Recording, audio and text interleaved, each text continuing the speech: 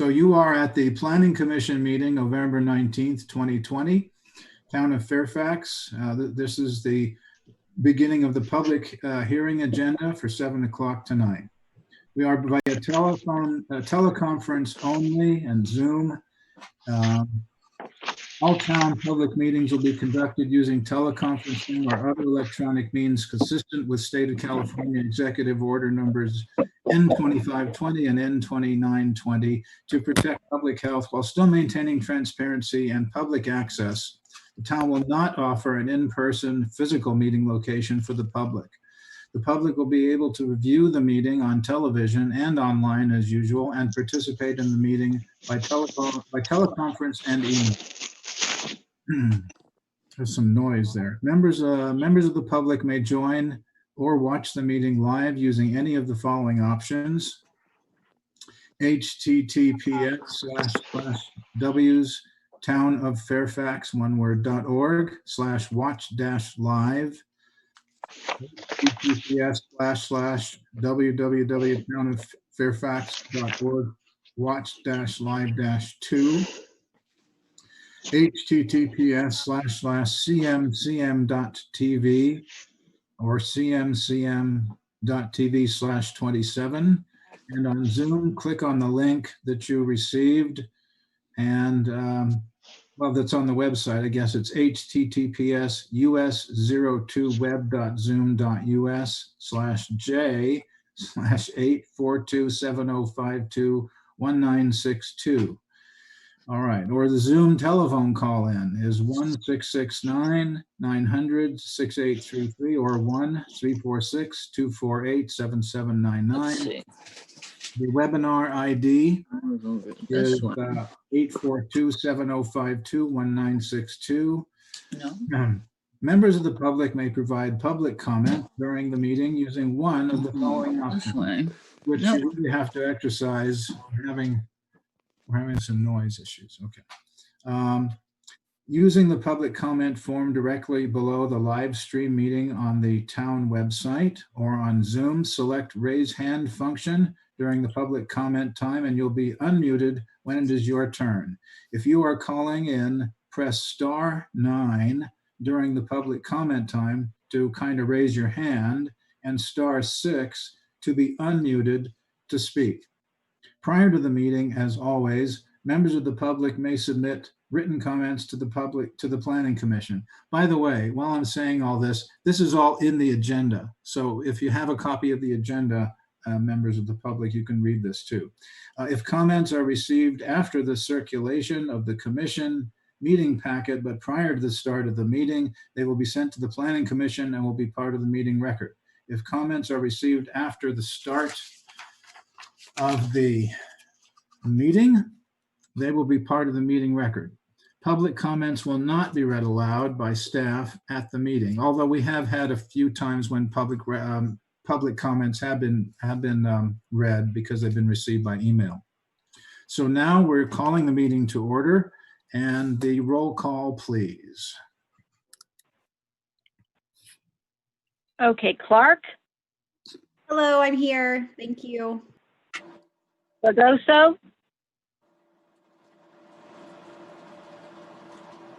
You're muted, Norma. Still muted. We see her. We can't. I know she's here. Okay. Unmuted. Okay. Gonzalez-Parber is great. Gonzalez-Parber is absent. Newton. Here. Rodriguez. Present. Swift. Here. Chair Green. I'm here, yes, thank you. Okay, so we move on to motion to approve the agenda. If anybody has any comments, approval of the agenda section. Yes, Cindy Swift. I'd like to delete an agenda item that's here, and that would be the commission discussion items. There's nothing listed under there. We have commissioner comments and requests after that, and it seems to be duplicative. So I just assume delete that and go from minutes into the planning director's report. Well, that's a good point. And let's talk about that because I think we kind of ran into that last meeting. We kind of don't need both the commission discussion items and commission comments and requests. So is there a second to the motion? Well, may I through the Discussion? chair? Yeah, go ahead. I agree. We only need one line item there, but I kind of like the word discussion because it allows us to talk about stuff as opposed to just a comment from an individual commissioner or a request from someone in particular. So if we can make it a broader topic, then yes, it could be just the one. And I think we tend to do that anyway when we get into the commissioner comments and requests. So. So why do. don't we just call it commission discussion items? And it can be moved down and replace comments and requests. And it would include comments and requests. Okay, is that a motion? May I I so move. Okay. May I comment Commissioner before Newton. we move? I mean, I guess I just have Brown Act concerns that we not open ourselves up to sort of broad ranging discussion. I guess as long as it's not decision making, it's just that if it's so open ended, it seems perilous territory somehow. I think at one point in time, maybe a few meetings ago, we had, because I haven't seen this on the agenda other than a few months ago, and I think that was because there may have been one item on there that was requested to be a discussion item by a commissioner. So Absolutely appropriate. Since we don't have any, for tonight's meeting, I just like to stay with the commissioner comments and requests because I think that would move our meeting along. I My- tend to agree. Okay, Commissioner. Whatever. No, Commissioner Fregoso. Whatever. That's fine. I mean, so That's fine. Brown Act issue, though. Maybe we could Yep. leave it as it is and treat it as we do at the end of today's meeting. And then if there's a motion pending, we could have a motion for maybe the next notice meeting to only include one commissioner comment or request. I think that's what I'm kind of hearing. I'm not sure. Any other comments? Well, my sense is if there's a commission directed discussion item, it would be agendized under a commission discussion item. As we know, other comments and items are typically referred to a following meeting for specific agenda inclusion. So we do have to be somewhat careful. I'm not too concerned about the semantics because we have a bunch of smart people on the commission. And we'll know that we should be bringing items up and having a conversation unless it's agendized, but whatever your commission's preference is. So I think I have a motion there for Okay. tonight's meeting to delete it. Okay, I don't know. I lost track. Just to be clear again, we are deleting which one of those commission discussion item things? The commission discussion items. Okay. Is there a second? I'll Senate, second that motion. okay, thank you, Shelley. And I guess we'll take a roll call vote. Was there a second? Yes, Yes, Shelley. Norma. Yeah. Okay. Okay, Clark, Yeah. Aye. Fregoso, Sure. Newton, Aye. Rodriguez, Yes. Swift, Aye. Chair Green. Yes. Okay, so we'll have a little trimmer meeting. It'll be, I'm sure it'll be a good idea. Okay.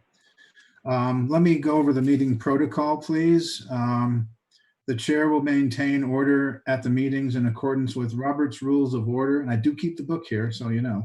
And the commission has the responsibility to be a model of respectful behavior in order to encourage community participation and citizen input at commission meetings. The commission and the audience are expected to refrain from using profane language and/or ridiculing the character or motive of commission members, staff, or members of the public, and to maintain the standards of tolerance and civility. So the next section is public comments on non-agenda items. Are there any hands raised by the public for non-agenda items?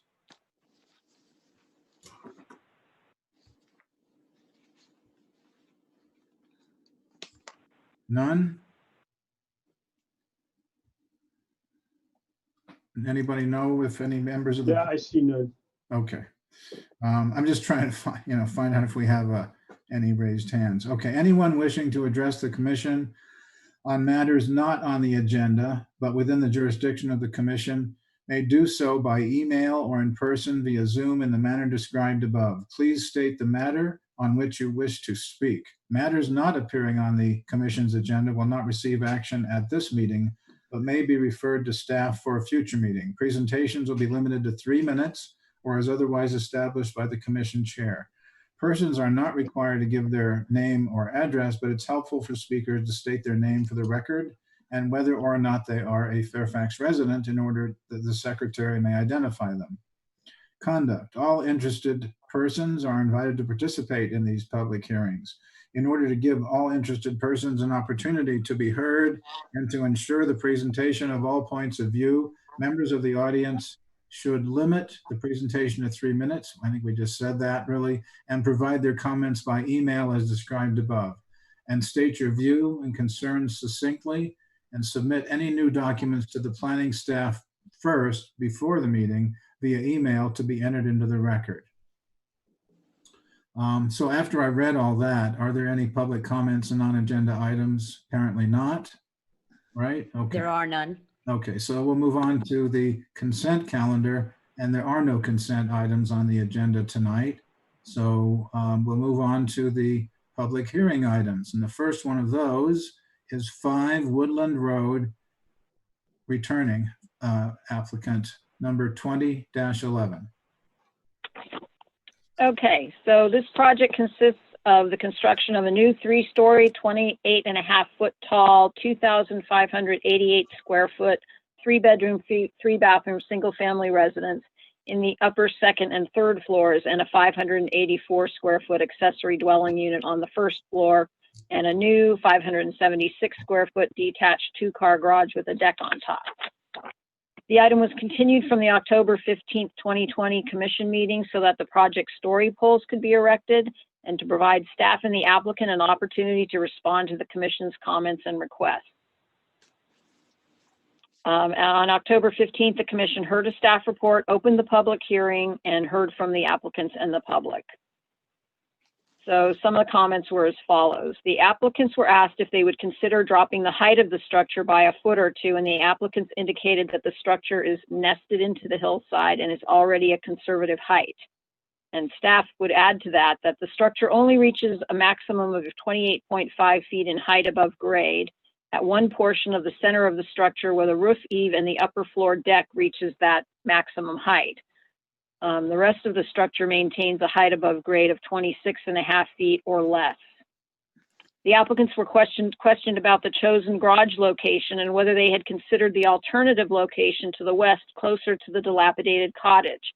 The applicants indicated that the existing cottage is partially located in the public right-of-way and the garage has to be located on private property. And staff's comment to that is the applicant is correct. Relocating the garage to the west would move it into a paper unimproved portion of Laurel Drive. The commission was concerned about the lack of an arborist report. The applicants have provided an arborist report dated 5/20/2019 by Robert Morey, International Society of Arborists Certified Arborist with Marin Tree Service. The commission questioned the town's liability when granting encroachment permits to the private property owners for their exclusive use. The question was raised whether it might not be better to process a lot line adjustment and sell the encroached upon area to the adjacent property owner. We provided a copy of the legalese from our revocable encroachment document, which has been vetted by town legal counsel, and it includes language to protect the town from liability for the private improvements. Okay. We also want to point, wait, we also want to, I'm not done. No? I have a lot more to say. We also want to point out that the use of a portion of the right-of-way for the driveway or parking deck to access parking areas is standard practice in Fairfax, and it's been handled that way since 1931. Doing otherwise to start selling public right-of-way easement to a private property owner is really a policy decision that the council would have to make, but it would be a departure from how it's been handled in this town for a long time.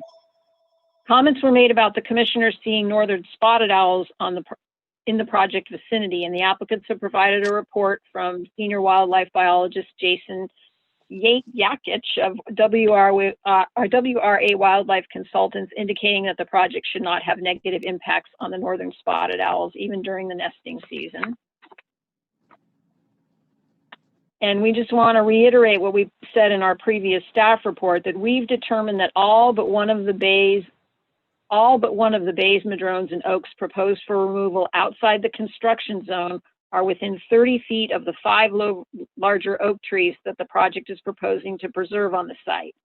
Only one identified tree species, which we believe to be one of the oak bay clusters, is located 32 feet to the west of the large oak at the rear northwest corner of the construction area. But that tree is also less than 4 feet from 2 of the retaining walls that are necessary to stabilize the back of the hill. So it's likely that the construction of those walls are going to negatively impact that cluster.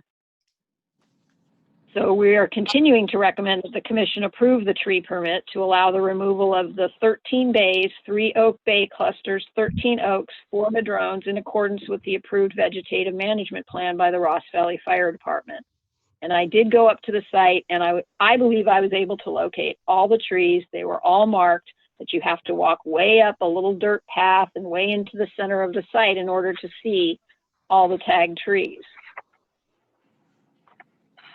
The commission indicated that they would like a better representation of the color of the proposed building, and the applicant provided the link directly to the manufacturer so that you could see what that color looks like. And we also, although it still doesn't look perfect, we tried to take a photograph of the color board in natural light, which we included in your staff report. And so we are recommending that you approve application 12-11 by adopting resolution number 2020-10, setting forth the findings and the conditions for the project approval. And let's see if I had any changes to the resolution.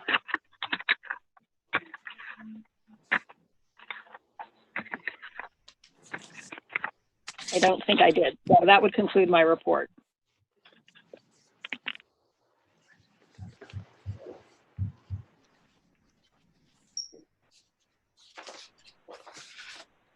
Chair Green, I believe you're muted.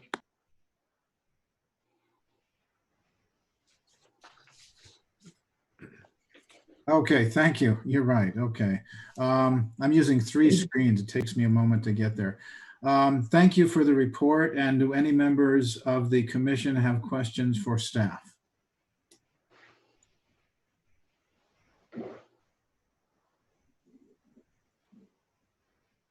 No questions? I did. I'm sorry, my hand's raised. It's okay. I didn't see it. I'm sorry, at last meeting, there was a question that was brought up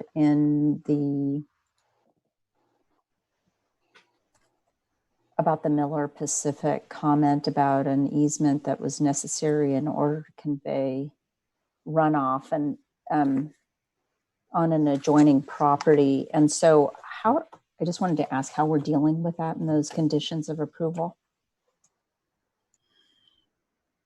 Okay, so that comment was about a drainage inlet that's below this site in the Laurel Drive paper street. Okay, so what the applicants did is they created a drainage system on their own property that's not changing the amount of water going down to that inlet. And the issue that Miller Pacific raised with that inlet is that the downhill neighbors have plugged that and put their own pipe in. The downhill neighbors have taken that water that comes into that inlet so that it doesn't run onto their property downhill, and they have shot it to the west onto a neighbor's property that fronts on Pine Drive. These people did not do that, and they have not increased the amount of water going into that. So that's a civil matter between those two downhill property owners. Our engineer is convinced that the way they've set up their drainage is not going to change the amount of water or the speed that naturally comes down this site, even when the house is built. So that's all we ask them to do, is to not change the pattern of the water or the speed. Does that? Thank you. Thank you. Okay. Okay, thank you. Any other questions? Okay. Yes. Commissioner Newton? So in looking at the arborist report from May of 2019, I mean, I see at most 22 trees referenced in that report for removal, but the April vegetative management plan talks about approximately 35 trees. And I was wondering if you looked at the difference between those two. You know, I did not. I looked at the arborist report, but I didn't really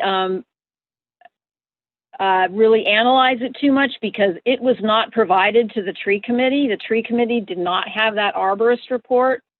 They made their recommendation based off of the application that they had in front of them.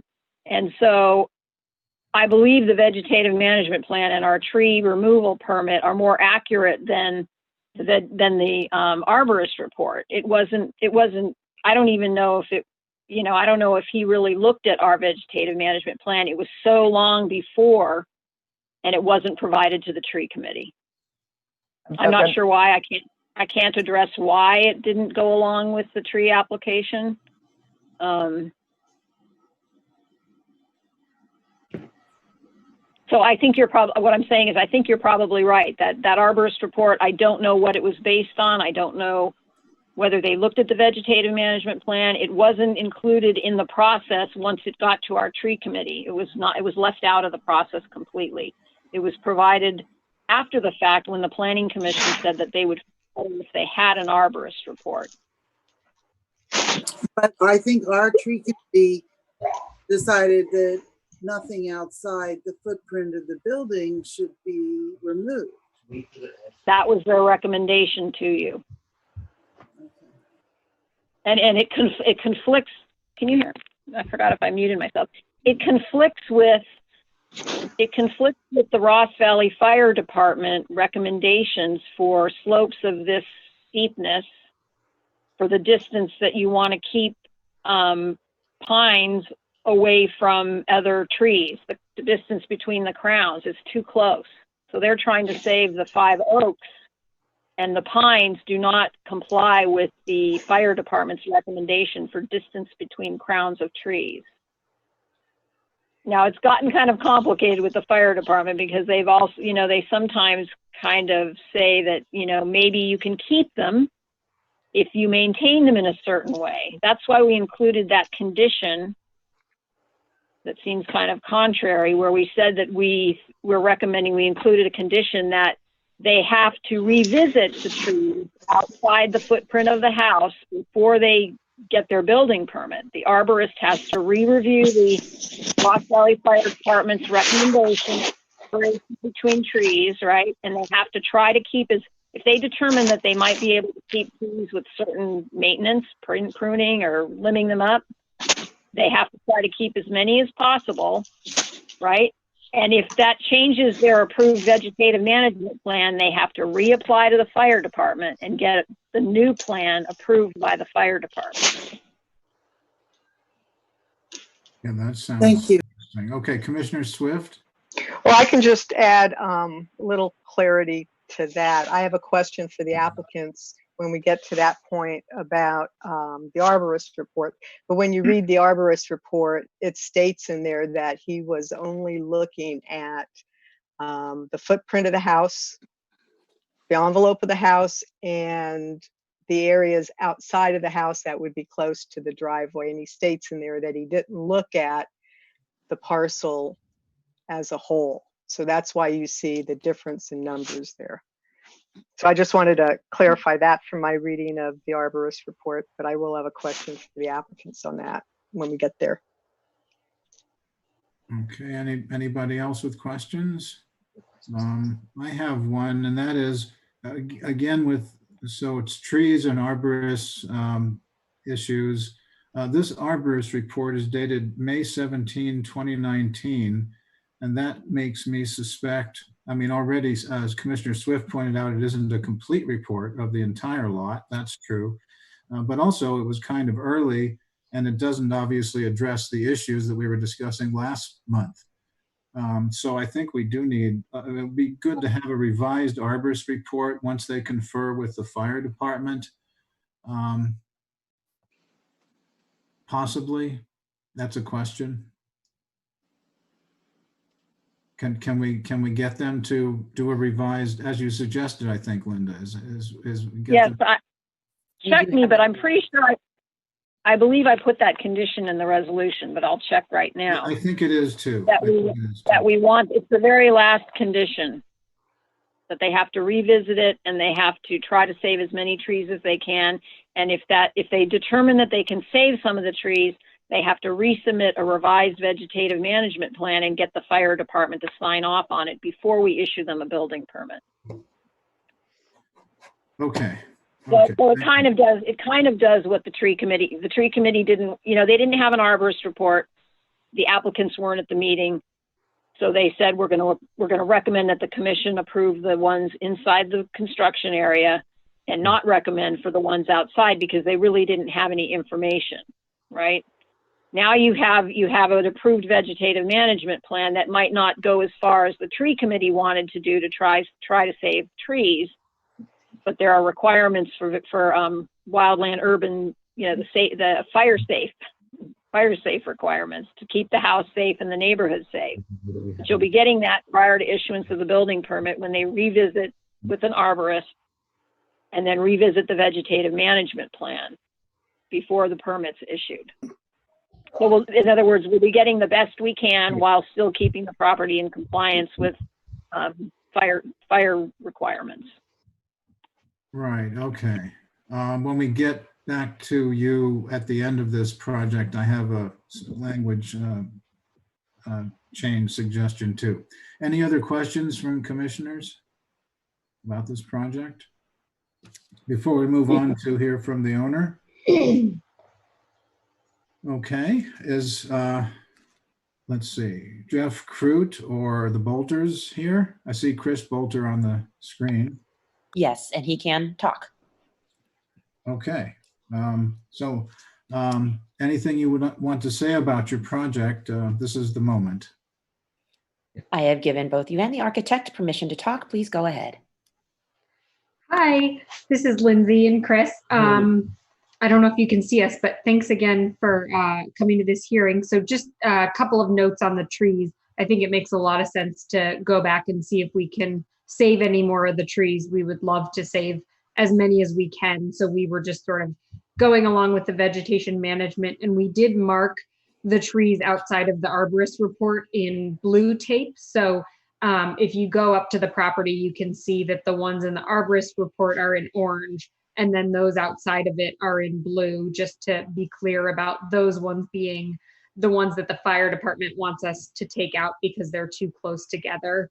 And then I know there was a neighbor comment last time that I just thought I would address, which was concern that 35 trees on a small lot was, really concerning. And I just wanted to, there was also a question about clarity on the lots and the merging of lots. So I wanted to answer both of those questions at the same time. So the lot that we're building on is 05310.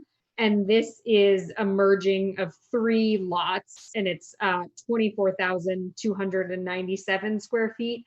We also own the lot next to it, which we want to keep completely undeveloped and eventually merge it with this lot so that it can never get developed. That's lot 053-14, and that's 2 lots, block 25 and 26. That lot is 15,642 square feet. So the total is just under 40,000 square feet, or 0.917 acres. So just putting in context, the 35 trees within almost an acre of wooded lot, and then within the arborist report, and even the ones that aren't in the arborist report, the majority of the trees are 12 inches or less, and a lot of the arborist report's comments are that the trees have a distorted growth pattern due to shade provided by the more mature adjacent trees, or are tall and spindly on a crowded hillside and competing for light. So we absolutely love trees, and Chris can speak to that, but we are hoping that with the trees that do get removed, that it actually makes all the trees that are there much healthier and bigger and able to get more light, not have an effect where it looks at all clear cut. And then I just wanted to point out one thing. I think you guys all got the spotted owl report. And this was in the report, but I just wanted to also reiterate, when I spoke to the wildlife biologist on the phone, he said that the closest nesting site was actually on the other side of Cascade Road. So our property is at least 2 busy streets between the owl and our site. And while he was there, he heard multiple construction projects, leaf blowers, trucks backing up, kids yelling on bicycles. And he said this would definitely not be the loudest, closest thing to the owls. And that was one of the reasons he didn't feel concerned, because not only is the site not great for owls because of there aren't platform-like substrates and there's not enough shade provided, but upper canopy provided, but also that it's a very developed area, and again, we're not the loudest, closest thing. Oh, and I just wanted to say, Thank you. on the trees, we love trees. Every year I sprout like a ton of redwoods from seed, all 3 kinds, dawn redwoods, giant sequoias, and I've been planting them in Golden Gate Park where I grew up for years now. And so, we don't want to take out any more trees, and we have to, so we're absolutely okay with revisiting the trees before we pull the building permits. It's not a problem at all. It was all based on the fire department's, recommendations. Yeah, and this is Jeff Croot. Could I comment also on the trees? Yes, please. Okay, so originally we did the original arborist report because the idea was only to remove the trees in the house and immediately adjacent where they wouldn't survive anyhow. Somehow there was some miscommunication and we missed the tree committee meeting, but they found what they found. But the real issue with the trees that are being removed around the house is the fire department. And you can talk to the fire department and they will let you believe that you're going to be able to save this one or that one.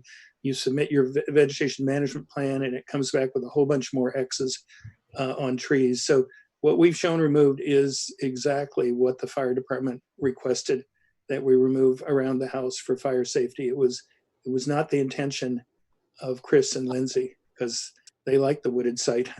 It was fine with them. So just please understand we're kind of caught in between here. The fire department is telling us we have to remove those trees, and they may talk about a certain thing, but they have these things where the crowns of the trees have to be a certain distance apart, and once you actually apply those rules, you clear a lot of trees away from the house. So I want to make that clear. This was not our intention. This is what the fire department, for fire safety, we understand why they're doing it, is requiring.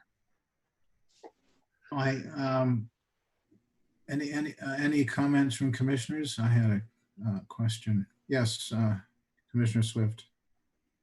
Just a question on the arborist report. The arborist mentions 3 acacias in his report, but I didn't see that listed on the VMP or anywhere else. Do you have any information on that?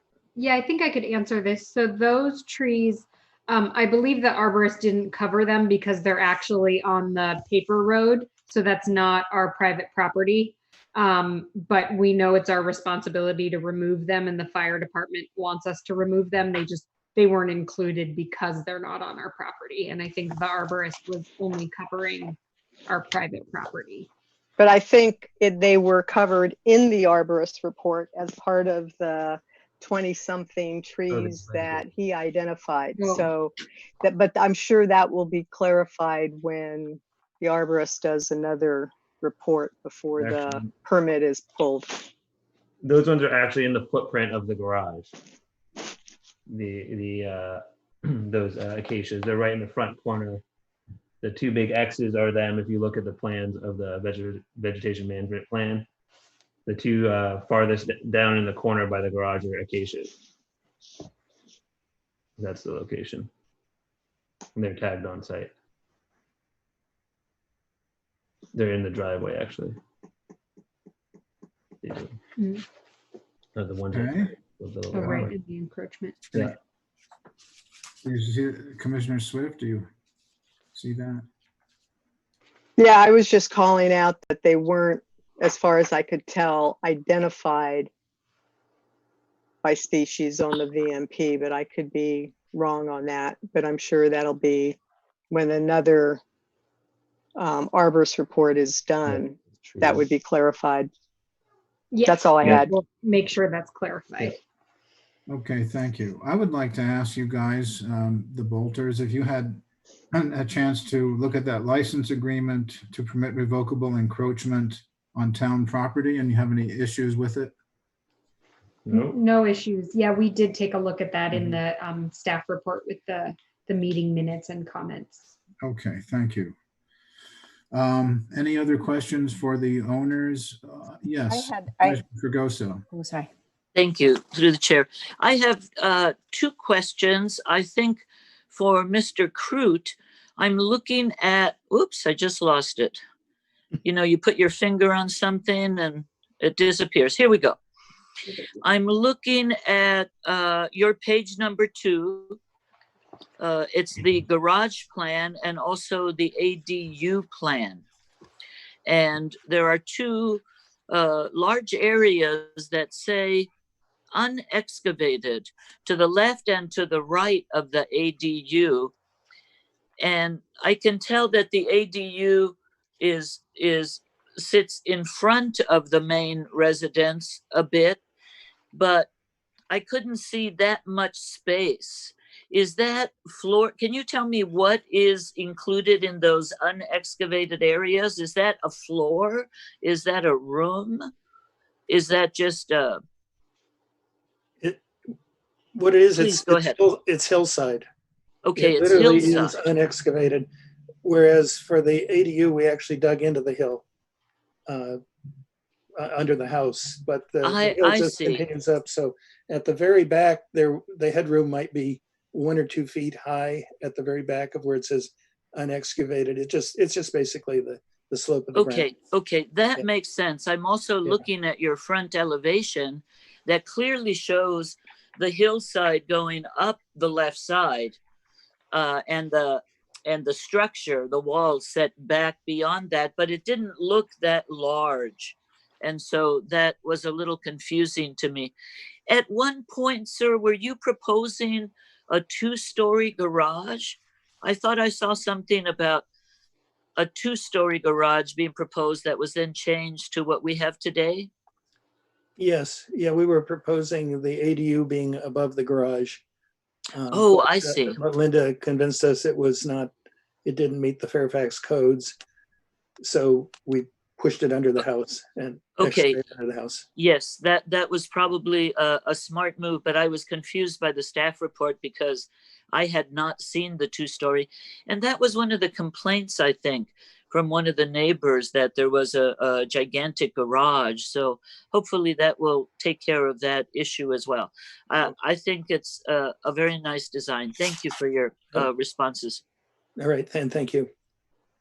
Okay, I thank you. had a question for the Okay. architect. At the Commissioner. last meeting on October 15th, a couple of planning commissioners asked you what your plate heights were, and you said 9 feet with a 12-foot roof, and there was some discussion about you lowering the ridge on the center portion of the building. What happened with that idea?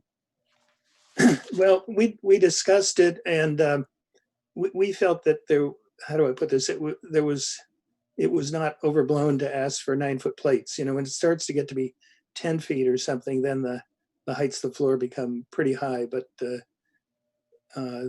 that's why we stayed with the 9 feet, and we could do it and stay within the height limit, which is pretty difficult to do on these hillsides. You know, the Fairfax height limit follows up the slope, so it can be a little difficult. So they wanted a little more breathing room, but didn't want to overdo it.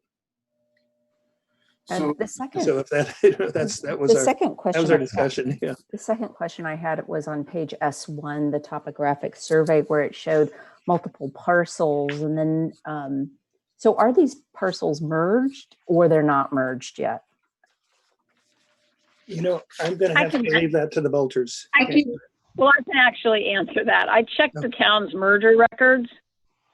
Okay, so the project site that you're seeing, that used to be owned by a separate owner than the parcel to the west.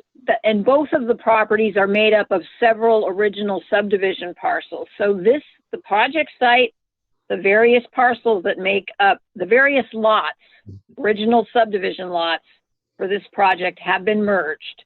And the subdivision lots on the other property that they own have also been merged, but they're still two separate properties at this point in time. They have not been merged together. So we don't need to create any additional conditions of approval that require any further merger on this lot. It's already a uniform lot. No, it's okay. This one that the house is proposed on is one lot. Yes. Thank you. okay, any other questions of the owners or architect before we bring it back to the public for comment? Okay, seeing none then, are there any members of the public out there who wish to comment on 5 Woodland Road? I do not see any hands raised at this time, Chair Green. Okay, thank you very much. Then in that case, we will close the public comment period and bring it back to the commission for comments.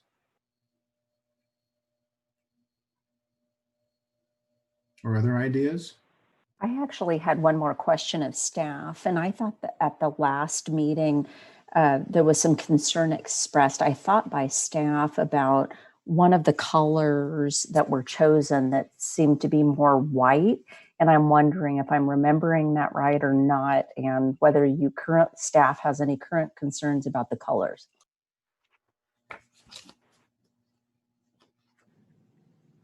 Staff? Yes, so where are you? Linda, any comments on that? Color issue? 1 minute.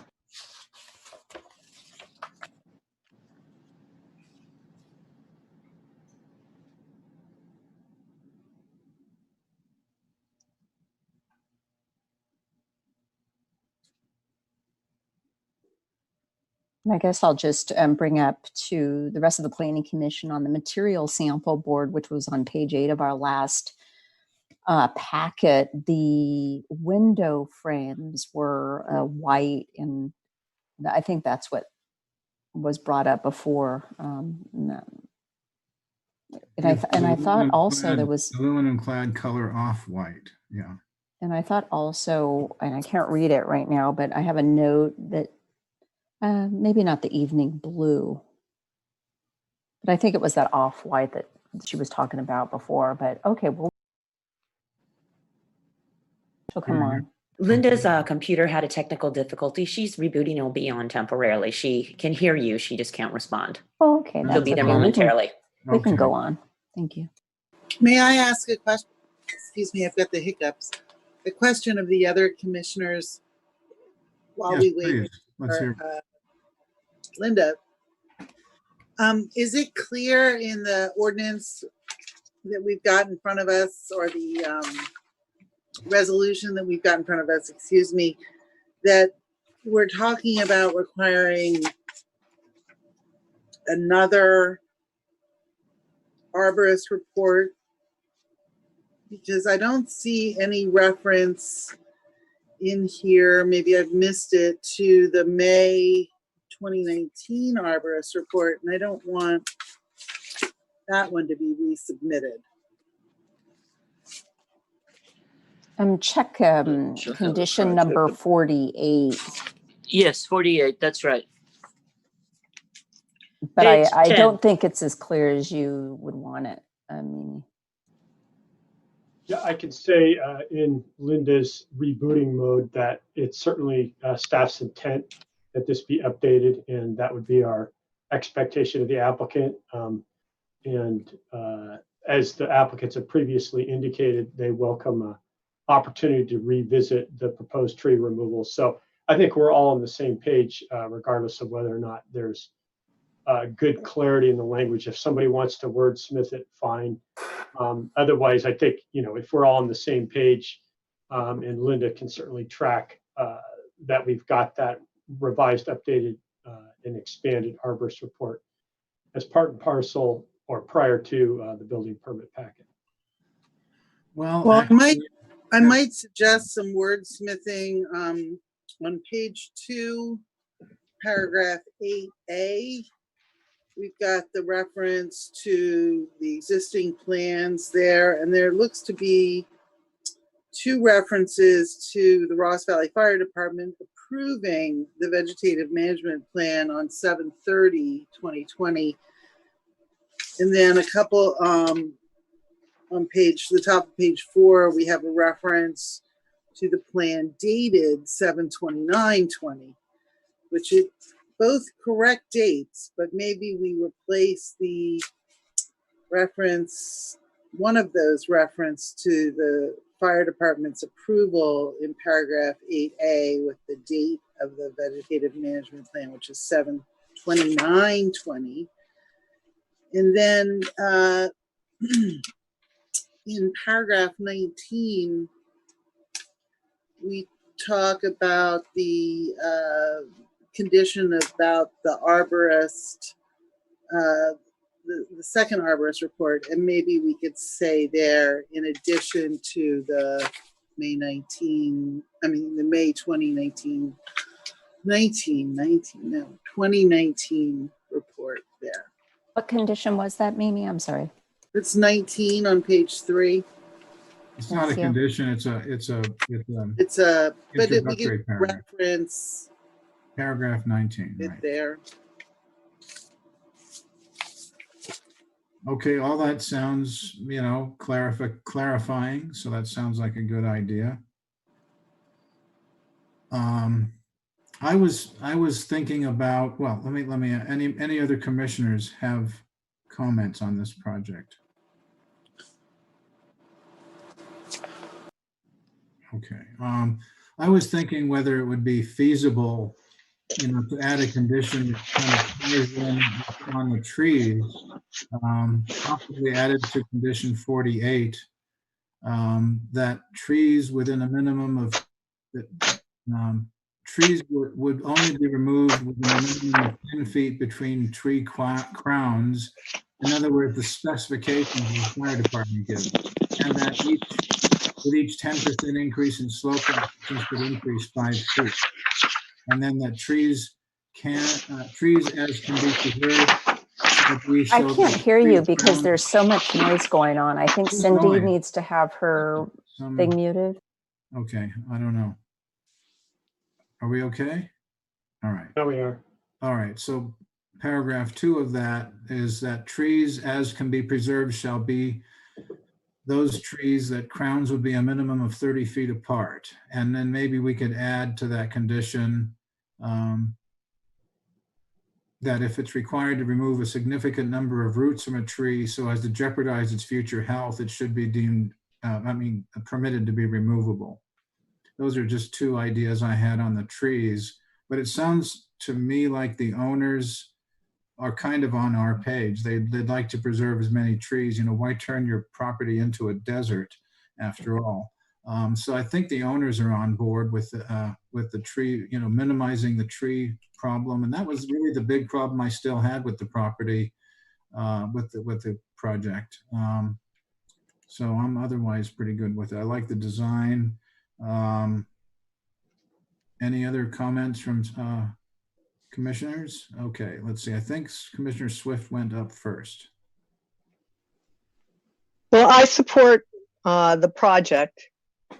But I would have an addition to the resolution when we get there, and probably a discussion, That's where, Through the chair. probably a discussion Well, of, I think maybe this is the time, Cindy, to bring that up. If you have something. okay. So what I would, if we are in approval of this project, what I would want to see is when we look at construction and we look at that area of the Cascades, that's an area with very little parking, narrow roads, and there's already some construction. how did I get into it before? Linda, Sorry, you're, we got Linda working and she doesn't know it. Let me tell her. Oh, Let me tell her. That's good news. are you sure you have me working? You're Because working. it's not showing up on my phone anymore like it was before. I know that. So look, you see, it doesn't look the same way as it did before. So I don't know. I can't mute or unmute myself on the phone. Am I now working with the computer? I don't know. We hear you. Okay. Do you hear me clearly? Yes. No. Pretty good. Oh, okay. All right. Well, I'll stop talking. I have been panicking, so I haven't listened to anything you said. So, except for I lost it at the point where you were talking about the trim, and I think Ben was the one that talked about the trim being too bright. I wasn't that concerned about it. So, did you hear all that? Yes. Okay. So I support the project. Going back to the resolution, Cascade in that area is narrow roads, no parking. There's already some construction going on in a different area up there. What I would like to see added to the resolution is something we've done in other areas where workers on the project carpool to the project, so that minimizes the amount of traffic and cars up there. So if we've done that on other applications. So I would like to add that to the resolution, perhaps under the miscellaneous area. And as far as item 48, I think that would it would help to clarify if that says that the arborist provides a new arborist report before the permit is issued. And I think as far as the space between crowns and related to the slope, I think what Linda has in there is sufficient. I don't think I'd want to include in that item the specifics of, the crown separation in relation to the slope. I'd let that go with the arborist and the VMP. Those are my thoughts.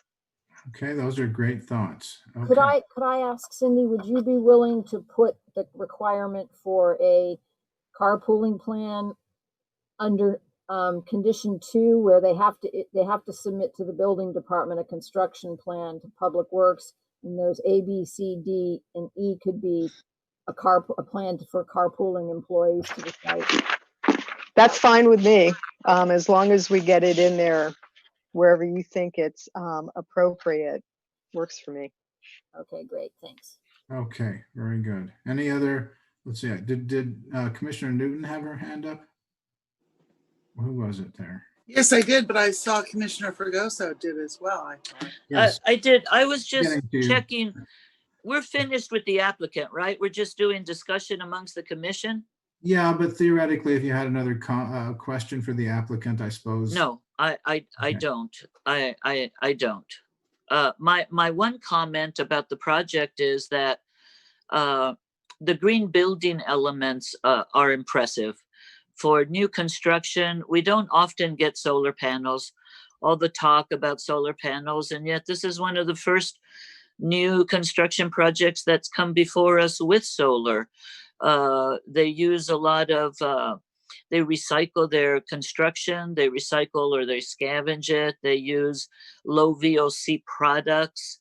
They capture all their water and waste, and they have an excellent erosion plan.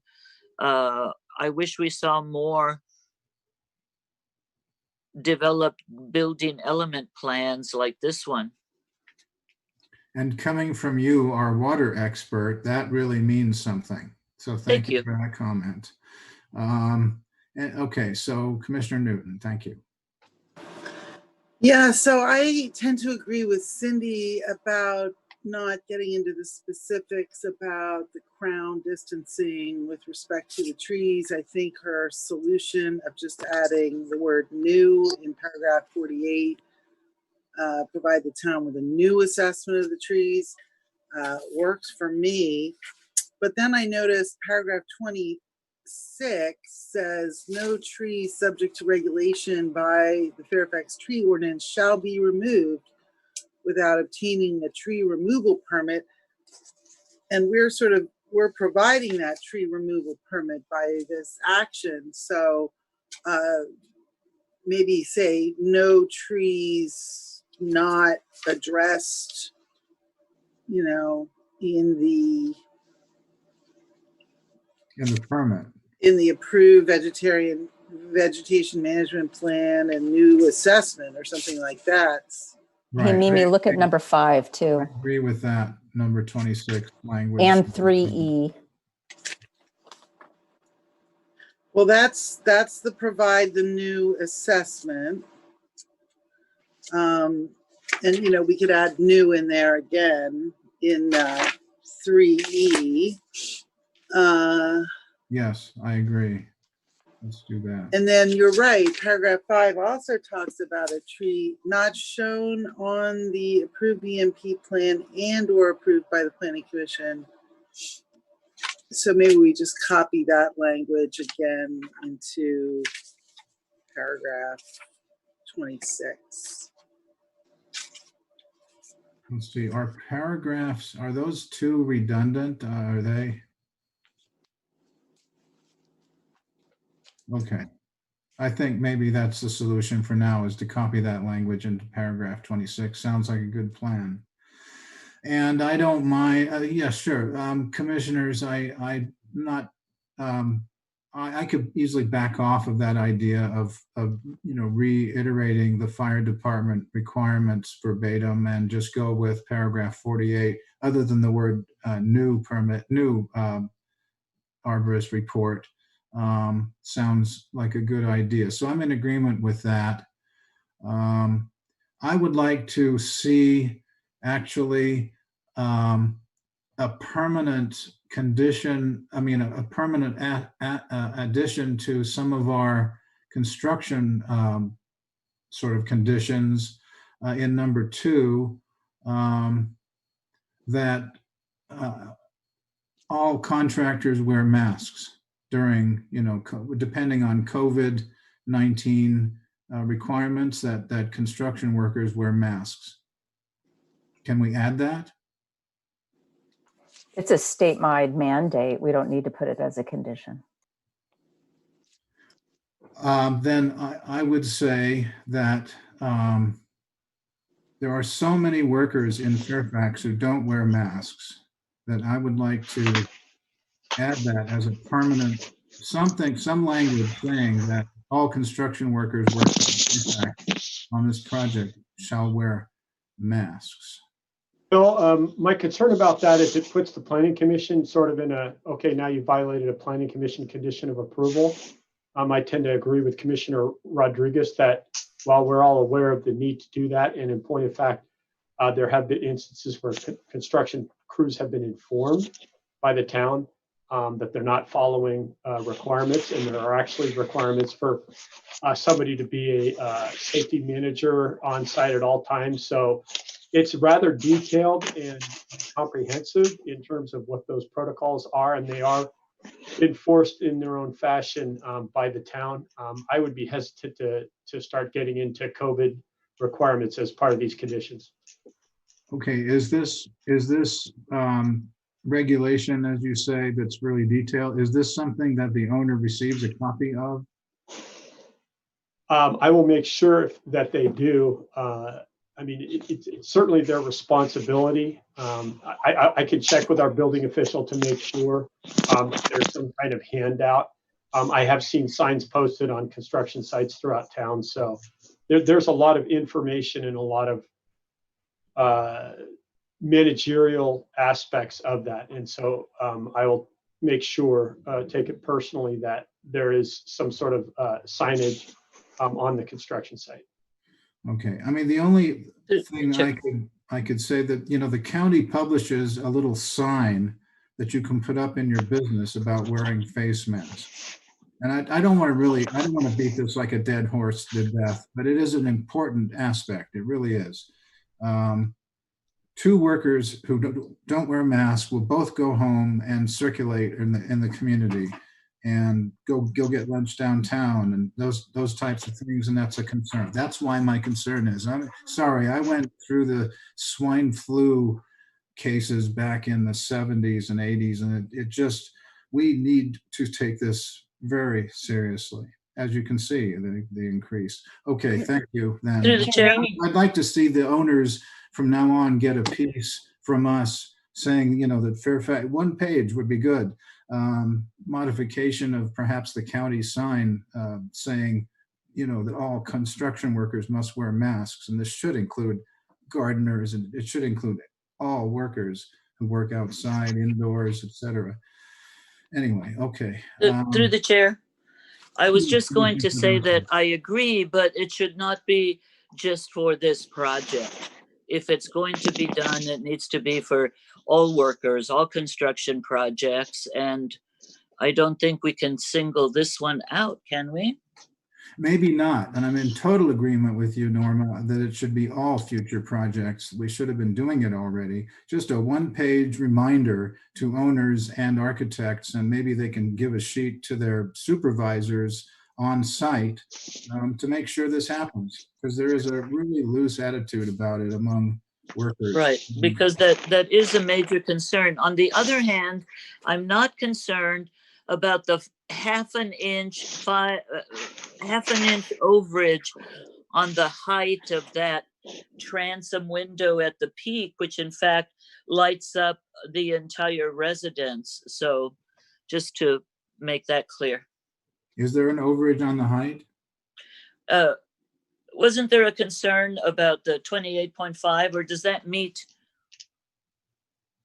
the height requirement? I thought it, so staff, Is there an issue here? That meets the height requirement, but Esther was concerned. As was I. Yeah, if there was a way to lower that. But it's not the entire house that meets the maximum. Right. It's that center portion. I have concerns about people requiring 8-foot ceilings because there's tall people, and even people not that tall. I think it's reasonable to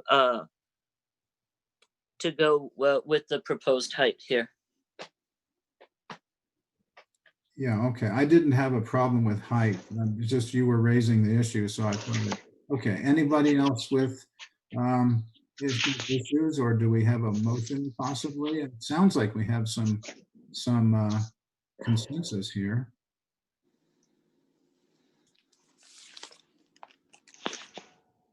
I'll move for approval of resolution 2020-10, Fairfax planning approving application 11 for a Hill Area Residential Development Permit, excavation permit, encroachment permit, tree permit, and design review permit for residents at 5 Woodland Road, with the, help me make sure I got all these, with the correction to paragraph 8A of deleting one of the references to the approved vegetation management plan and replacing it with the date of the vegetative management plan, which is 7/29/2020, with the, in paragraph 19,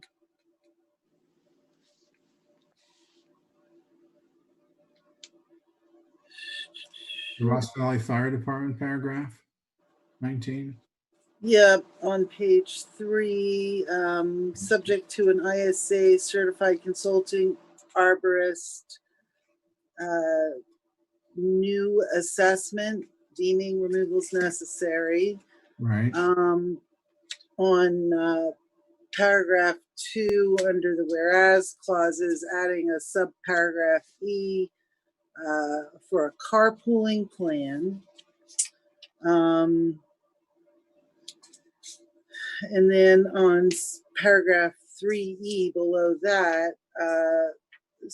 referencing a new tree removal protection plan.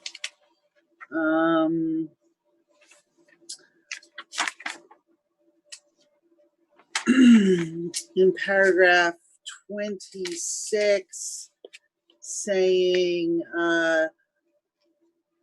no tree not shown on the approved vegetation management plan and or approved by the planning commission through this action and subject to regulation by the Fairfax tree ordinance shall be removed without obtaining a tree Right.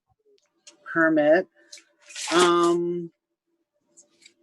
In the addition in paragraph 48 to say prior to submittal of a building permit, the applicant shall have the project arborist provide the town with a new assessment of the trees with those changes. I will second the motion and the impressive listing of all those suggested changes. Yes, thank you, Mimi. Okay, do we have a second? We have a motion? That was my second. Are Right. you ready for a roll Ready for roll call? call? Can you hear me? Yes. Okay, great. Clark, Yes. Fregoso, Yes. Newton, yes. Rodriguez, No, because I think that the overall building size is too large at 3,700 square feet compared to all the other homes on the staff report on page 7, the central building height in the center, I think is too high and will be overbearing on the road given the slope of the lot. I think I recommend support of the tree committee, removal of the trees below the building only. And I reported at the last meeting what the fire marshal said to me about the plan, and I think we're going against that. And I don't have faith in the arborist report or the owl report, and I think the white trim is too white. Okay, Swift, Yes. Chair Green, Yes. motion passes. Okay, thank you. Well, there is an appeal period for anybody who cares to do so by filing a application with the town council and paying a $500 fee within the next 10 days. Thank you very much. So you understand now your permit has been granted with conditions. Thank you very much. Okay, we will move on to project. The architect does have a question, Chair Green. Would you like to take that question or move on? I'll take the question. Please go ahead. Jeff? No, guess he changed his mind. Never mind. No, Go no, ahead. it was a long ways back. I don't have a comment anymore. Oh, okay. Sorry about that. That's okay. Thank you. Thank you. Bye. Okay, terrific. So then we'll move on to project number 2, public hearing item at 169 Ridgeway Avenue, application number 20-13. The staff report, please.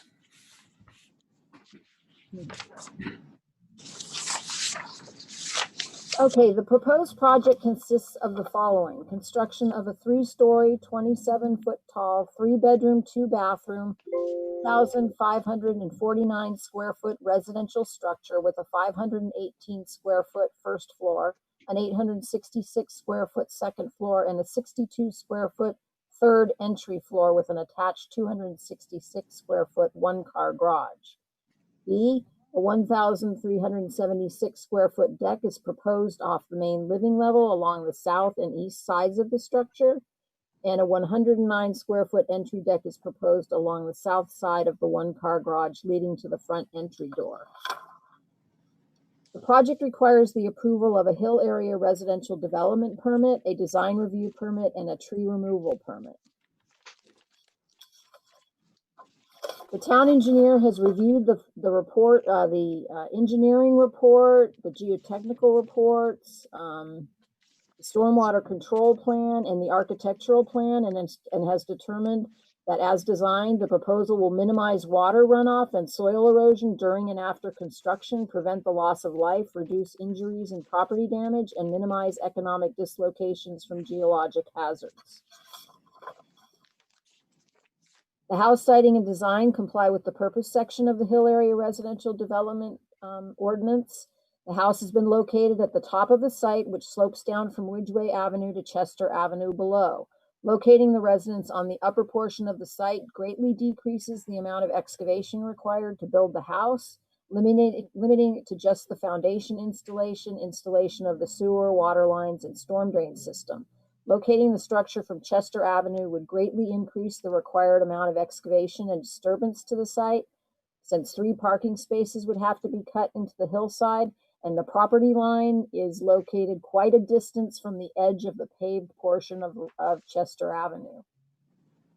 The proposed structure complies with the design review criteria. It conforms to the general character of other structures in the vicinity, will require minimal disturbance to the site for grading to accommodate the house footprint. It's been designed to step down the hillside, and at 27 feet, it is 8 feet below the permitted 35-foot maximum height allowed in the RD 5.5-7 zone. The parking at the front of the site, the applicants have redesigned it to be located out of the required minimum and combined side yard setbacks, and I provided you with the revision. We noted that it was in the setbacks after the notice had gone out, and when we provided the applicant with the alternative of continuing it so we could renotice it, they redesigned the driveway so that it conforms to the required setbacks. The exterior of the structure has been articulated with vertical hardy board siding painted brown, rectangular bronze aluminum windows that run horizontally through much of the house and vertically along the stairwell, and with an exterior deck out of natural cedar with natural cedar handrails. The house has been designed to be in scale with the project site and similar in size to other structures in the neighborhood and on similar sized and sloped sites throughout the Ridgeway Park subdivision. The proposed excavation amount does not require an excavation permit from the Planning Commission, and the portion of the driveway that encroaches into the Ridgeway Avenue right-of-way, it's concrete on grade and it's not a structure, so it does not require an encroachment permit from the Planning Commission. The house doesn't require any variances of setbacks, and therefore we're recommending that you approve application 2013 by adopting resolution 2020-11, setting forth the findings and the conditions for the project approval. And we did have a correction to the staff report. Well, maybe what I should discuss is we received a letter which I forwarded to you from the neighbor at 167 Ridgeway. Their house, it's the side of the property where the house has been located closest to, and she discussed with the applicant the possibility of relocating the house more central in the site so that the setbacks on both sides are more equal. They have solar panels, although she did check with her solar company and they didn't believe that the house was going to cause issues for her solar panels, but it would just kind of share the pain, of the new house. It would have equal setbacks on either side. And so I did send you yesterday the revision showing the house more centrally located on the property. And because the site has a pretty, the slope is pretty uniform down the hillside, I don't believe that that's going to, significantly change excavation amounts or the height of the house. So I believe you could approve it subject to that revised site plan, but I sent the plan to the tenant at 21 Chester and to the property owner at 21 Chester, but only yesterday because that's when we received it. And you did receive an email, which I hope you all were able to look at. The tenant has requested a continuance to the next meeting because he doesn't really feel like he's had time to evaluate what that change is going to mean for him. And the house is moving closer to where he lives. So then I did have a correction to the resolution. Could I have a clarification from staff through the chair, please? Well, is the report finished, Linda? Well, I was going to try to make one deletion from the resolution, and then I am done. So on page 4, condition 8, that pesky language about pruning shall take place during the winter when trees are dormant, which we were supposed to never put in again, accidentally got in again. So I would like to delete that. Right. And then, of course, if you want to follow up on what you did at the last meeting, under 2, you should add a condition 6, which is that the construction plan include a plan for carpooling, worker carpooling to the site. Right. And that would conclude my report. Okay, thank you. Commissioner Fregoso? My question was, I saw the letter.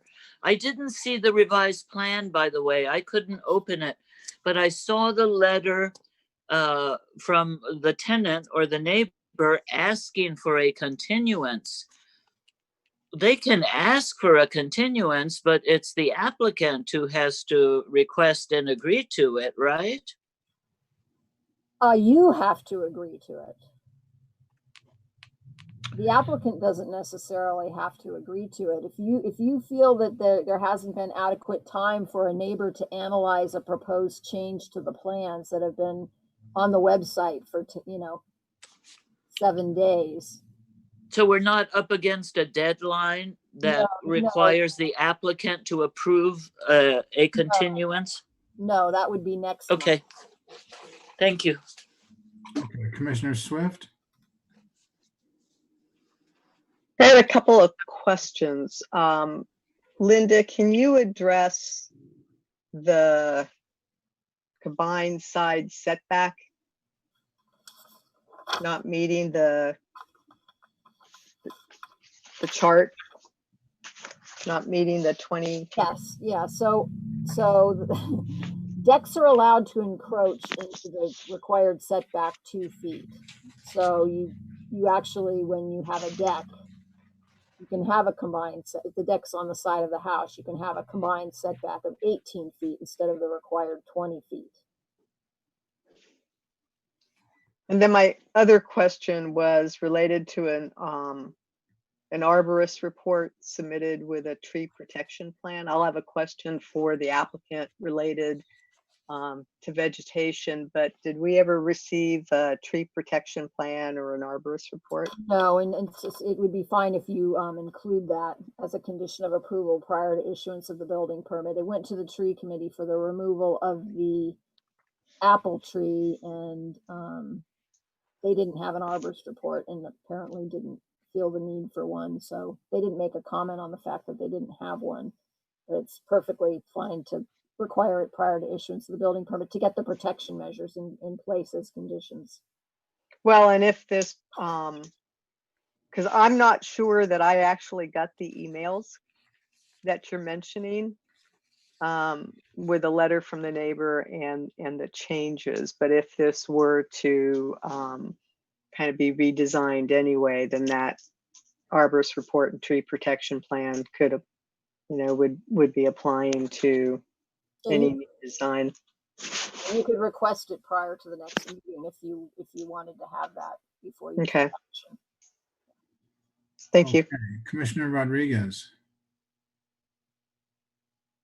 Hi, Linda. I just wanted to ask you, I saw the emails that you sent today where it's shifting the house a bit. And so actually it would be better for the uphill oak trees. So would it be conflicting with that wood wall that's existing, or would it just, I couldn't tell that level of detail. To me, the lot's not that sloped, and it didn't seem like that big of a deal to me whether they moved it down, centered it more. What was your opinion on them moving it? Yeah, I don't think it's a big deal either. And the wood wall, so I should give you more background. The family that owns 21 Chester and the property across the street used to own this vacant lot. And they had allowed some yard improvements, the little wood retaining wall and some rock walls, to cross the property line when it was under their ownership.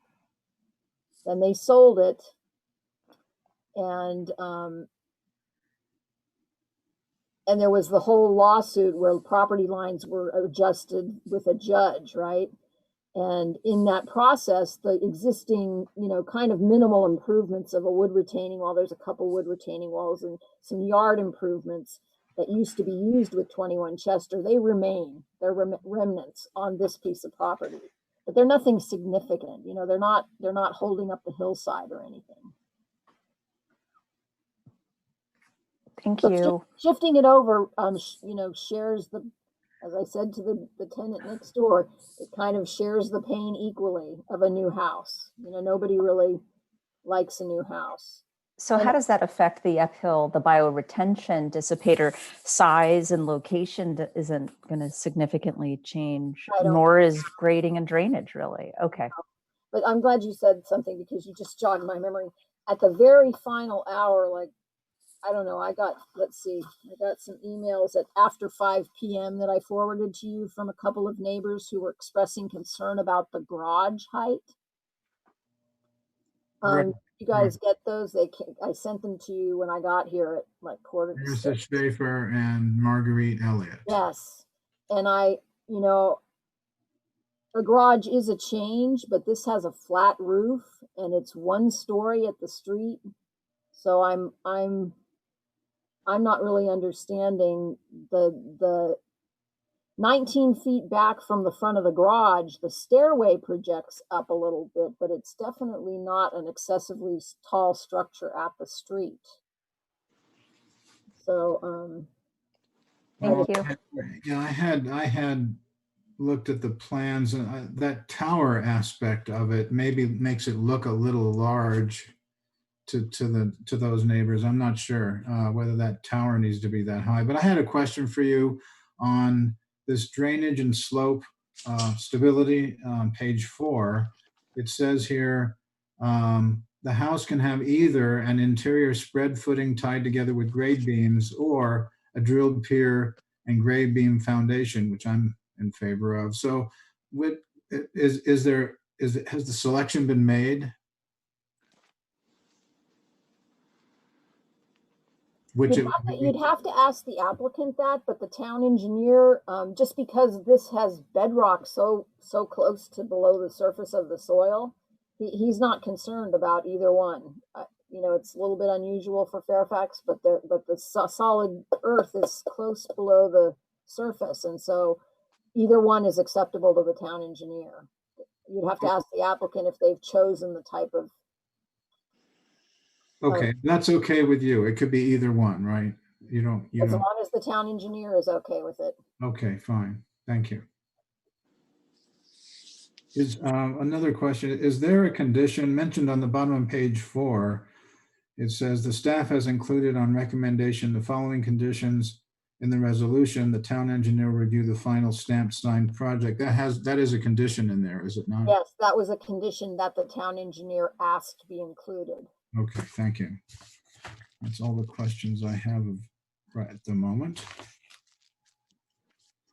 Any other questions for staff on this project? Through the chair, please. Grosso, yes. I didn't quite hear, there was some discussion about changing the location, shifting it to a more central spot. What was the response to asking whether the drainage or the foundations or the landscaping or the soils, does that need to get redone? Can we just approve, change the location without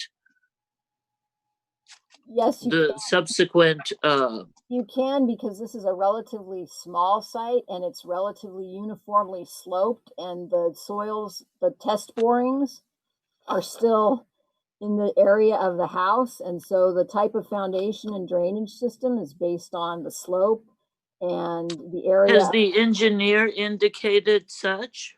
The town engineer? We haven't asked him to re-review it, but we can if you decide to continue it.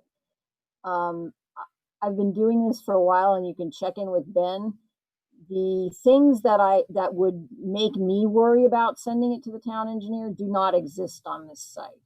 And the drainage can easily be, the house is, they're proposing sliding it over a few feet so that it's. Okay. So And that those, the neighbors are any sharing. tweaks, excuse me, any tweaks or minor changes could happen at the building permit issuance level, right? Where Yes, the engineer has to be out on site anyway. right. Okay. And these drainage, But are we saying, the drainage plans aren't construction drawings at this point, so they have right, to right. construction drainage. That's what I meant. They're not final construction drawings. Right. So are we going to discuss whether or not we want to keep discussing this, or whether we want to continue it? It's up to you, but what you've done in the past for most projects is you do your discussion, you ask your questions, and then you hear from the applicant, and you open the public hearing and see if there's anyone at the meeting that wants to comment. And then you can decide Okay. whether you want to continue it, or you can take action to approve it with the revision. That sounds good. Thank you. Well, maybe we can have, I would like to hear from the owner. We'll do that next, but maybe we could have a brief discussion on why we would continue it. Is it that neighbor that concern? Is that the reason? I think I'd want to hear more from, I got to ask the architect a few questions, and yeah, it would be the neighbor. Right, okay. Any other questions for staff before we do move on to owner comments? Let's move on. Okay, so is the owner here, or let's see, the Rileys? Yes, they're in the Dylan audience. Riley, so the applicant is Dylan Riley. I guess that's the architect, right? And then we have several owners. Hi, my name is Dylan Riley. I'm the applicant. My father, Alex Riley, is the architect. Okay, good clarification. And so Nineth, Orozco, Edvin, and Calderon, are they here? They are not. At the time that we originally submitted, we had closed on the property, and we have subsequently closed, and we have a county tax record here with me. So they were the former owners, we're the current owners, and the only two listed. Hello, this is Susan Riley. I see. Okay, I'm not sure if that's really clear. Is staff clear on this issue? Are there four owners and an applicant that isn't one of them? Incorrect, sir. My wife and I are the current owners of the property. I don't know why it does not say so in the application. Okay. Well, the application was changed. You know, I mean, this is current information that. That's my father, Alex Riley. He's patched through via cell phone. Okay, great. Thank you. Hello, everybody. So any questions for the owner or any Yes, sir. statements the owners would like to make? Yes, so Cindy Swift, I think you had your hand up first. Well, I think I'd wait to see if the applicant had anything that they wanted to say before I ask my questions. Okay. One thing that I definitely wanted to communicate is that the project is intended to take use of passive solar technology. The southern exposure on the property lends itself well to using a passive solar collector in the floor, which is just simply concrete floors. They will absorb sunlight in the daytime, and with good insulation will keep the house warm throughout the winter without the use of the furnace. Oh, I've never heard of that technology. That's interesting. My father's been using it for 45 years. Wow. Can I ask about the, one of the design, while we have you guys, one of the design review criteria, and one kind of mentioned in the report, is the size, design of the structure will be considered for the purpose of determining that the structure is in proportion to its building site and has a balance and unity among external features. And we have some neighbors who have written that they feel the project is larger than the neighborhood should maintain. Do you have any comment about the size of the project? Why it is the size it is? Well, I believe that the square footage arises from a need to step down the hillside in order to not use excessive excavation. And Somebody so on my lap, some of the verticality of the house keeping me warm. is necessary to not dig into the hillside. And so some of our square footage is just simply stairwells so that we can access the rest of the house. It's a modestly sized house. If you look at the size of the rooms, the bedroom is 130 square feet. The children's bedrooms are just a little bit less than that. So considering the limitations of the piece of property, it's actually a rather modest sized house, I believe. We've taken some pains to create a house that looks appropriate to the neighborhood with a flat roof, and it's simple in its design. We also have a limited budget. I'm a public school teacher, so we can't afford any ornament. And so we did our best to create something that worked with the site and worked with the community. Okay, thank you. Any other questions? Yes, Commissioner Swift. Is the applicant done with his comments before I? It can be. Don't have to be. A question, the tree permit request was for one tree that was within the envelope of the building at the time, but there is other vegetation around that envelope. Were there any plans to remove or alter any of the vegetation that's outside that building envelope? I noticed there's 3 oaks and a plum, but I always wonder when, the tree permit request just addresses what's in the envelope of the building and doesn't look at necessarily altering anything in the surrounding area.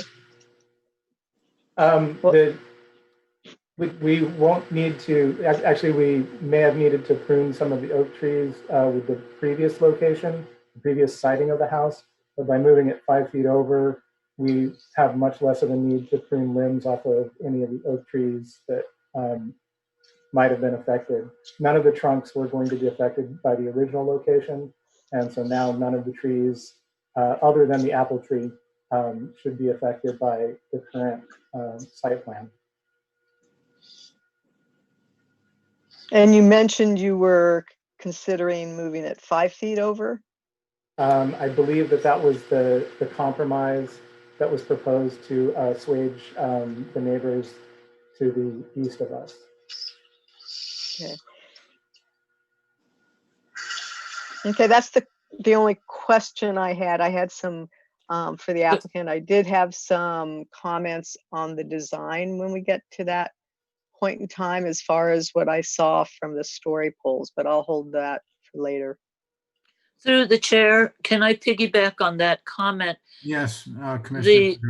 The applicant said they proposed to change the location to assuage the neighbors, and I'm wondering, did the neighbors write asking for a continuance before or after that discussion?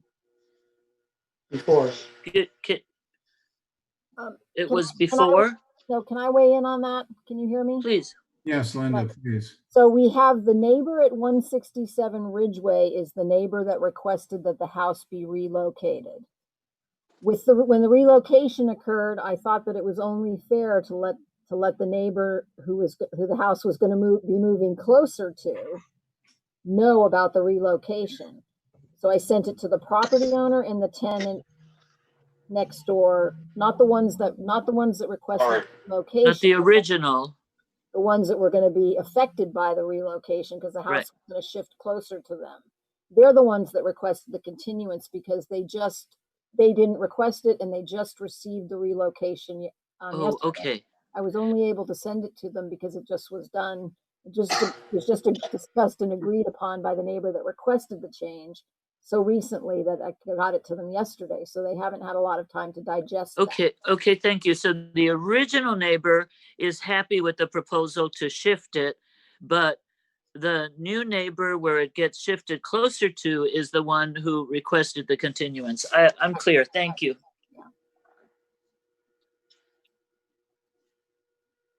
Okay, any other questions for the applicant?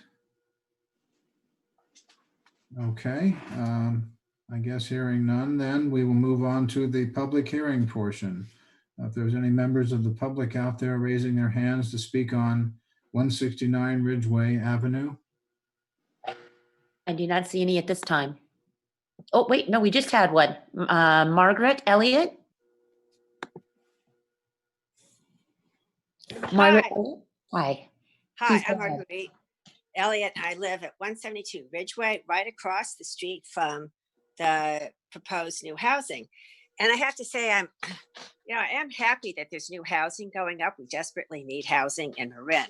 So I do not have a problem with that. And it sounds like it's going to be a lovely house. But my issue is like I don't know if you all have stood up here on 172 Ridgeway. I mean, at the site. Have you guys seen it? Okay, so if you look at it from the street, it looks much higher than what we thought it was going to look like. And if you look at the other houses along that side of the street, they're all like one story. And it's so it's way out of character with a lot of the houses in the neighborhood. Oh, fuck you, lady. So my What was question that? is, What was is that it comment? really, what my understanding is that it is within the building limits at 27 feet. However, it looks really high. And my understanding is that the architect, who's very nice, had wanted to lower the height of the garage, but was told he couldn't because it would require too much landfill or fill or something like that. Is that correct? I have You can answer that. I have no knowledge of any kind of discussion like that. Our ordinance requires them to minimize excavation, but I don't think that has, I think what's driving the house to look taller than the others is that some of the others were built way down the hillside when there weren't the same parking requirements that are in place right now. When you build a new house now, you have to provide parking, and the parking usually has to be the level of the street. And we require, Well, I understand that, but the house to the right of it is street level, and it's the same height, and it's one level. You can, if you're standing up here, you can see to the right of it is a house that is one level and not overly big, and then the house next to that is also the same, and they both have parking. Yes, So I think so. There is plenty of parking at these houses where their garages aren't super high.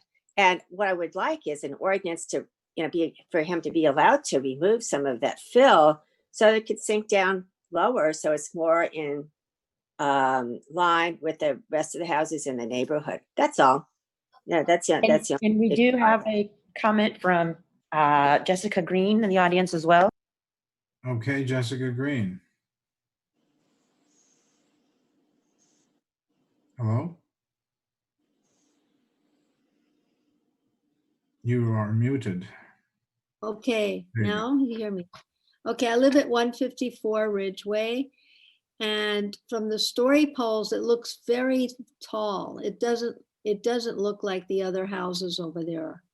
It's really sticking up in the sky and blocking, you know, it's kind of ugly where it's going to be sticking up. It doesn't look like it goes with the rest of the block. And my other concern is that we have very little parking up here. We have 2 spots up here for the whole neighborhood that are on the street. And they're building a 1-car garage. And there's 2 people, I'm sure they have 2 cars, and then they have company. And as it is, whenever we have workers around these 2 spots are taken, and it's tight. And it just seems like it's not really providing enough parking, and it's like stuffing it in something that doesn't really look like it belongs there. I mean, just if you look at the story poles from here, it's very tall looking. I don't know whether, it doesn't have to be like 15-foot setbacks from the street. I don't know if it has that. Is there any parking besides the 1-car garage for this place? Those are some of my concerns.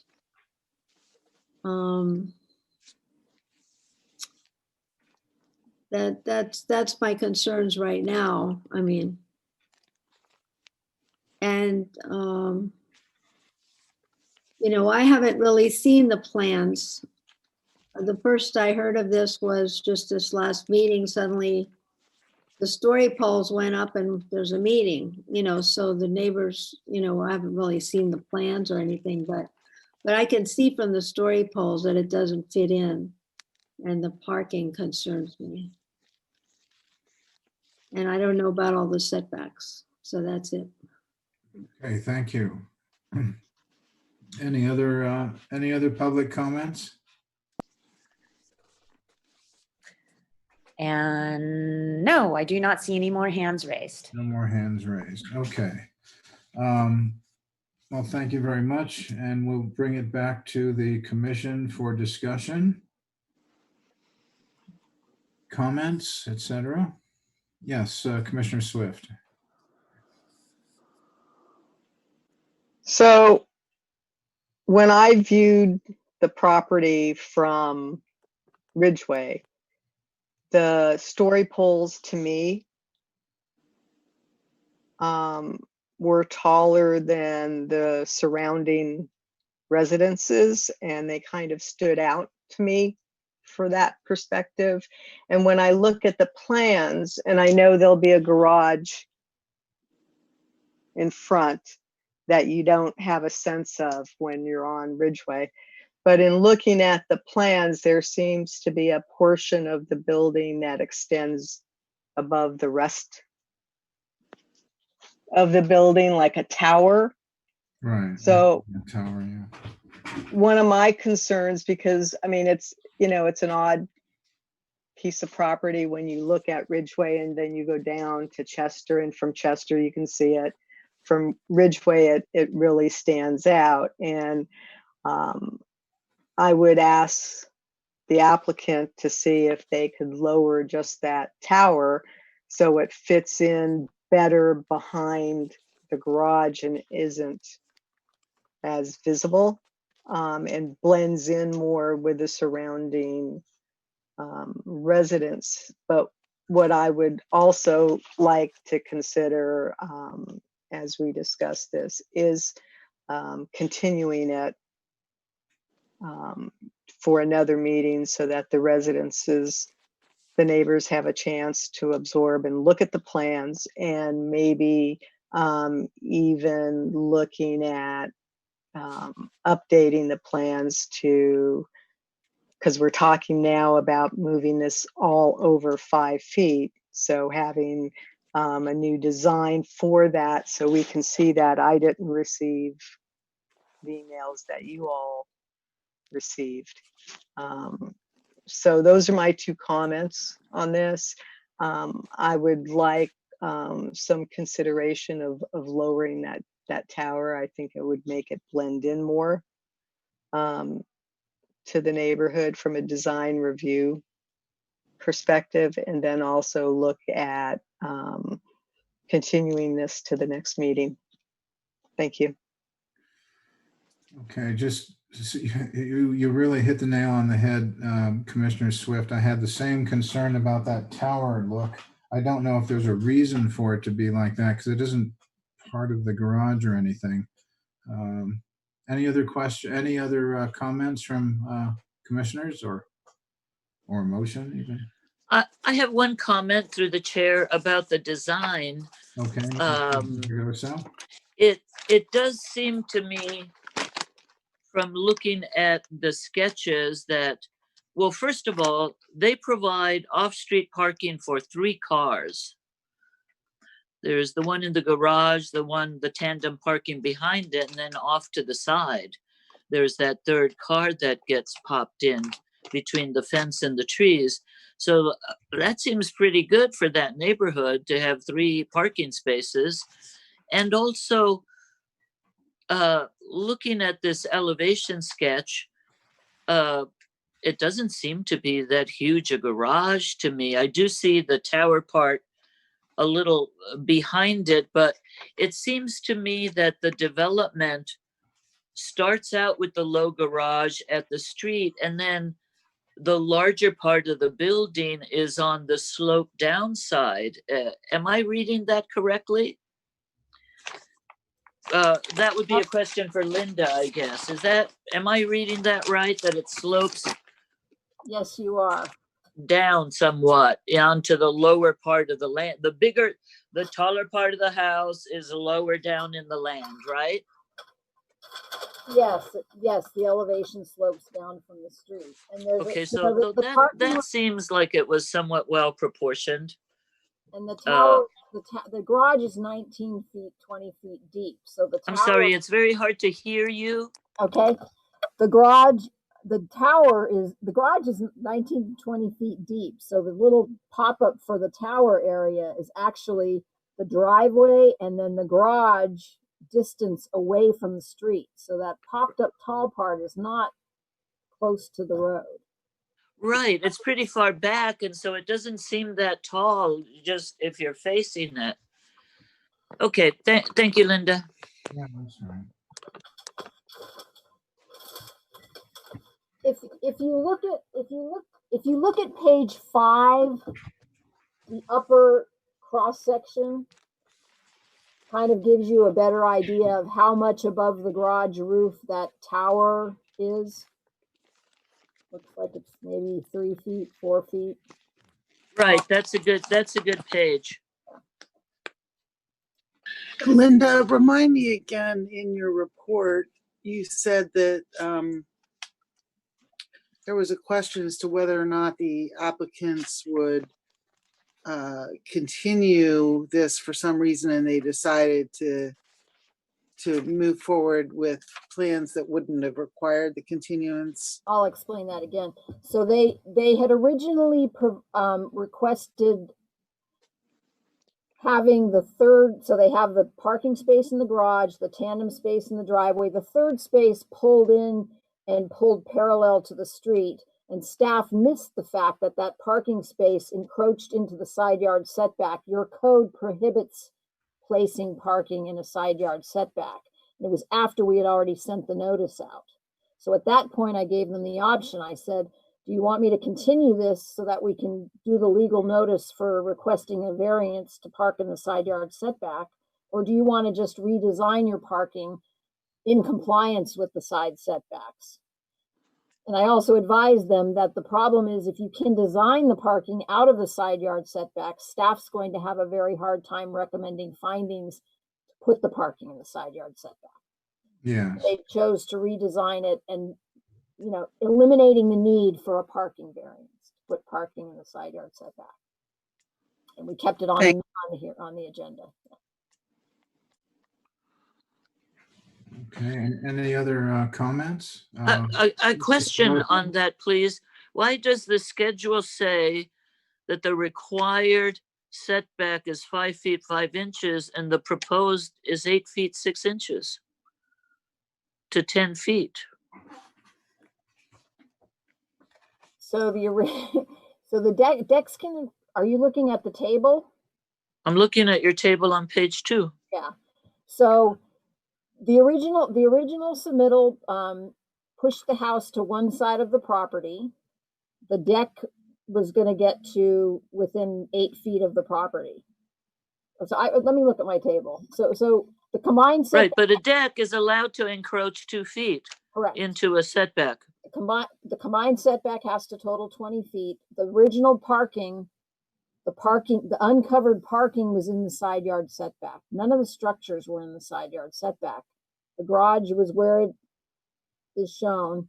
It was just the parking space. Your code prohibits placing parking in a side yard setback. So they chose to redesign the parking. Did we get the redesign? Yes, you did. So what I'm looking at is the redesigned parking. The redesign was that's off the road, parallel to the road and not in the setback? Your redesigned parking was stapled on a small sheet to the upper left-hand corner of your plans, showing the parking head in. All right.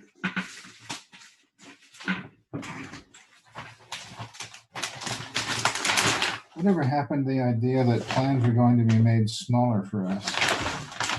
Okay. Yeah, I see that. And you can look at page 2 shows you the way they originally, page 2 of the large set shows you the way they originally proposed it, with the parking going into the side yard setback, which your code doesn't allow. So they would have had to get a variance from you in order to keep that parking configuration. And we did not notice. I have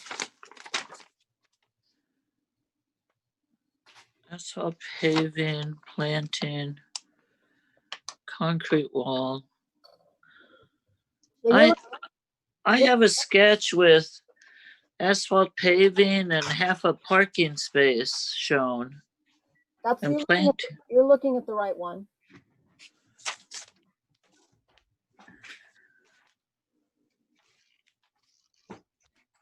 It's just your standard driveway that pulls in straight off the street, perpendicular to the street, in front of the garage. So there's 2 of them side by side then?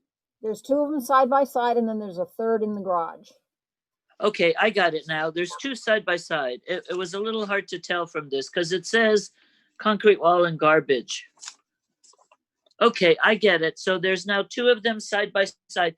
I actually like the one perpendicular to the roadway tucked into the side rather than side by side, but that's just me.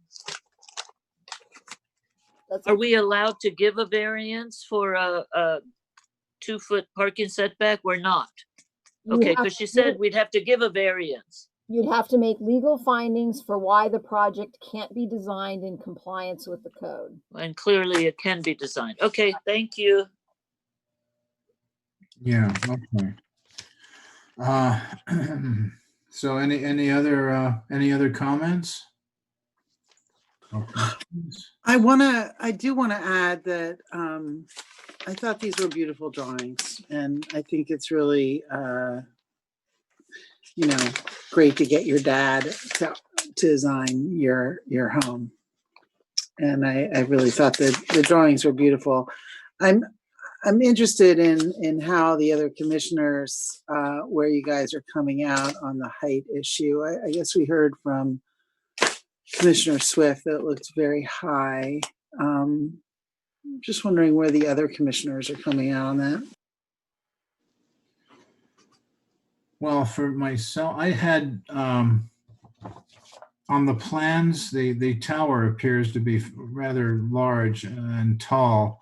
And maybe that's what's, the story polls kind of show that, but they may not show it clearly. So that might be one of the neighbors' concerns, is what's happening with that.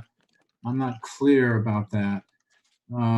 Where I am, though, is if we need to continue this project because of the neighbors' concerns, I'm kind of going that direction also because I also think this looks a little large, but I want to hear from everybody else too.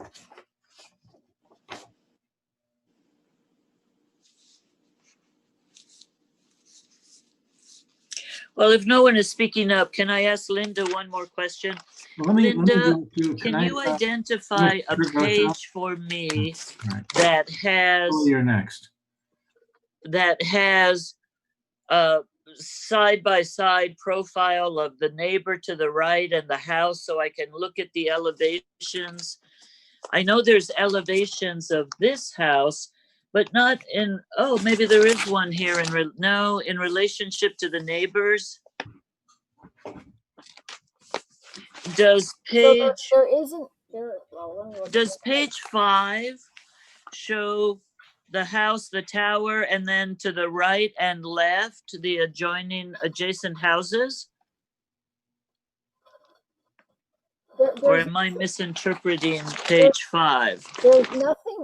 There's nothing that shows you a street view. Is that what you're asking for? Something that shows a street view? Or are you looking at are you looking for a site plan that shows how close the neighboring homes are to this one on the ground? I'm trying to, well, I was looking at Google Earth, and the houses on either side are 2 stories, or they're 1 story, but on a story of stilts up above the ground. So it's hard to get a sense of, is it really that much bigger than the house next door that's 2 stories? Yeah, I think that's why we asked them to put up the story poles, so that when you go out there, you're going to be able to see that in the field, There's not really a drawing that's going to require the story poles. Okay, thanks. Idea of it,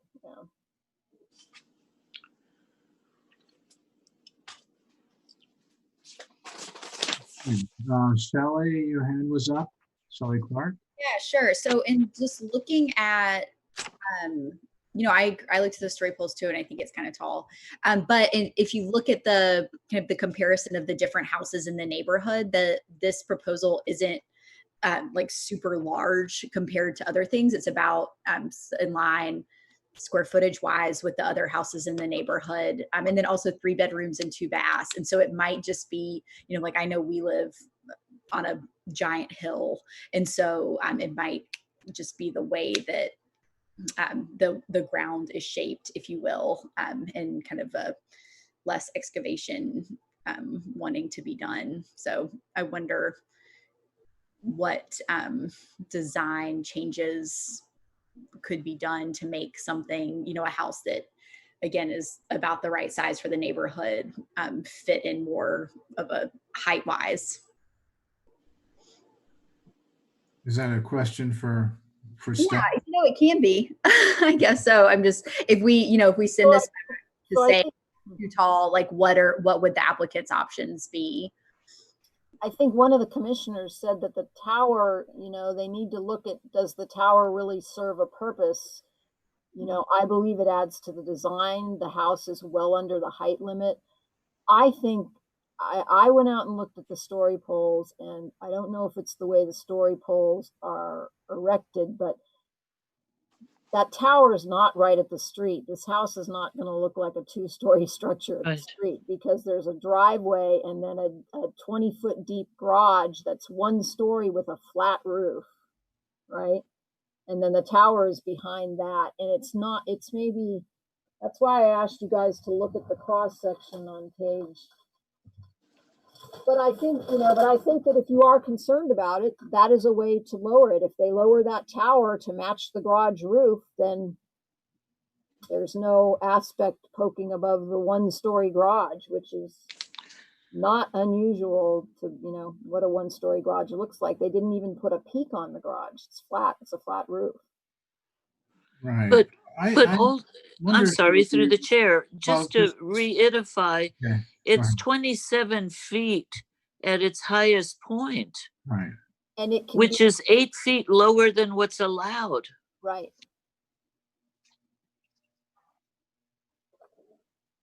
That's true. I think what we're doing is trying to explore whether or not we need or want to continue this, or if we're, inclined to make a motion tonight. But I just want to say that the lot size is fairly large, 5,864 feet, but the house is only 1,549 square feet, which is really average about that, according to the chart on page 7 of the report. So it's not a really large house in volume, and I think maybe the neighbors, maybe the story poles are the issue, and not the house, possibly.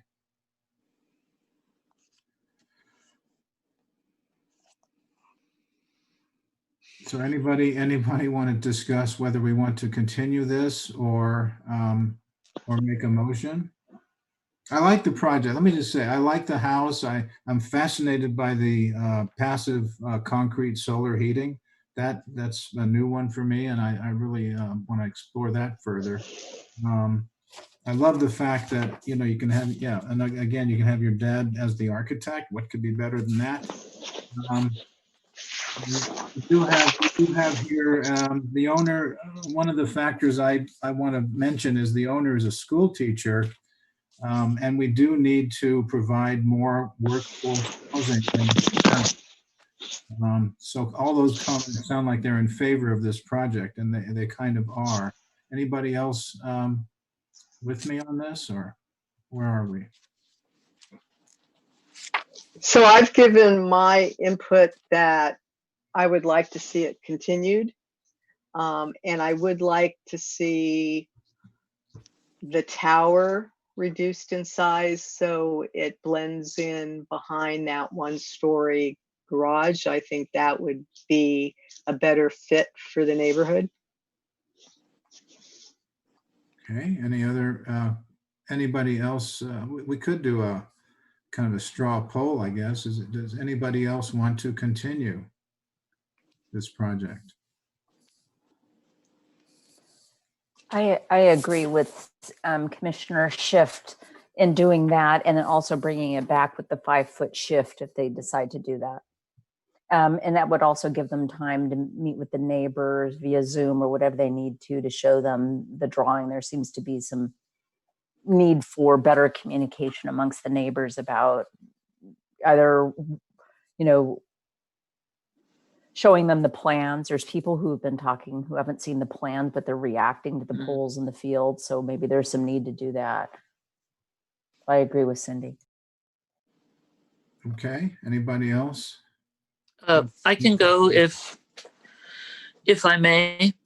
I also like the design of the house. I'm not so sure that it's too big for the site. I think the way it's set back with the garage and then the tower is just 30 feet back, only a few feet higher than the garage since it slopes down. Also, the tower is all for light. That's what warms their floors, is all that light coming in through the tower. But I do agree that the neighbors need an opportunity to see it, especially if it's shifting more towards them. And maybe they think those are windows looking onto their property, when really, if you look at the sketches, a lot of those upper windows are just the open tower bringing in light into the whole house. And so it's not people climbing around up there. But I do agree that the neighbors need an opportunity to see it, and maybe if they have that chance, they won't find it as objectionable. But I believe that it fits well within the established parameters, and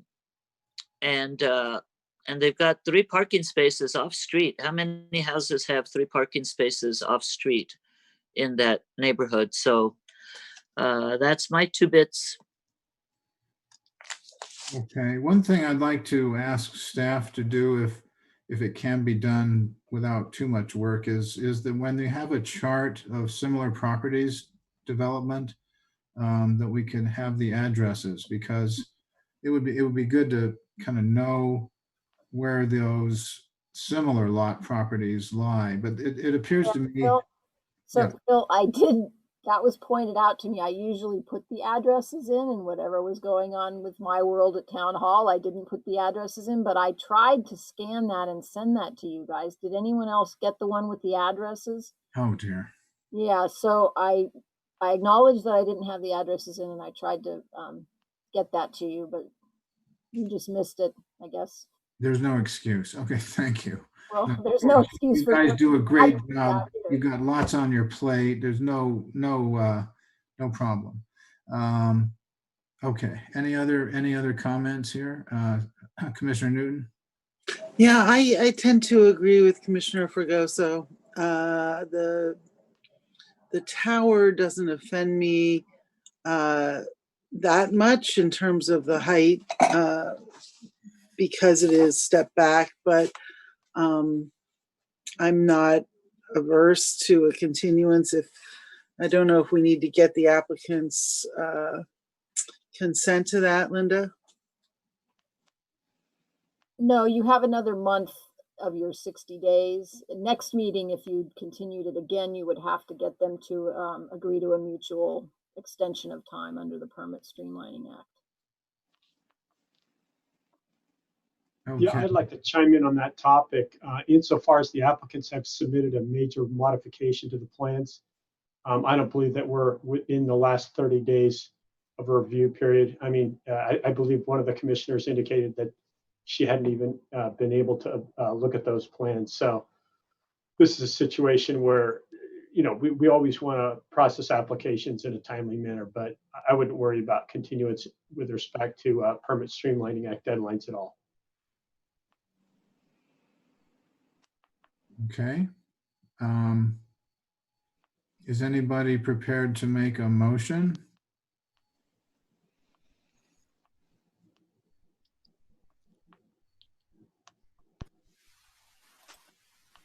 I guess everybody's tired tonight. Cindy made the motion. Sounded like a motion. Okay, would you repeat it, please? So we can have a second. Commissioner Swift, thank you. I make a motion that we continue this application to the next meeting, and that I would like to see the tower considered for reducing. I think that's still, if it reduces to the size of the height of the garage, I think that would be helpful for the neighbors. Okay, one thing about that aspect, well, okay, do we have a second?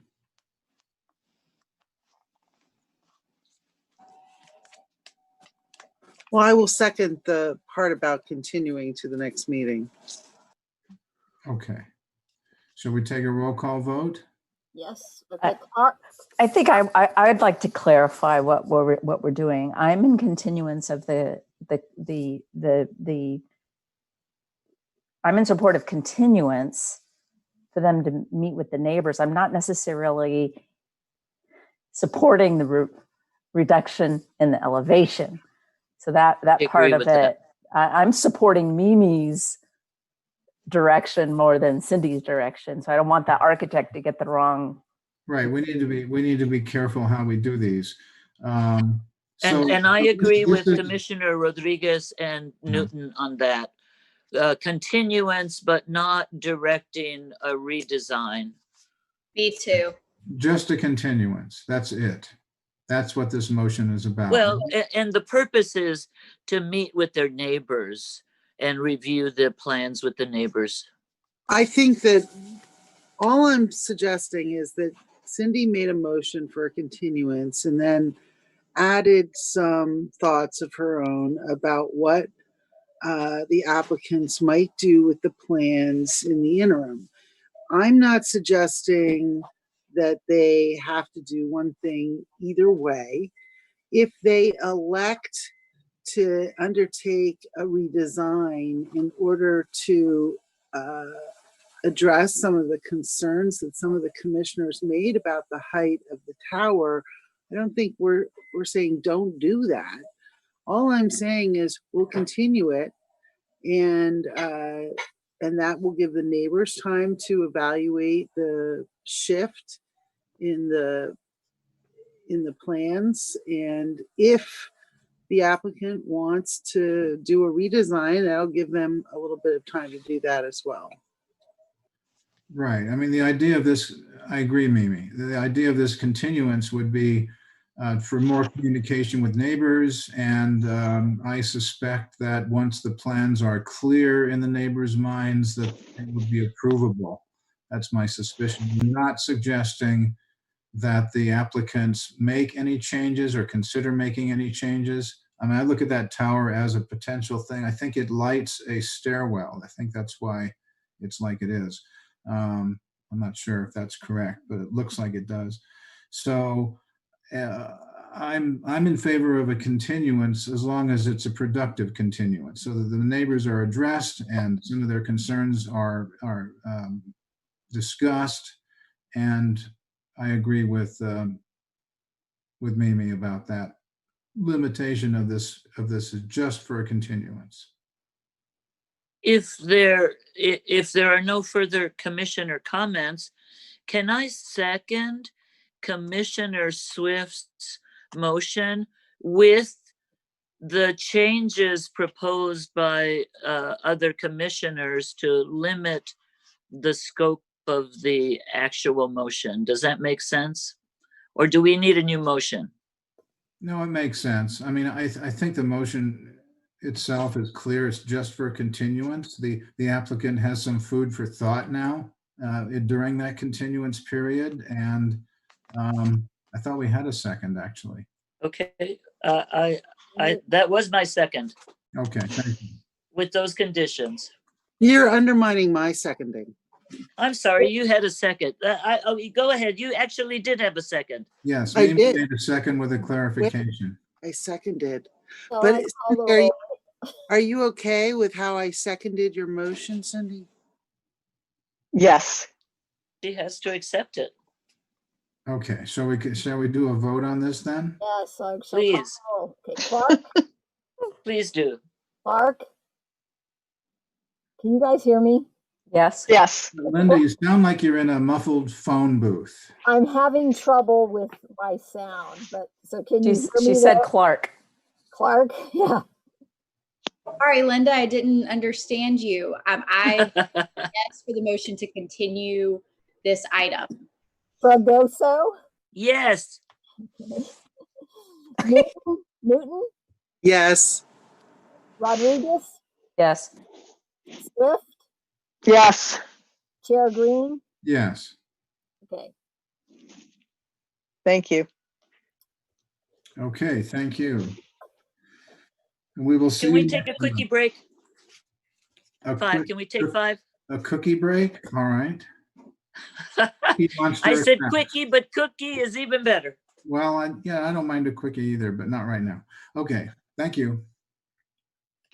Okay, Right. So we're having a staff report now on consideration of digitized geo-reference zoning, chapter 17.060.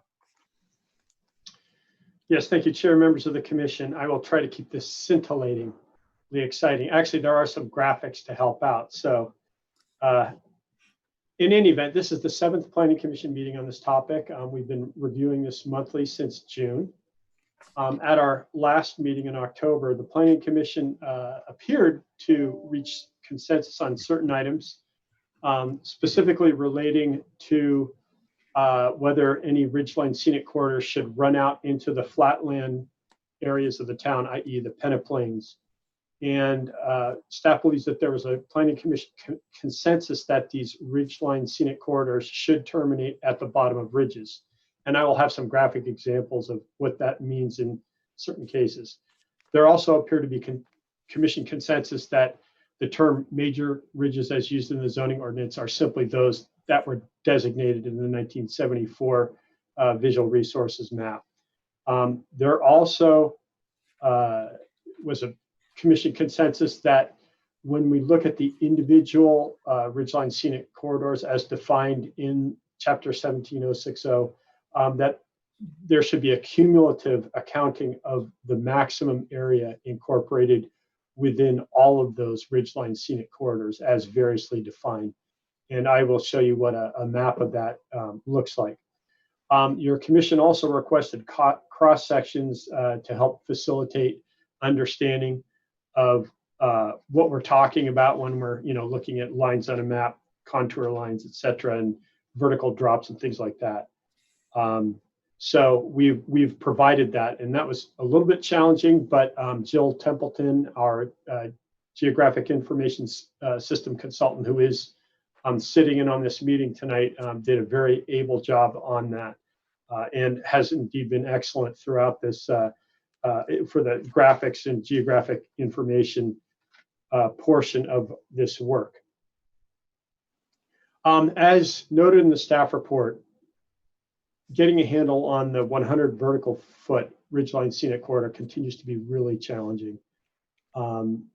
As we have explained in October, there are six designated ridges which run out into the flatland portions of the town if the 100 vertical foot drop from the designated ridgeline is applied literally.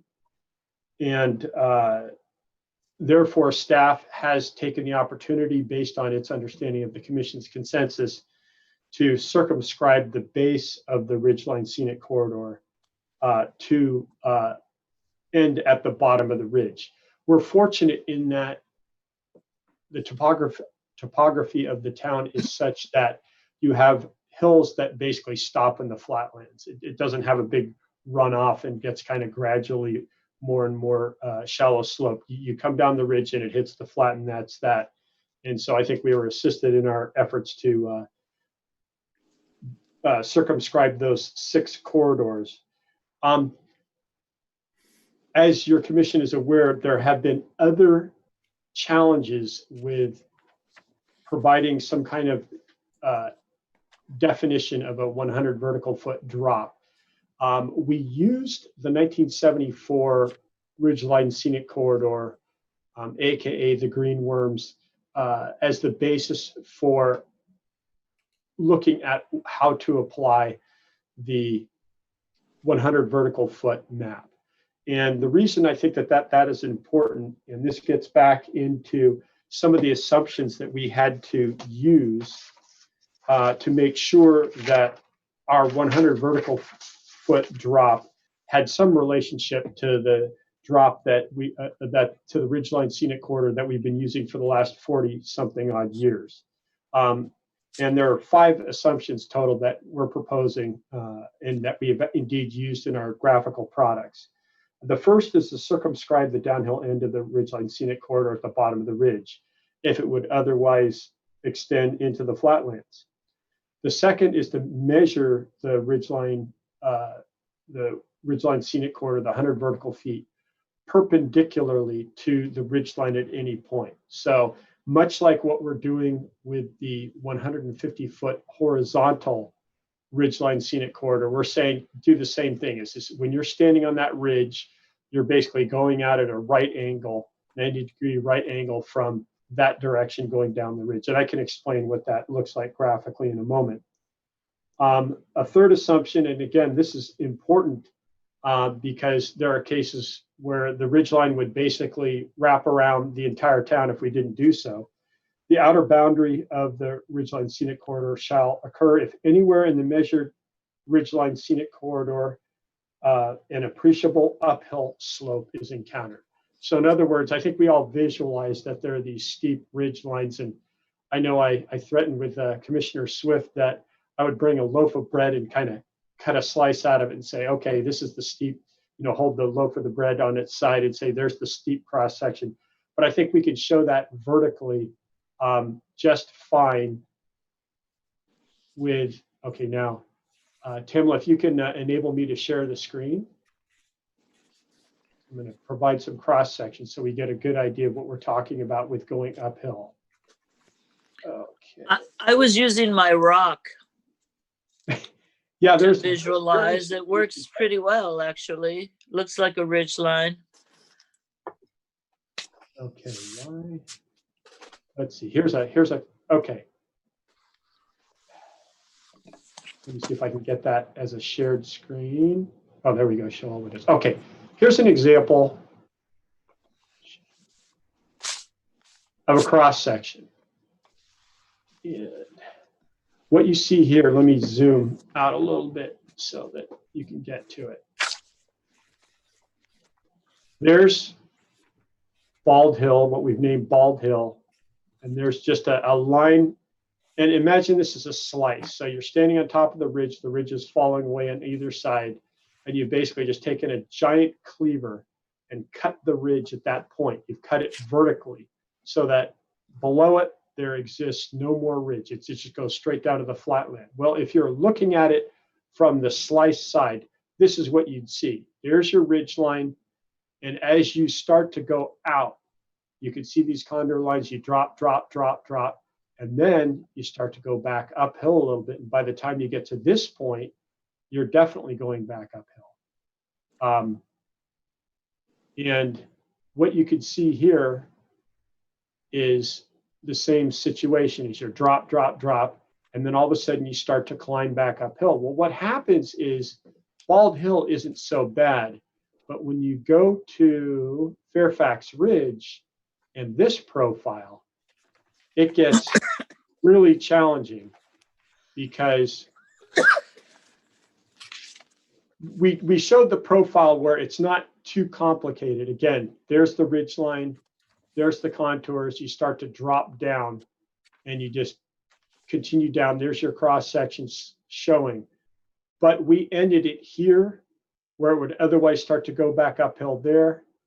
And there are other instances where it would go back uphill if we were to continue it. So what we've done is basically said, if the ridge line as measured in this 100 vertical foot drop perpendicularly, and I realize now that this isn't really drawn perpendicularly, but if when you're starting to go downhill from this ridge, you start to climb back up the other ridge, you need to end that ridgeline scenic corridor, because otherwise you get to the top of this next sub-ridge, you still haven't dropped down the 100 feet, and you go down the next drainage swell, and you just continue all the way around. So this would, and you can see an example of this at the bottom of this ridge. So whereas your both 1974 ridgeline scenic corridor and what closely approximates it, the 150-foot horizontal ridgeline scenic corridor, which is what you're seeing here, they both are fairly close to the ridgeline, 150 feet or so on either side. But when you get to this 100 vertical foot drop, you are from this point here to this point here is 1,500 feet. And this is at the bottom of the ridge. So you can imagine that when you go from 300 feet to 1,500 feet, or 5 times the width, you're generally speaking capturing 5 times as many properties as the town has ever considered as being in the ridgeline scenic corridor. So we have a particular problem with Fairfax Ridge, and I'll get to that assumption for mapping purposes in a moment. As I said, the fourth assumption is that the 1974 map number 9 should be used as a rough reference to the town's intended ridgeline scenic corridor in evaluating other ridgeline scenic corridor sub-definition boundaries. And let me do another share screen version so that you can get an idea of the overlay. Okay, I sent this to your commission. It probably didn't make a lot of sense to you because it was just an 11:7 copy, but thanks to the miracles of digital graphics, what you can see here, oops, let me try to move this up and down, is we are comparing for each one of these ridges. So let me zoom out again, and I apologize if I'm making anybody dizzy. You can see these various ridge lines, and they're kind of self-explanatory in terms of their title. Marinda Ridge is the one that wraps around above Marinda Drive.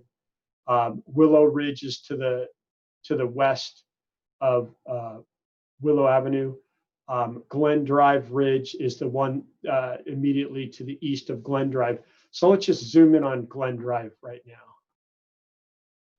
So what you can see here, I have to do the vertical scroll. There we go. Is, and Jill can chime in if I'm getting, no, I'm pretty sure I got this right.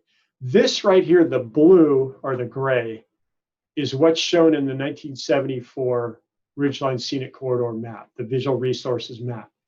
It's been digitized and georeferenced, but that's a really close approximation of those 1974 boundaries.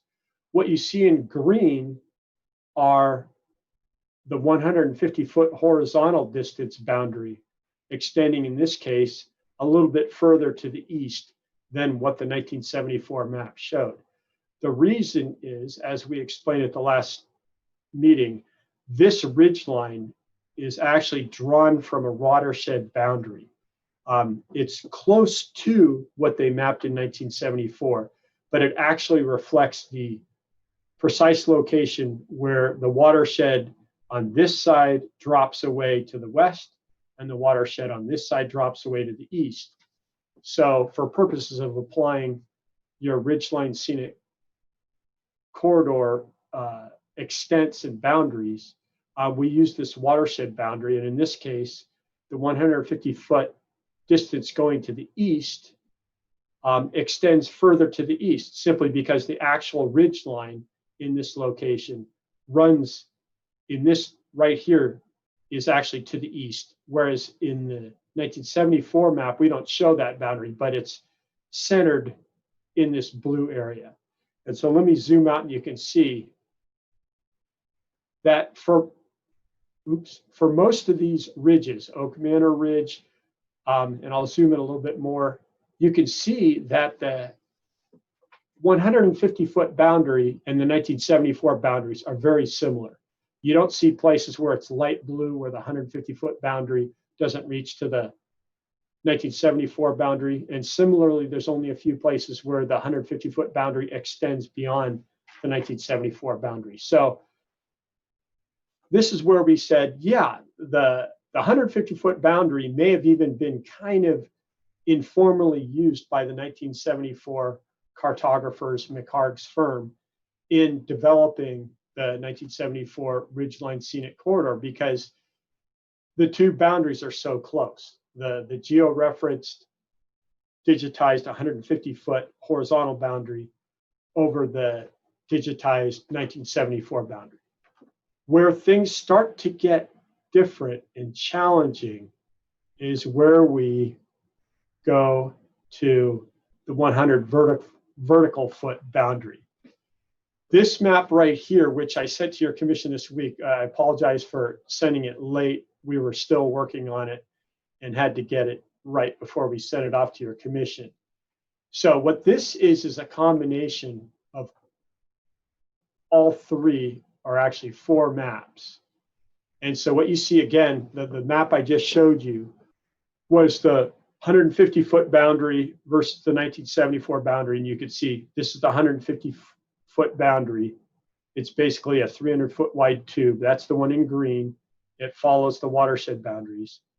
The kind of mauve blue here that extends out there a little bit is from the 1974 map. And then what you have here is the 100 vertical foot drop from any particular point measured perpendicular to this ridge line. And so, and this is what our application of that 100 vertical foot drop from the ridge line looks like. And you can just go ridge by ridge.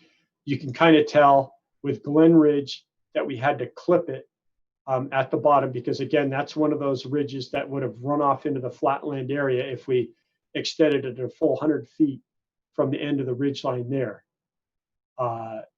When we're looking at some of these other areas, the Marinda Ridge terminates the 1974 ridgeline, 1974 Ridgeline Scenic Corridor terminates above the flatland.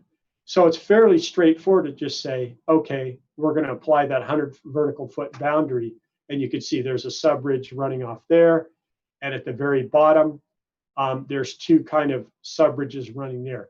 But there isn't a problem with it running into the flatland and us having to clip it.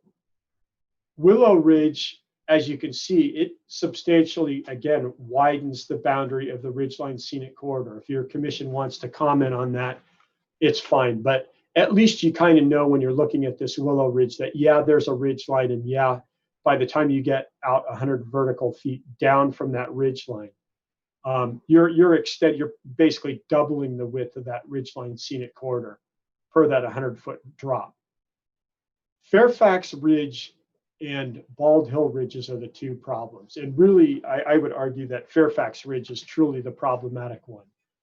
And this diagram illustrates the challenge with it, is that, again, starting at the very top of the ridge, you can see places where subridges extend out. So when you're getting that 100 vertical foot drop, it goes out at greater horizontal distance because you've got this finger ridge that doesn't drop off as steeply as this drainage swale next to it. That's all well and good at the top. When you get down to the bottom, say 2/5 of that ridge, you run into this problem, like I said, where instead of having a ridgeline scenic corridor that's roughly 300 feet wide in both the 1974 map and in the 150-foot horizontal boundary that we've done with geographic information system mapping, you've now got a 1,500-foot wide. And the reason is that this isn't a ridgeline anymore, it's a rolling hillside. And so as you go away from this ridge, you start to climb a little bit and then it drops, and then it climbs and then it drops. And so you get this really draconian, in staff's opinion, ridgeline scenic corridor that captures 5 times as many properties as the town has ever considered would be in the ridgeline scenic corridor. And this is the final recommendation, item number 5 in the recommendation for mapping a 100 vertical foot ridgeline scenic corridor, is at these starred locations on these 2 ridge lines. Staff recommends that we terminate the consideration of the 100 vertical foot ridgeline scenic corridor. In other words, we simply use the 150-foot horizontal and the 1974 ridgeline scenic corridor boundaries. So all of this purple area, or if I go back to the map and I'll click on this,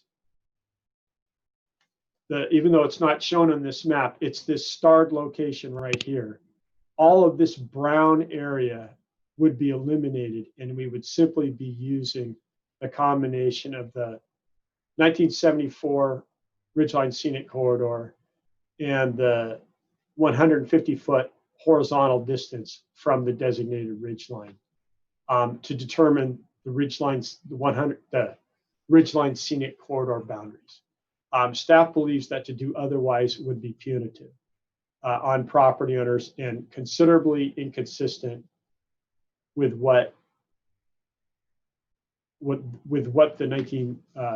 ridgeline scenic corridor regulations intend.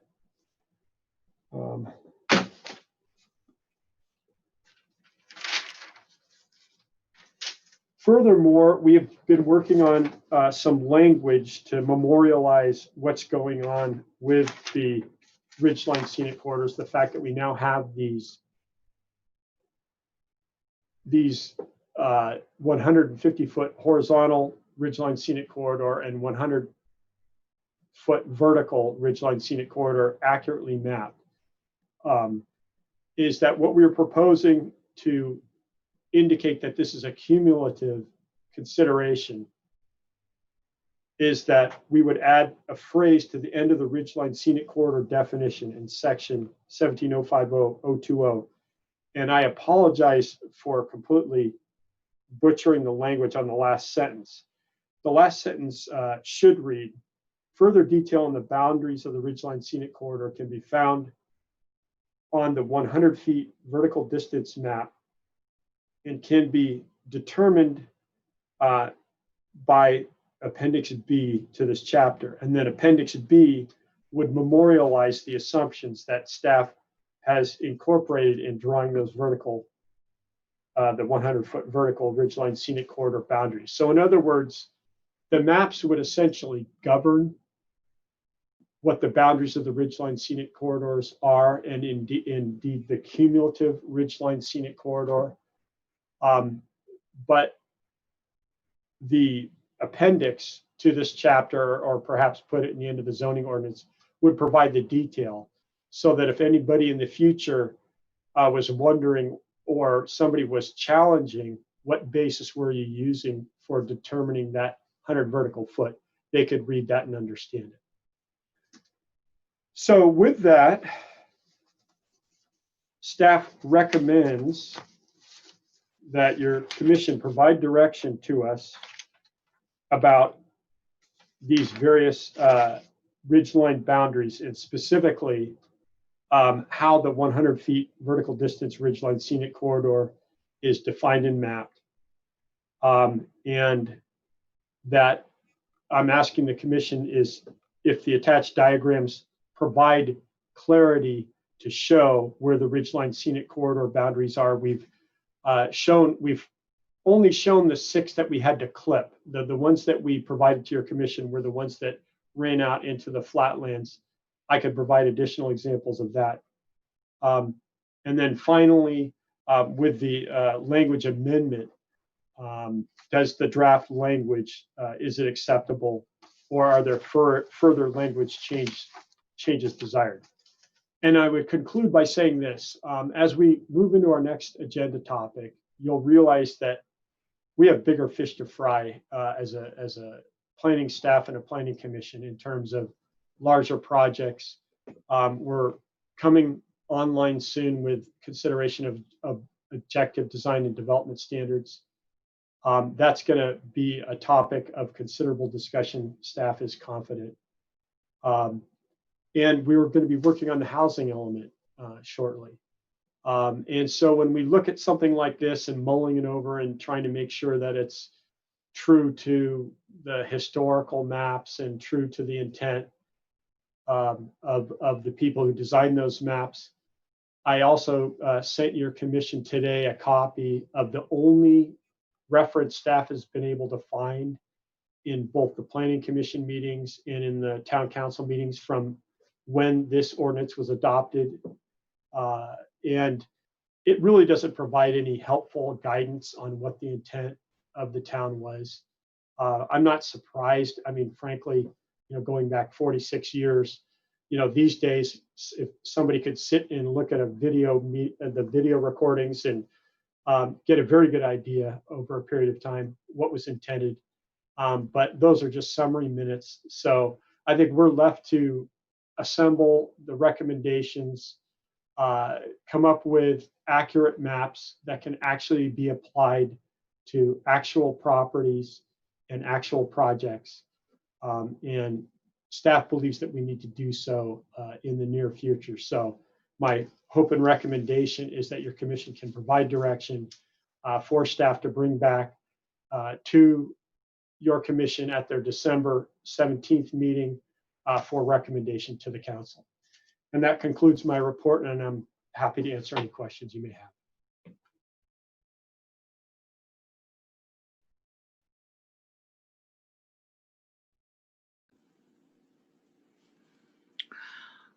I have a comment. Thank you, Mr. Berto. And Norma, go ahead. Okay.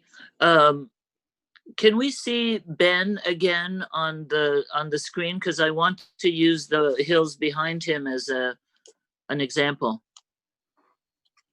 Yeah. Can we get Ben's? There we go. I want Ben's photo with those hills behind you. Okay. Basically, I'm in agreement with the concept that you're talking about. I'm not sure all the diagrams are perfectly clear, but what I hear you saying, and if we look at that ridge behind you, Ben, is that say we go, as I'm looking at you, to your right side, the top of that ridge, I go to the top of the screen, and that we'll call that the top of the ridge. If we come 100 feet directly out horizontally towards you, and then drop down 100 feet or 150 feet, Which way does that go? 150 out and 100 down, or is it the other Correct. way? Okay. Yes. So what you're saying is on these old maps, if you go out 150 feet and 100 feet down, that ridge line might well incorporate you at your desk there. Whereas in fact, what you're saying is that, could we get rid of me? Well, we don't have to get rid of me, so we can see the ridge. What you're saying is, looking at the ridge behind you, we go to the top of the ridge, and clearly those hills, though this may or may not be a major ridge line, but clearly it ends at the bottom of the hills, and that would then be the peneplain. So that your point is that if the height from the top to the ground is not a full 100 feet, we still end it where the ridge ends. Correct. If from the top horizontally out and then down goes well beyond the bottom of the ridge we see behind you, it could well come out and incorporate all of you, but we know you're well beyond the base of that ridge. So if that's the concept as I understand it, as you're proposing, I completely agree with that. I also agree that there are major ridges that end in small slopey hills, and that those small slopey hills at the bottom of the ridge line that blend into the peneplain, or it may be a little hill, should not be considered a part of that ridge line, so should not trigger an additional 100 feet. An example, again, the ridge behind you, the very top of the center of that ridge, as you come down, like right where your eyes are, there's a smaller ridge right behind you. So that would only be considered another ridge from which to measure another 100 feet or another 150 feet if it was a real peak on a ridge and not a little hill like the one right behind you. So I agree with you. If that is our mutual understanding, then I would say yes, let's move forward with what you're talking about. But we may need to tweak the drawing so that non-crazy people can understand it. Okay. Just on page 2, you have a kind of 5-step process. Staff's proposing applying several parameters, etc. And what I would like to see for clarity is, we need to be able to address applicants with these processes. Applicants need clarity. They need to be able to know, can I build on this, up on the hill here? And is it within, if it's going to be within a ridge, then a ridge zone, then we're going to deny that permit or whatever. This has to hold up in an appeal ultimately. What we do. So I was thinking might be a great idea, hate to put more work on you guys, but it might be a great idea to take this plan and take an example application and go through the findings so that we kind of have a feeling for how this might be applied in a hearing setting, so that we could know. I mean, these graphics do it for me. I'm a topo guy from way back, hiked all the way across the country, not just the state or the county, using topo maps and relying on them for life and limb. So I got it. And I think any of us who didn't get it before, these are wonderful graphics. But I'm not sure an applicant would understand it. So it's fine, for us, because we've been doing this, as you say, for 6 months plus. I think we need to take that kind of approach, and that's what I'd like to see outlined. is how an application would actually be examined under your proposed language, once it's cleared up. The language is proposed on page 3, revised zoning ordinance language, and then take an application and plug it into that. We could easily take a hypothetical parcel. Maybe we'd use an actual parcel or invent one. But the idea and the benefit of doing this mapping exercise is that we can apply it to actual parcels and say, you're in, you're out, or you're partially in, and here's where the boundary is. Sometimes it might take a surveyor to give us a little bit better idea where a parcel boundary is versus assessor's parcel boundary. But yeah, that's very much the intent, and we'd be happy to come back with an example and show how we would consider it to be applied. Because as you said, when we're looking at applying regulations to applicants, we have to be able to clearly explain how those are applied. Right. Part of where I'm coming from on this is I used to live in the San Fernando Valley, and they didn't seem to care much about ridge lines there. And there's really a mess. I mean, there's nothing like what you see behind you, your background. There's nothing like that anymore, so we have to be fairly careful here. Cindy Swift had her hand up. Oops, sorry.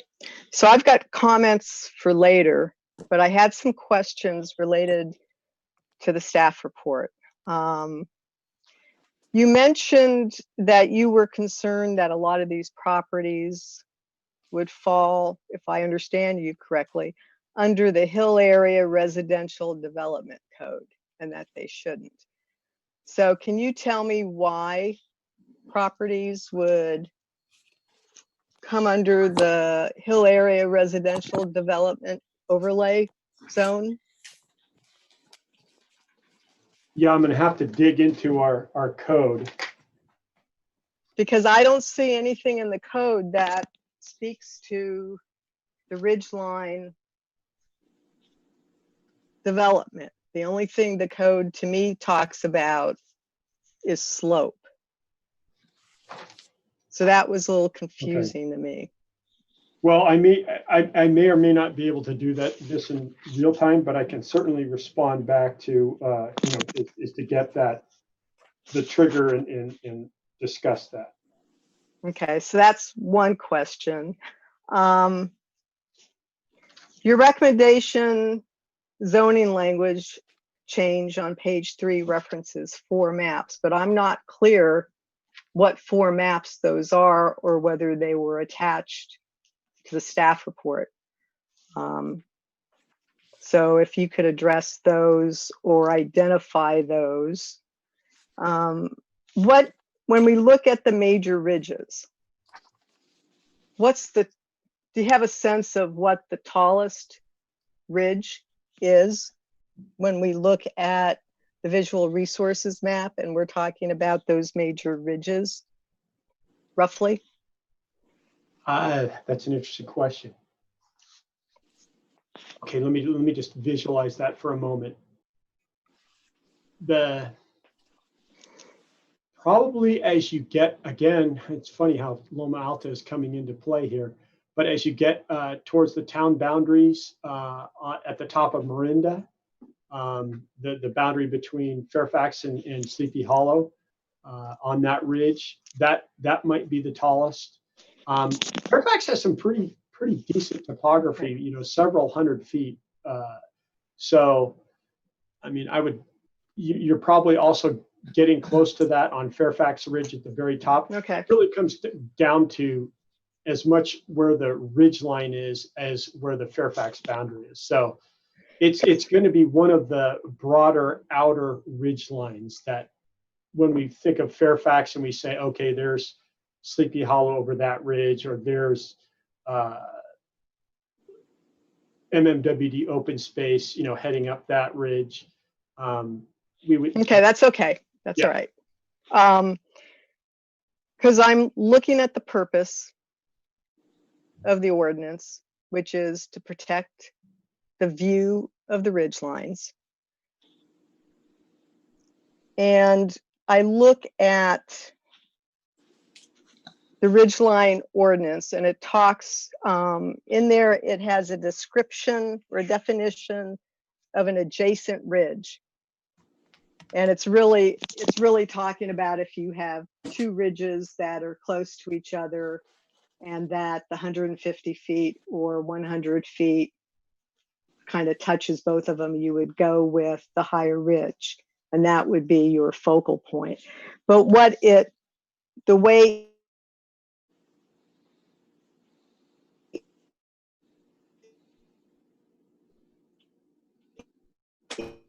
Oh, she's frozen. Cindy, I don't know if you can hear this, but I think describes in there. Okay, Cindy, we missed. I'm not frozen on my screen though. Oh, okay.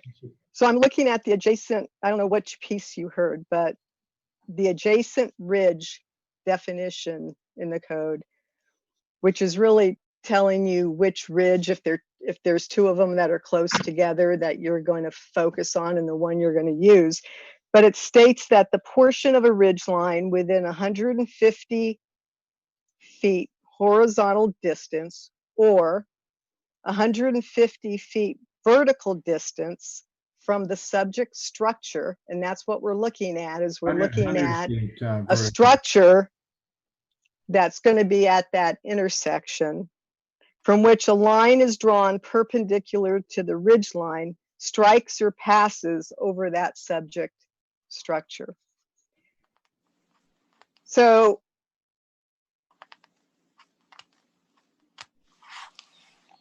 can you, with digital mapping now, if I have a lot and I'm looking to put in a structure, can you identify whether that structure is going to break that horizontal 150 feet on the ridge line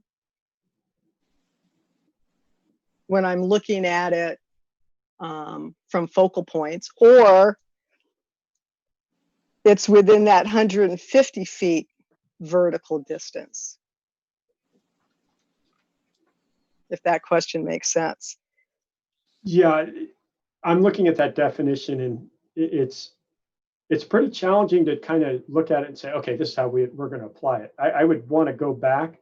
I will say this, I'm not sure that we do have that many adjacent ridges when we were doing. Well, yeah, and I'm not concerned about the adjacent ridge. What I'm focusing on is in that definition of the adjacent ridge, it speaks to applying 150 feet vertical from the ridge line, or the 100 feet, horizontal, or the 150 feet perpendicular to that ridge line,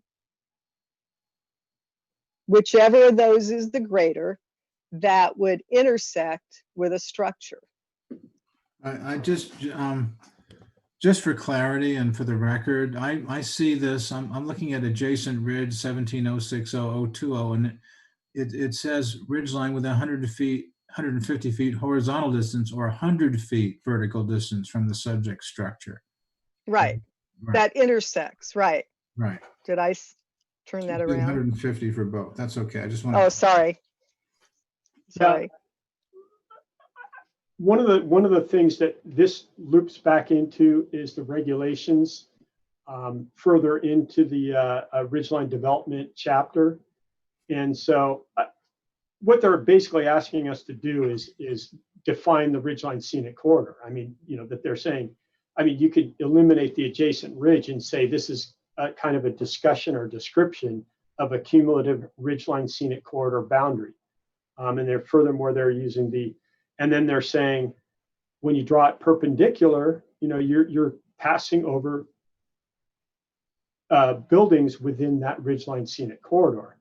Now, the part that would take a little bit of time maybe to interpret was the higher ridge will determine the height of the structure. That refers to code language further in the ridgeline development chapter. So where they're talking about not being more than 15 feet above the adjacent grade and things like that. So Cindy, that's a question I think we should come back to your commission with. And then let me get to my last question. because you did a review, because I couldn't get access to the council minutes or packages from 1972 to 1975. So you went and took a look there and you came up with that one document that you sent us today. And for me, looking back on the Ridgeline Development Code, it looks like it was initiated by Ordinance 352, which was passed in 1973.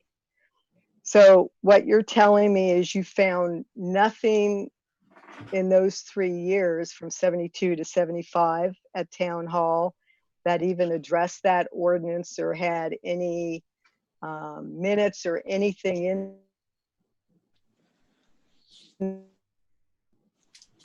Okay, what I heard you say is there's nothing in that 3 or 4 year period that spoke to the passing of that. Yeah. You're incomplete, Cindy. We couldn't hear everything you said. Yeah, Cindy, you might need to delete your video just to make sure that it doesn't cut out on you. But I did hear you. What you say is what I found or didn't find in the review of those minutes. I did see a discussion of ordinance number 352, but it was very summary. It would simply say, do this, change that to this section. And frankly, they would refer to sections that don't appear to relate to our current zoning nomenclature. So it wasn't even clear what they're referring to. But the type of legislative intent language that we would love to get, I didn't see anything of that nature. And in fact, the open space discussion, not to digress too far, but appeared to be oriented towards a moratorium that the town had to declare because they didn't have an open space element in their general plan. And so there was kind of like this fast effort to develop an open space element. And there was discussion about the open space element and things like that. And in part, it's possible that the work that McCargan Company did was to try to develop some graphics for that. But yeah, we would have loved to have gotten more legislative intent. Unfortunately, looking through that information, I didn't see it. Okay, those are all the questions I have. I'll have comments later. Thanks. Oh, and let's see, you also raised a question about the 4 maps. And so the 4 maps in question have to do with the original non-digitized, non-georeferenced visual resources map number 9, visual resources map in the general plan. And so that's the one that we just have the picture of. Then we have the digitized georeferenced version of that, where we basically took that map and pinned it to actual physical features that we have on our geographic information system. So where we would see a street in an intersection, we would say, okay, even though that if you look at it, it's 50 feet off, we can take that corner and move it. I think they call it rubber rulering or something, but you just take known boundaries and apply them to known features on a GIS map, and that way you get an accurate map. It's geo-referenced. The third map is the 150-foot horizontal distance. So again, we took the watershed boundary ridge line and we went out 150 feet on either side for a total horizontal distance of 300 feet with the ridge line directly in the center. And the fourth map is the 100 vertical foot map, which again is the real challenge to map. I think, if we were just dealing with 150-foot horizontal, we'd be into, adopting a code by now, but the 100-foot vertical is the real challenge. And that's what I focused on in the staff report. Okay, so it would be helpful to have, when you're referencing the 4 maps, have those provided so we know what 4 maps, because there's been so much provided that you're looking at, because I'm unclear on that. Okay. Those are my questions. Comments later.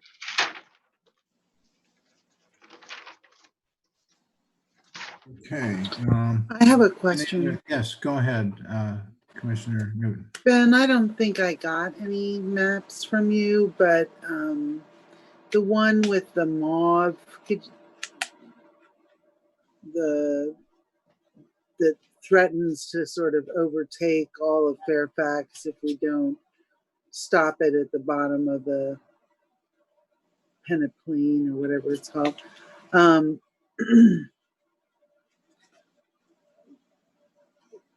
So are we basically saying that as soon as the ridge starts to go back up, we stop the downward trajectory? Just for the two ridges, the Fairfax Ridge and Bald Hill, is that right? Well, no, those ones are the ones where I'm saying we should actually terminate consideration of the 100 vertical feet, because there's no, it widens the ridgeline scenic corridor so drastically that it's punitive to property owners at the bottom of the ridge. Keep in mind that, when you have a 1,500 foot wide RSC, ridgeline scenic corridor, based on a 100 vertical foot drop, and it's at the bottom of the ridge, that's considerably wider than any ridgeline scenic corridor at the top of the ridge. And, this doesn't really make intuitive sense, because visually, what's more visible to more properties and from more viewing areas is the locations that are higher on a ridge. So that's, so. But if you look at the larger map of the Fairfax Ridges where you have everything labeled, the only two that you're talking about taking that approach with are, I thought I heard you say Fairfax Ridge and Bald Hill, that it wouldn't necessarily have that kind of impact. For example, when we were looking at the Glen Drive, Marinda Heights, the Marinda Ridges, so for example, the purple we see at the bottom of Fairfax Ridge, the mauve, you're basically saying the mauve below that star, right, would not be included, but the green and lighter outlined area and the red line would be. That's exactly right. Yes. But just from the star down, and just for Fairfax and Bald Hill, I don't see those kinds of stars on the Willow or other ridges. Correct. Okay, yeah. What you can see is the green here pretty much functions very close, or is, the 1974 Ridgeline Scenic Corridor. And then the mauve purple is the 100 vertical foot drop. And what those little fingers extending out are the sub ridges. And so, with our modern LiDAR based mapping technology, we're capturing all these finger ridges extending out and saying, when you think about it intuitively, even though they're sub ridges of these major ridges, they're ridges. And so development in or on or near those ridges is going to be more visible. That when you're down in a little swale, you're hidden. But if you're sitting right on top of that ridge, and even though we don't have the contour lines drawn for that, I guarantee you that when we zoom in on something like this, you're looking at a ridge line doing something like this. So a house stuck on that, it may not be as visible as a house stuck up here, but it's still sitting on a subridge.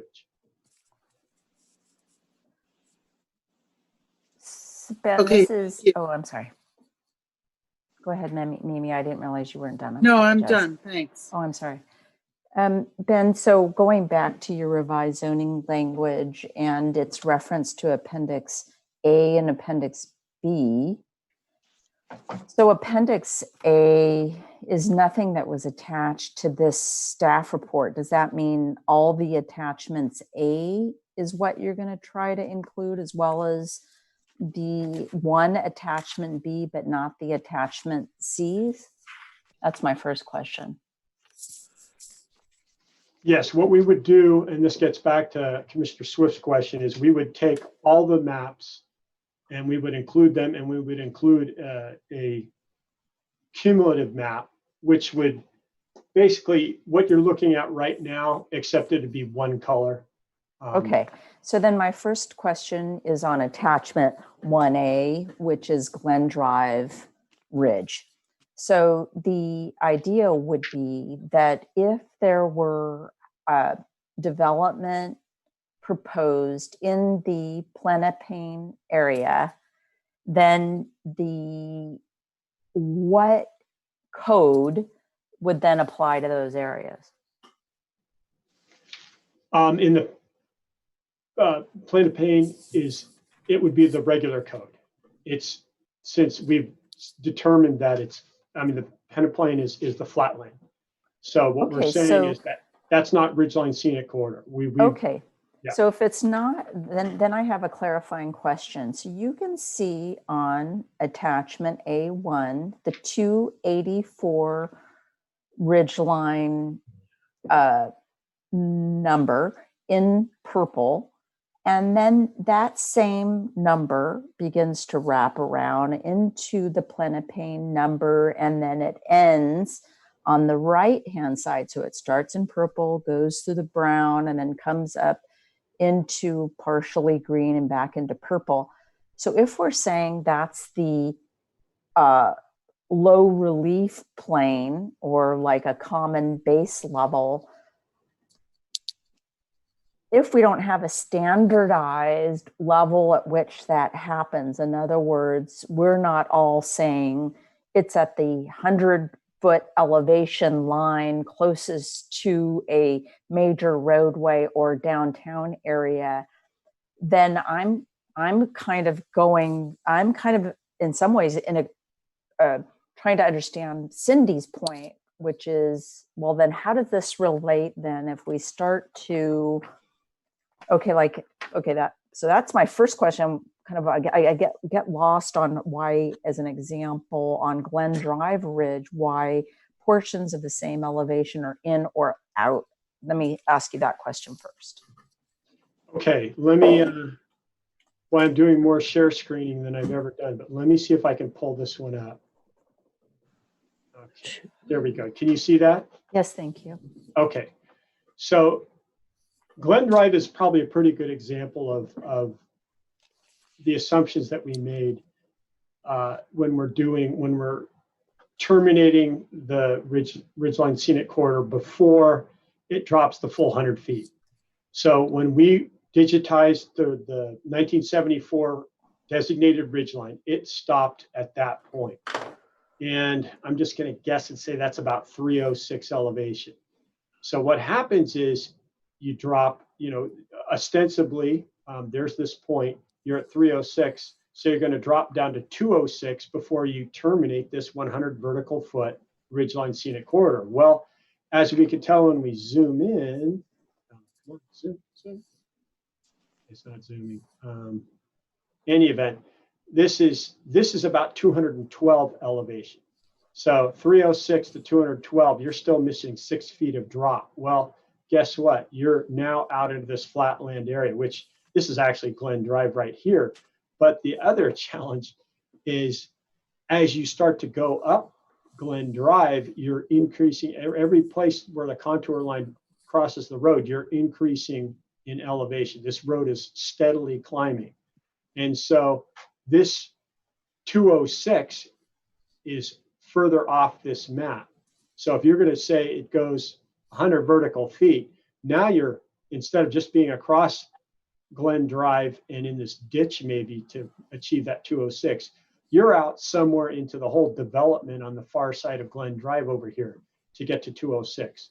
So one of the assumptions we made was if it would run off the ridge and into the flat area, and we've determined that for purposes of mapping that you can see all these contour lines close together, and then all of a sudden, boom, they widen out. You're at the bottom of the ridge right here.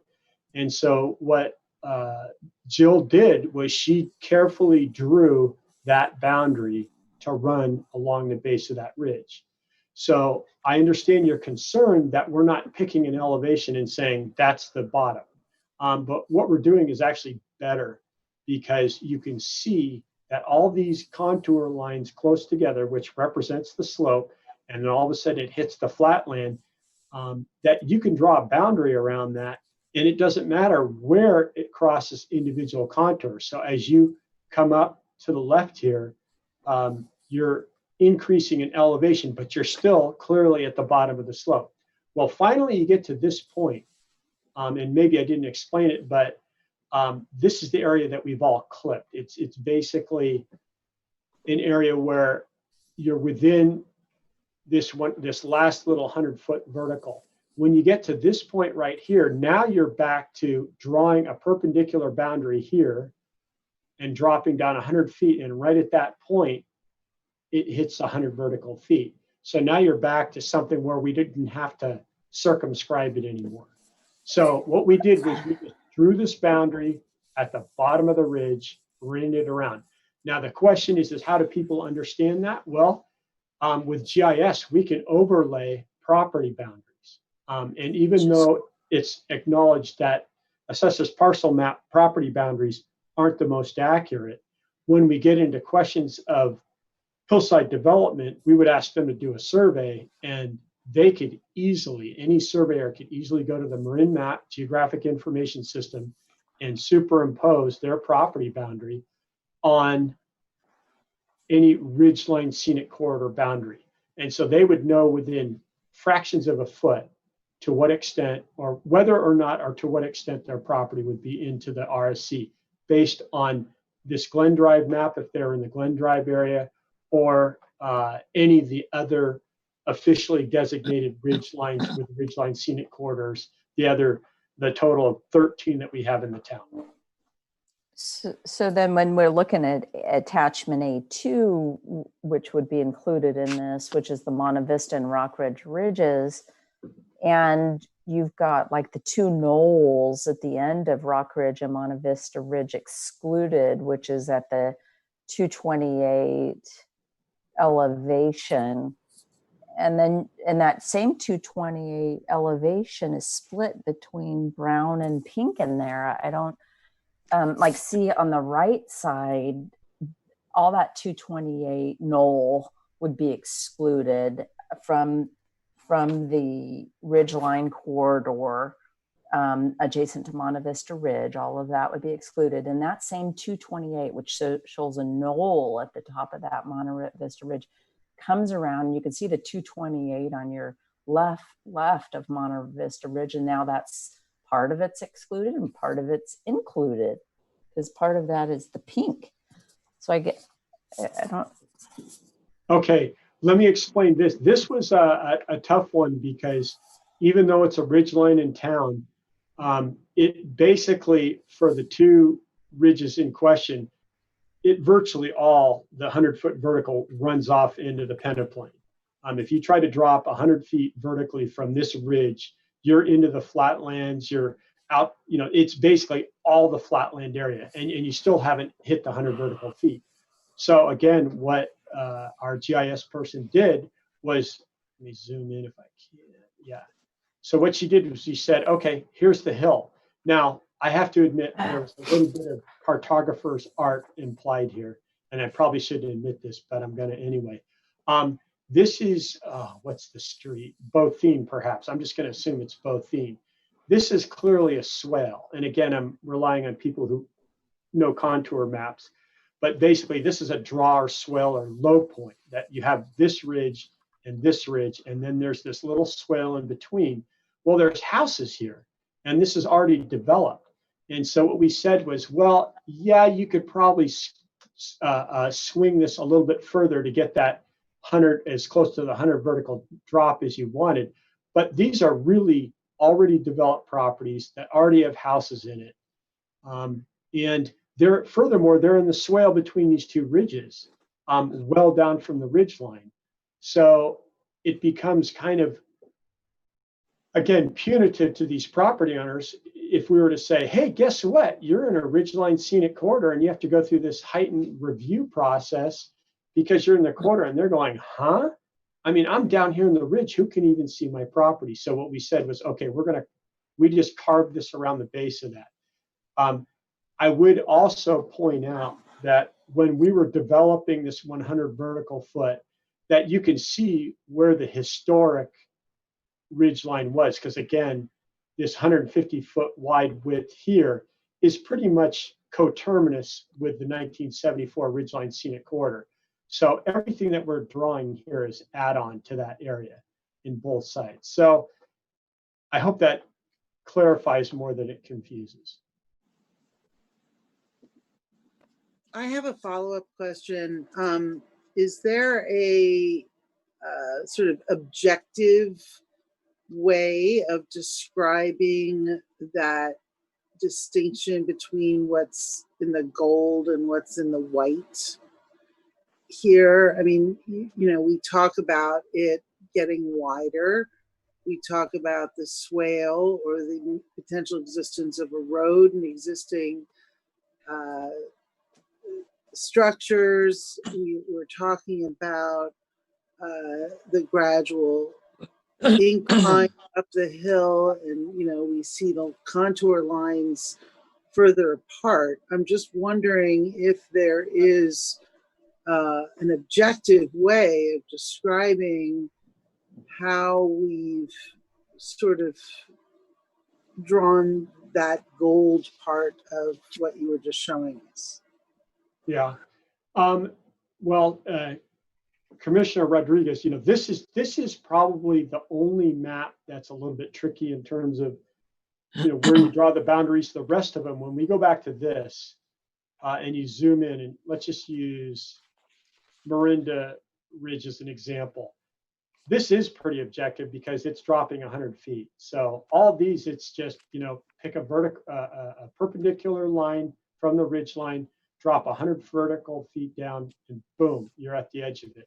And so for 7 of the ridge lines, it works just fine in that manner. You go that 100 vertical feet, measured perpendicular to the ridge line, and you get to the boundary, and that's good. There are areas, again, and this is where the sort of the assumptions and rules that we apply would have to be invoked for the ridge lines that would either run off into the peneplain or widen out to an unreasonable extent. And that's where I'm simply saying, here's the rules that we would apply. The Rock Ridge area, it's fully developed already. It doesn't involve that many properties. We've just defined a boundary that has a pretty close relationship to where it stops getting steep. Again, if you look at this, super steep. I mean, that's one of the steepest areas in town there. And then it just stops. So I don't think there's any argument on that side. Again, it's at some point you just have to say, yeah, this is where we're going to draw the boundary. Once adopted, this map is very accurate. If somebody wants to do a development, they can look at where that boundary is, drop it on their property surveyor and say, okay, this is where, if I want to stay out of these regulations, I need to do my development. And so for the practical purposes of the few dozen properties at the most that are affected in this area, I don't think there's any problem with applying what we have now. You know, maybe we could, you know, the objective standard, that's a good point that Commissioner Newton just made. We're going to be talking about objective standards pretty soon. But one way maybe of being objective is to have a definition for certain ridges and name those ridges, and then have a formula for unnamed ridges, which gives, at least on the named ridges, it certainly gives some clarity. So you take Fairfax Ridge, and you don't include all that brown area or gold, sort of brownish, what you're showing now. and you define it out, that you say, well, it's, this is where the 100-foot boundary is. You've got this map here. And you could actually go elevation by elevation all the way around the green edge of the boundary for ridges like that. And then ridges that are clearer, like you're saying Rock Ridge is clearer, it is probably. You can just use the rules as they are, but maybe we just need to, because the ordinance tends to do that. It tends to say major ridges and minor ridges. And maybe one way of clarifying that is naming what they are, the major ridges, 1, 2, 3, 4, 5, etc. Is that a possibility? Well, anything's possible. I think, and again, staff has spent, I can't tell you how much conversation Ms. Templeton and I have had in trying to rationalize the 100 vertical feet. And much of this is due to the fact that 6 of these ridge lines go too far down to apply 100 vertical feet as it's written. If somebody back in 74 had simply thought about it and said, hey, where's 100 vertical feet from this, and said, ooh, that's down to down to Good Earth Restaurant, they would have said, oh, well, you know what, maybe let's not put that designated, let's make sure that 100 vertical feet stops before you run out into the flatlands. They didn't do that. I believe the best way to do it is via a GIS map. Again, we can get into the hows and whys till the cows come home. What we're really talking about here is saying, what did we start with? What have we been using for the last 46 years? We've been using a pretty darn accurate hand-drawn map based on, probably the best contour maps that they had at the time. As I showed in our little, this map, you can see the effort that they put into it, where they were just following those ridges. You can just zoom in on this and see that it's, if you consider this 150 feet right here, it's maybe off by 50 feet. And there's places that we found, let's see, on Willow Ridge, I think that would be one of the locations where it looked like they kind of wandered off the ridge line. And so when you're comparing the two, there's kind of a difference. But I guess my point is that they did their best attempt at defining a ridge line. We now have that digitized and georeferenced based on the 1974 map. The 150-foot horizontal map is so similar that, I would feel very comfortable going to the council with that and saying, there's your 150 foot.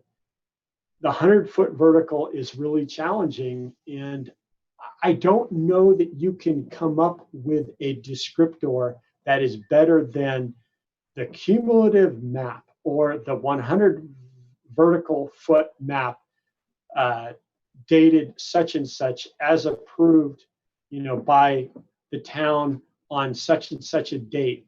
And there it is, and it's going to exist as an electronic document in Marin Map that anybody who wants to click on their property will have a really good idea, not completely accurate, because like I said, it's based on assessor's maps, which aren't survey maps, but they would have a really good idea. Hey, I'm out, or ooh, I'm completely in. Well, with those two situations, there's no problem. You either apply or don't.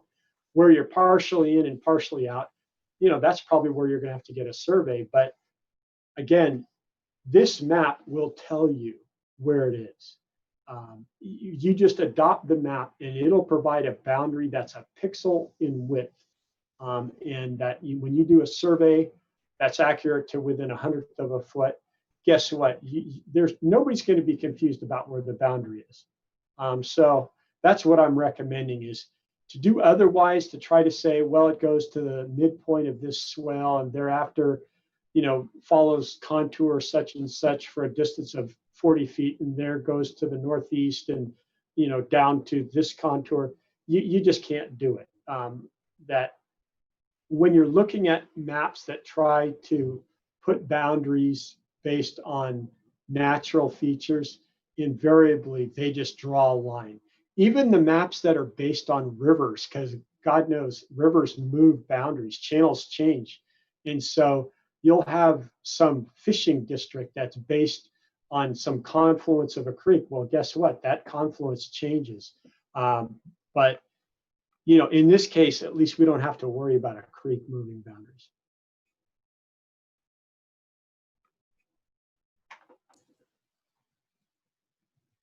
Okay, yeah, thank you. Thank you. It's kind of a bugaboo, this whole thing. Yeah, 7 meetings in county to try to figure out, 100 vertical feet boundaries. But I think we've got something that we can explain to the council. And don't forget that if we go to the council, if this goes to the council, they'll have questions too. And ultimately, they're the ones who will have to decide. And the clock is ticking. This is an important project. I think we're getting close to the finish line. But we can't dawdle on this. There are things that will take priority, and this is going to have to go on the back burner if we can't make a recommendation. So that's why, with all due respect, I really am requesting, your commission provide what direction you can, and I'll come back with final language and final maps. For example, a cumulative version that just shows this, and we move forward and move on to the next challenge and work program priority. Commissioner Green, can we hear public comment if there aren't any other questions of staff? Absolutely. Are there no more questions? Looks like, okay, so let's see if there is any member of the public who would like to make a comment. I do not see any hands. Somehow I'm not surprised. Fairly esoteric subject. Okay, so I guess we'll bring it back to the commission.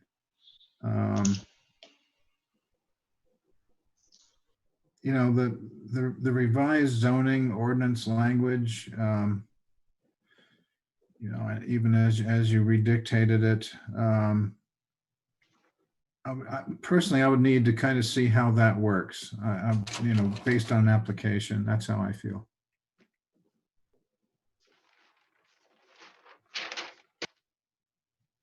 If I might, I like the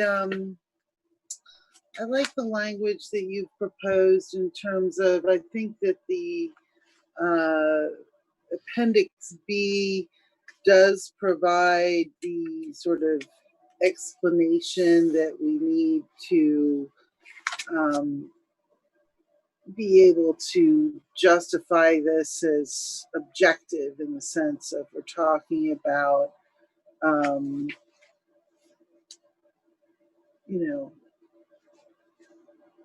downhill, the vertical, the outer boundary, and when it starts going back up again, and the fact that the two ridges where we have the stars indicated would be sort of the exception, and the way I understand it, it would include all the green that's in attachment A4 and that's correct. The other one.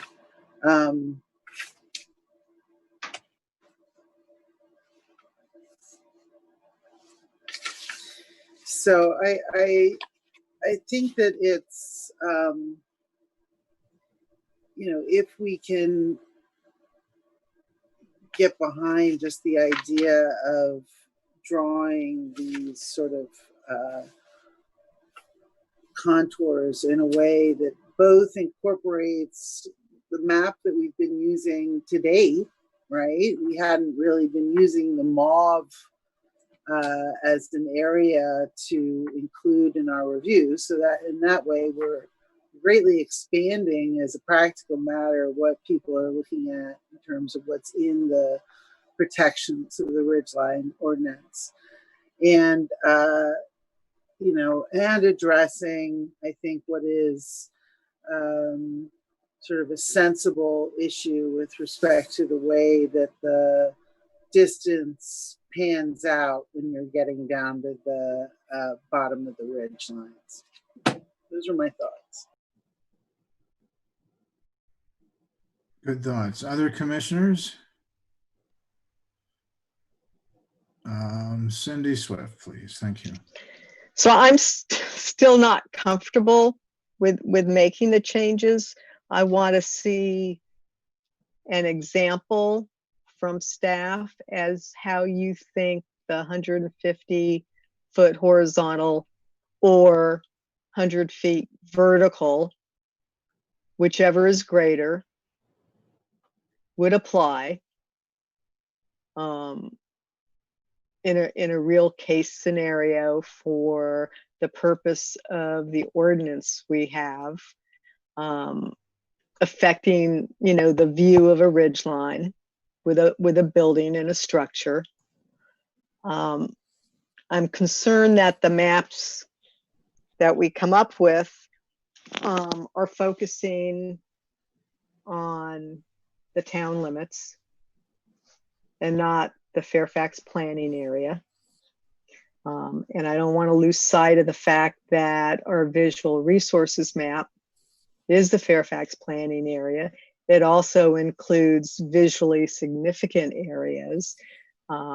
So I don't want us focusing, and I understand your need, but I think our map should be broader as to the planning area, because there are some effects when you look at how our town's boundaries are in relation to major ridge lines on the visual resources map.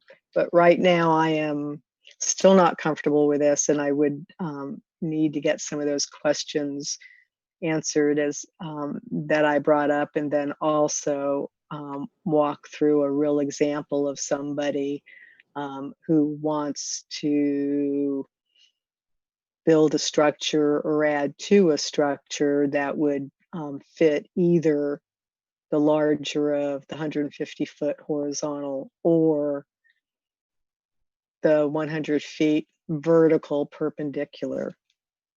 Thank you. Okay, I have a, I think that we need to use something like the revised zoning ordinance language, but in Appendix B, there's a couple of things, may I suggest, is on A, so there's a couple of things I think are a little bit undefined and maybe need just a little bit of honing. The downhill, so A ends with where the bottom of the ridge meets the flatlands portion. To me, that's just a little bit vague. Could we possibly do that as defining it by a % of slope? Is that a possibility? And similarly, on C, on page 4, there's a fairly ambiguous statement where it says distance and appreciable uphill slope is encountered. Again, you know, maybe we could define that a little better by a percentage slope, like, you know, 5%, whatever the slope is, and give it a more defined aspect than just saying an appreciable uphill slope is encountered, because one man's appreciable uphill slope is another man's leveled land. You know, that's all. It's a little loose in that language, I think. Those are my only suggestions. I mean, obviously, other than clarifying the first part, which you read earlier. Very good. Any other comments from commissioners? We don't need to make a motion here or anything, right? We're just No, just provide direction, and we'll come back to you in December. Okay, well, that's my direction. My suggestion is clarify the revised zoning ordinance language, Appendix B, in those two regards. Okay. Well, if there's no other commission comments, I very much. I guess I have a couple more comments on the maps.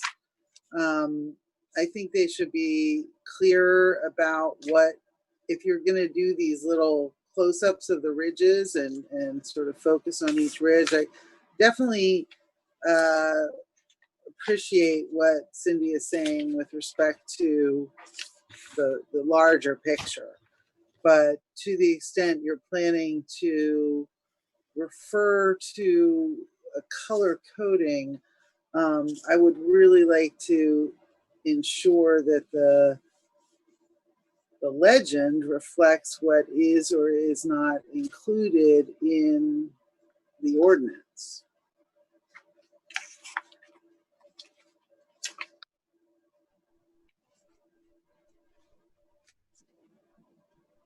Okay. Good comment. Thank you. Anyone else with comments before we go on to item 4? No, we're good. Okay. All right. Well, so we declare this feedback. discussion closed, and we'll move on to item 4. Discussion of objective design and development standards status. Take it away. I'm going off screen so I can assemble my notes from this. Okay.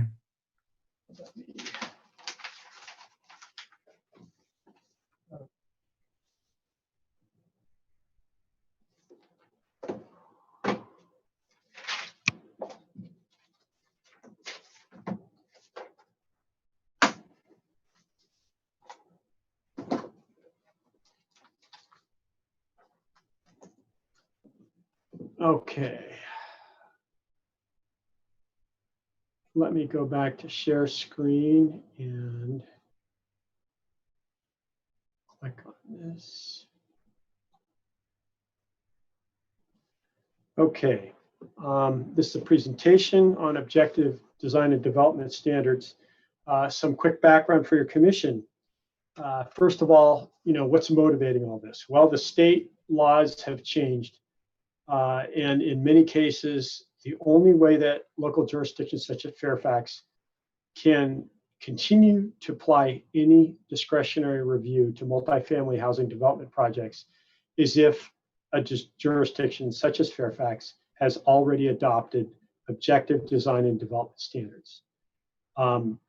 Recognizing the challenge presented by this widespread loss of local autonomy and control, 10 jurisdictions in Marin, including the county, have pooled our resources to develop an objective design and development standards, which I'll just call ODDS, toolkit.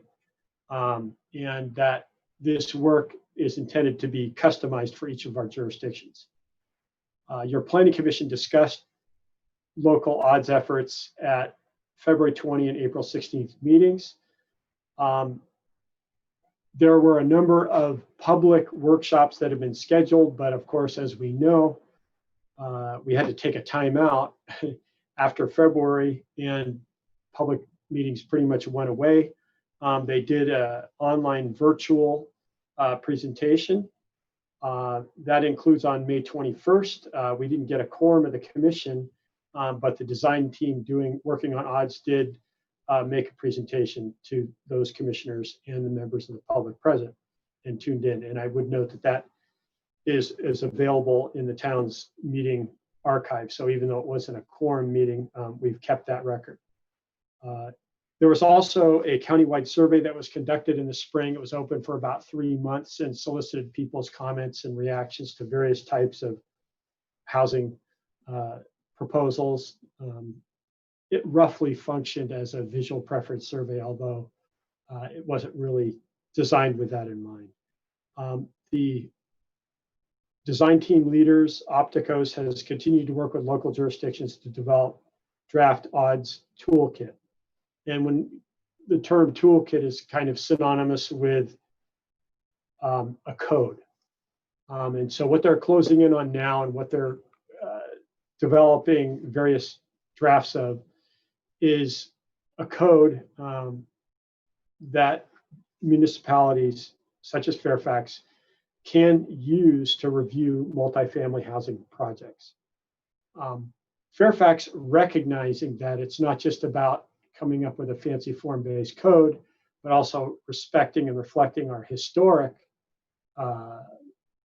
resources, has hired Yarborough Architectural Resources, YAR, Ed Yarborough, who has been listening to this meeting, and hopefully his eyelids are still propped open. I'm still here. Great. And he is working on our town's cultural and historic resources. So what's going on? Let me just start scrolling through these slides. If I can do it in this full screen format. Okay. The first is just to describe the timeline, elements of our approach, toolkit purpose, toolkit organization, a quick overview of the chapters, discussion, and if there's public comment. This one shows a rough outline of the timing of this, what's happened in terms of information sharing, that they're working towards developing place and building types, and I'll get a little bit further into terminology there. Fairfax participated in a micro site detail as part of this.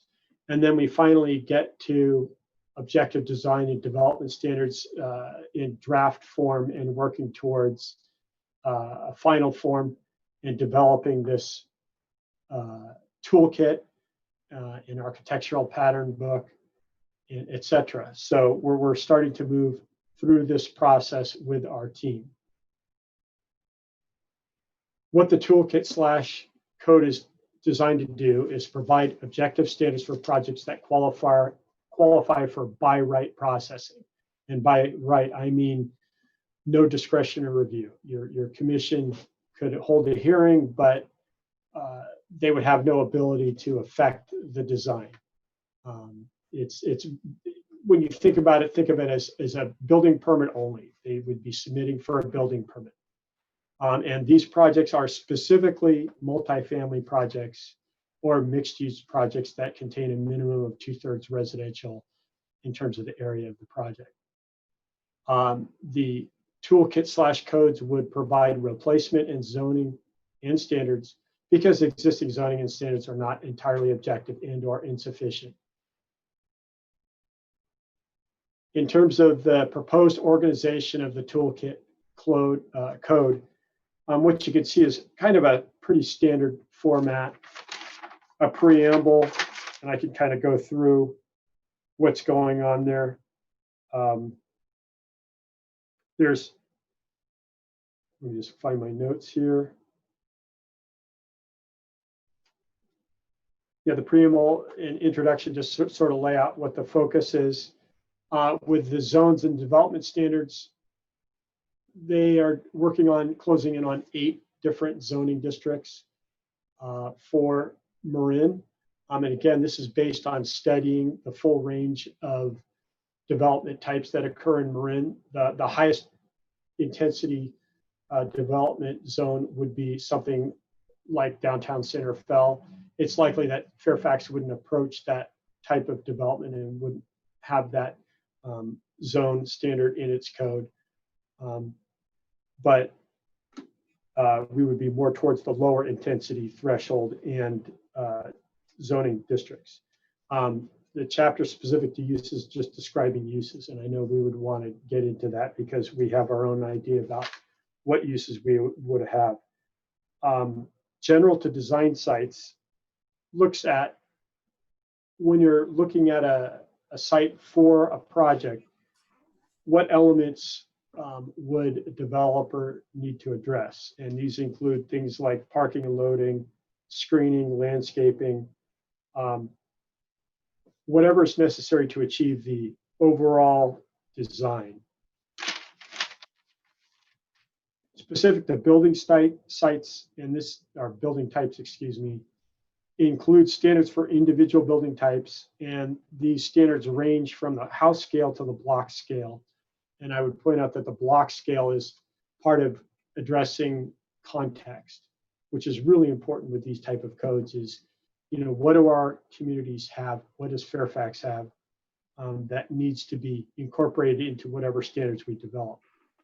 This chapter contains lots of detail, and I would point out that the historic context of this is very important, and that staff and YAR will be looking at these standards to fine tune for the historic context and visual characteristics. So this is an area that we will be diving into and starting to customize this process.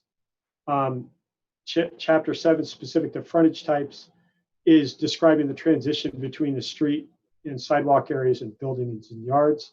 Chapter 8, specific to architectural design, different designs, and this is looking at types of architecture, which also, again, ties into Fairfax's wonderful history, mid-century, craftsman, Main Street, things like that.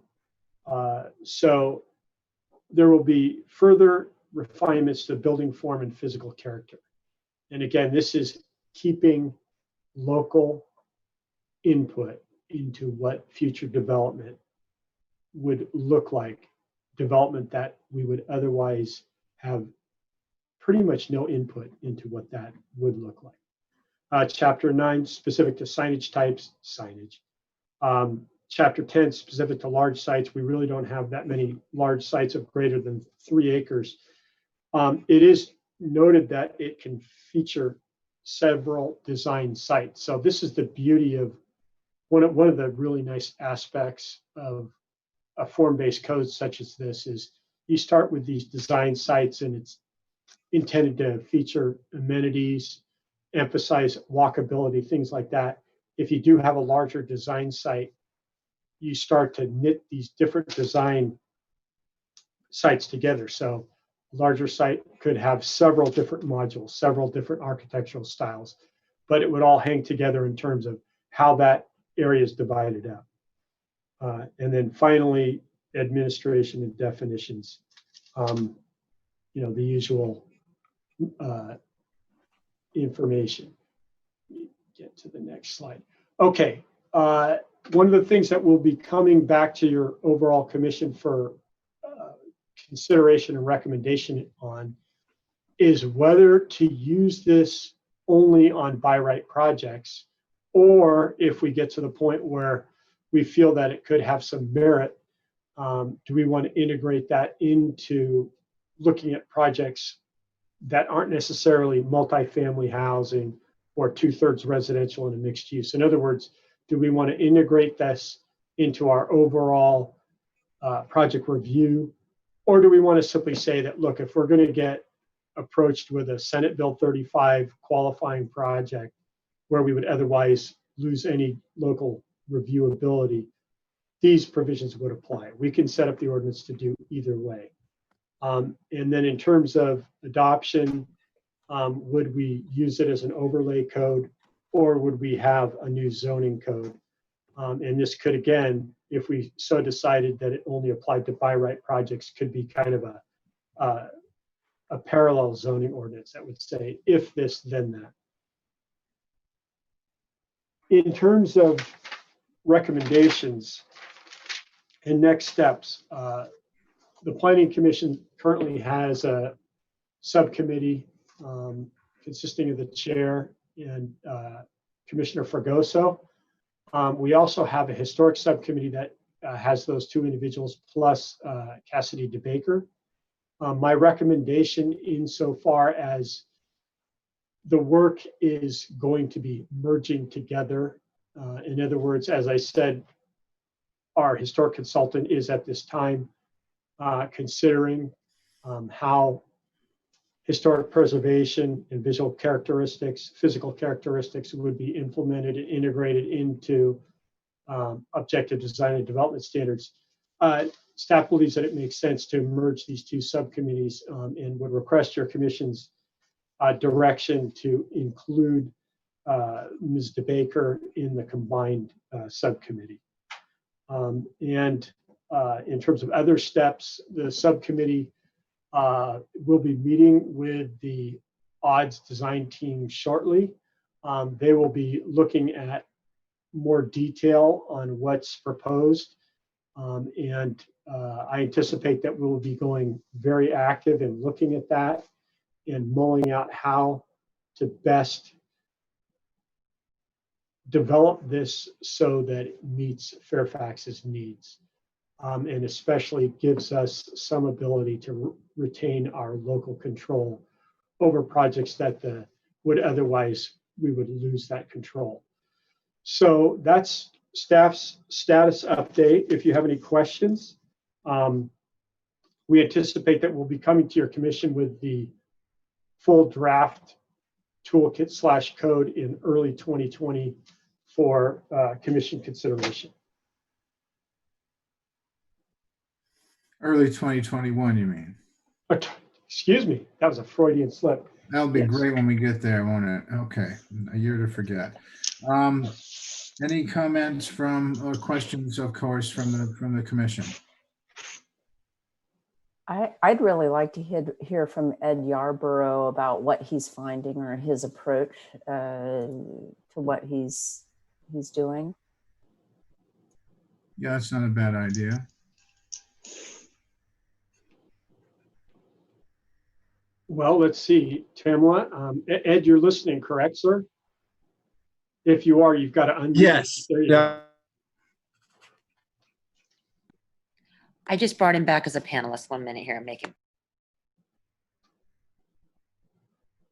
We might even get some visual.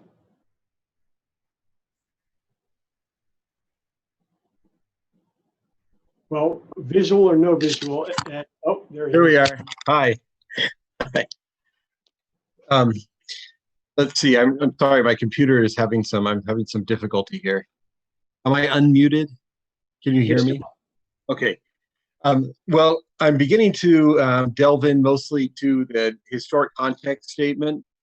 Trying to do this in a bit of a vacuum compared to what we originally planned, where we're hoping for a lot of interaction with the Fairfax Historical Society, and even to organize some volunteer efforts to record features and different aspects of the downtown core. Of course, with social distancing and especially vulnerable populations, that's all had to change. So even getting access to basic material has been quite a challenge. I live in St. Helena, so I'm not a Marin County resident, so I'm not able to use the library. I'm not able to get to some of the main resources. But Ben's been very generous, sharing decades of his mother's historical society newsletters, and I'm finding other good material online and elsewhere. But basically, we're trying to hone down to some of the major historic contexts that around which Fairfax, what makes Fairfax unique and special, and so they're beginning to go around. Let me see if I can get to my email. Well,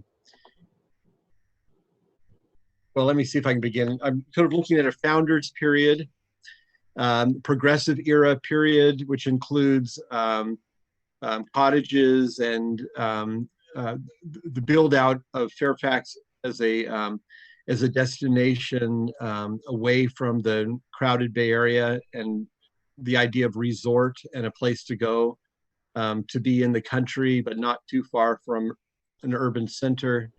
Countercultural movements that have found a place from the progressive era, and then again with the beatnik era and the 60s, and looking at the context of and important historical associations with people and events in the community and around that culture and that past that Fairfax has. really a remarkable degree for a rural, a small town, really, in many respects. So also looking at the scale, Fairfax, as we look at developing. Ed, if you can hear me, cut your video and keep your audio. You just froze up. I don't know if you can hear me. Probably not. Darn. I'm looking at the background of Phil Green's. Ed? Oh. Yeah, you were pixelating, you were cutting out. Kill your video so we can keep your audio. I'm back again. I don't know what happened there. Yeah, I think it's just bandwidth question. So I would say either Tamala, if you can kill his video so we make sure we can hear him. So we're just going to take yeah. Now I think we have a better chance of not losing your verbalizations. Okay, I think that I dropped off when I was talking about. Did you hear about the vertical breakup, the narrowness really of the frontage types, for example, in downtown? I'm looking at the back of Chairman Green's photo backdrop, and and you can see this frequent divide.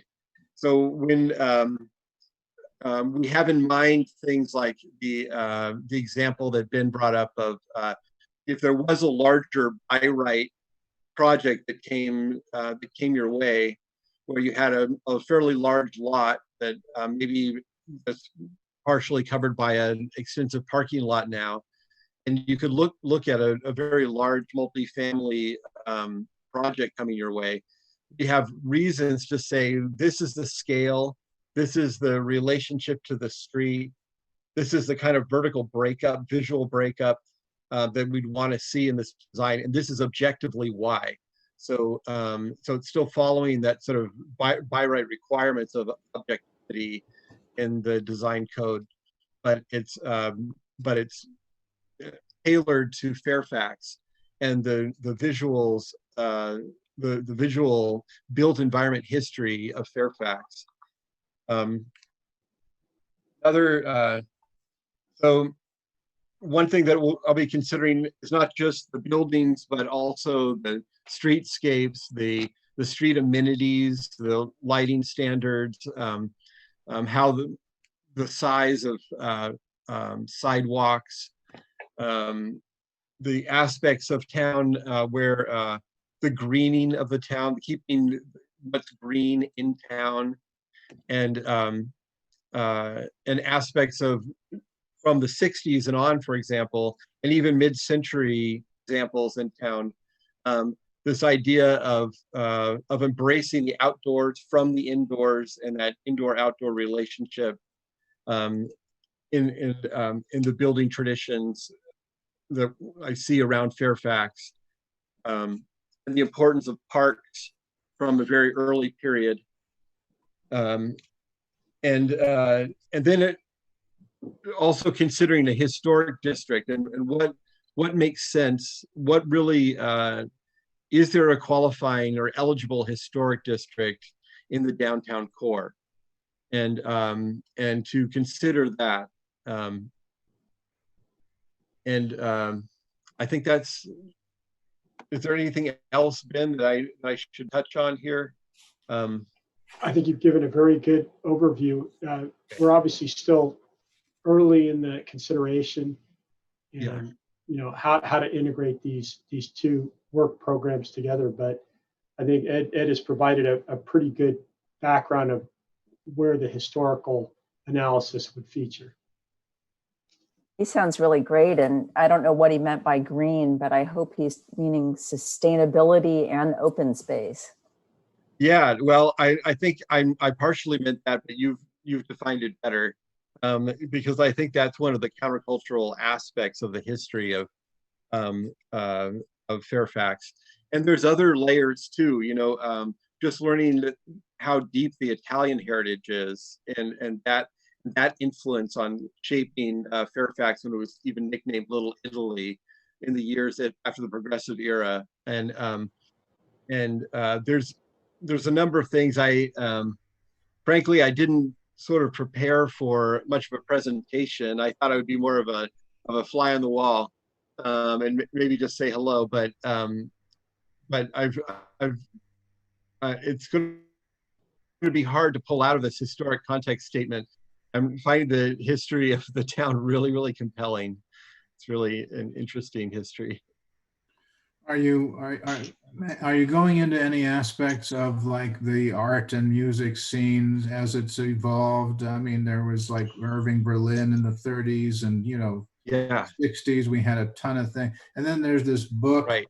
I don't know if you're familiar with this book, Fairfax by Oh yeah, the I know Figures. the series. That's Yeah. a terrific. That's a really great read. I want to recommend it to. I can't. No, for some reason it disappears. I know that I saw it briefly and I recognize it. I think it's one of the books that I want to get from the Fairfax Public Library, which is also an architectural treasure in town.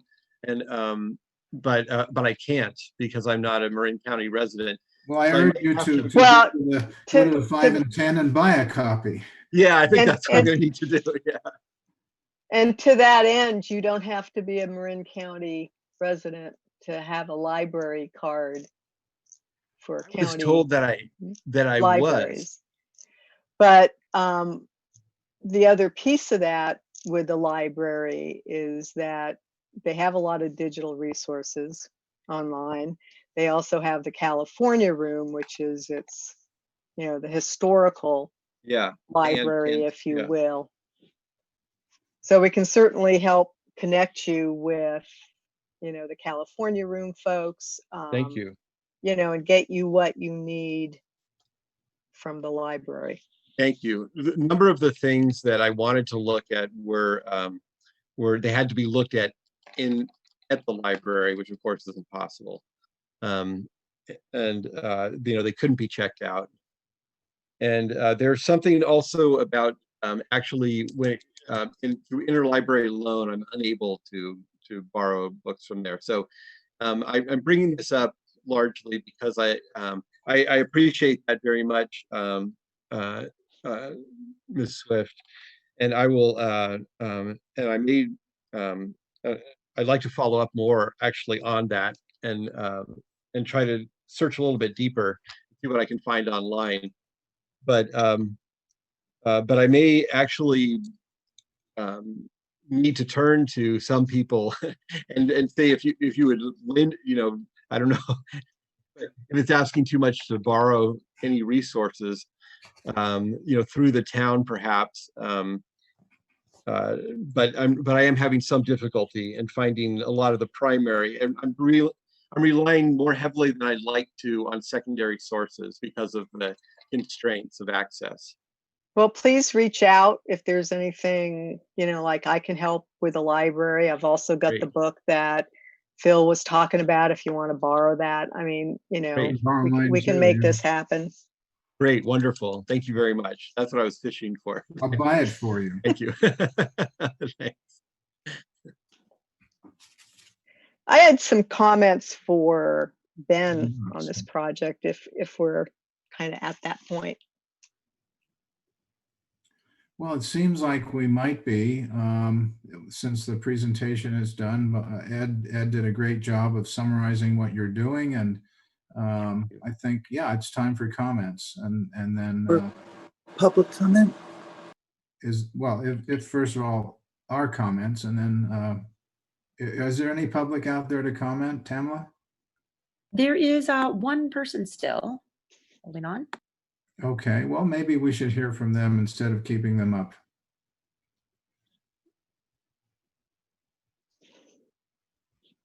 They may not actually be there. Just to warn you, sometimes the computer may be on and they may not be there at this moment, but we will ask them. Jessica, are you available? Now is your time to speak. You have been unmuted.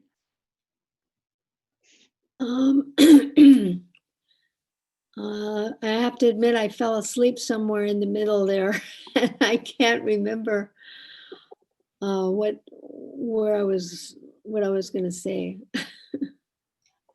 Okay, well, thank you for trying to stay awake for us. It is a late hour.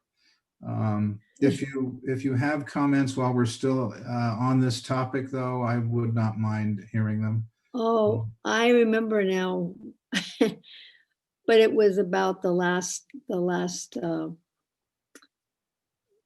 about the house on Ridgeway, just that I thought everybody should go there and look from the street. Well, not just we're from- off that project now. We're on Okay. the That's why I raised objective my hand. development standards and historical aspects. Do you Yeah. have a comment on that, Ms. Green? No, I don't. Thank you. Okay. Well, thank you very much for attending, and this is an interesting thing. You might want to stick around for this. Okay. So, Tamala, any other public? There's not. Okay. So we'll close the public comment period and bring it back to the commission for further comments, questions, direction, etc. I think it'd be a good idea to have, by the way, Cassidy DeBaker, since she is an archaeologist, on these committees. Just my 2 cents on that one. Anyone else? Yes, Commissioner Swift. So I think we're all in agreement that this is a major planning project for Fairfax, with some potentially significant impacts to the town. And we talked early on when this project started about the need for a robust community engagement effort with this. And kind of COVID didn't help with that, with our our meetings we were going to have with that. But what is a little concerning to me is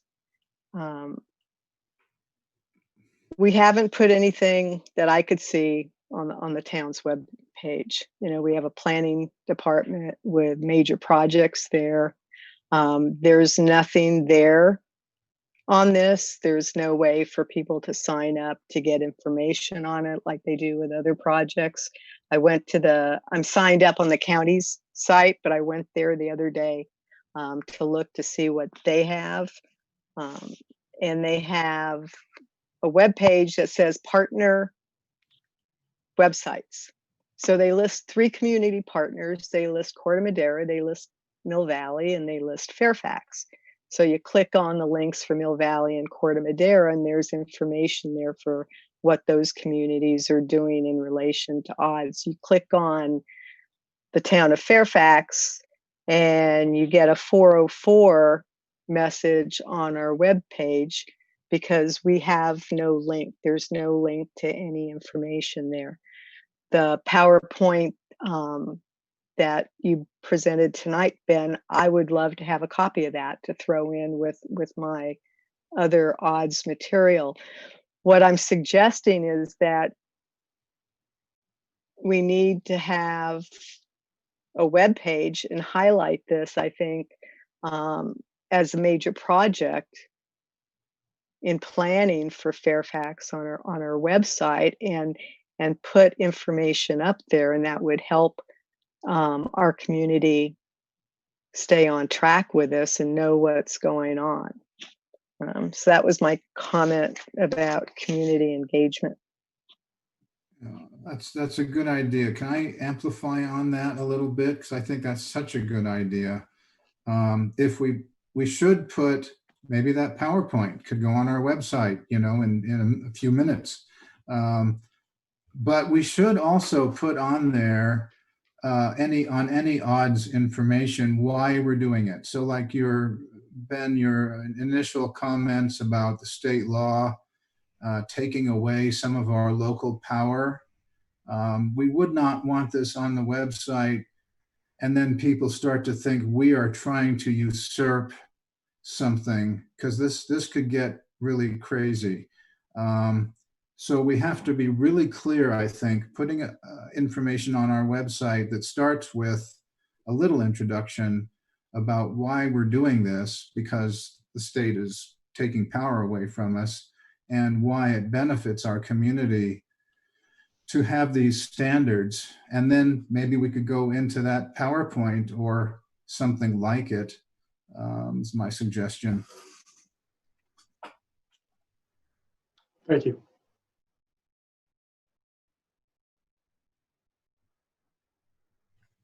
Any other comments?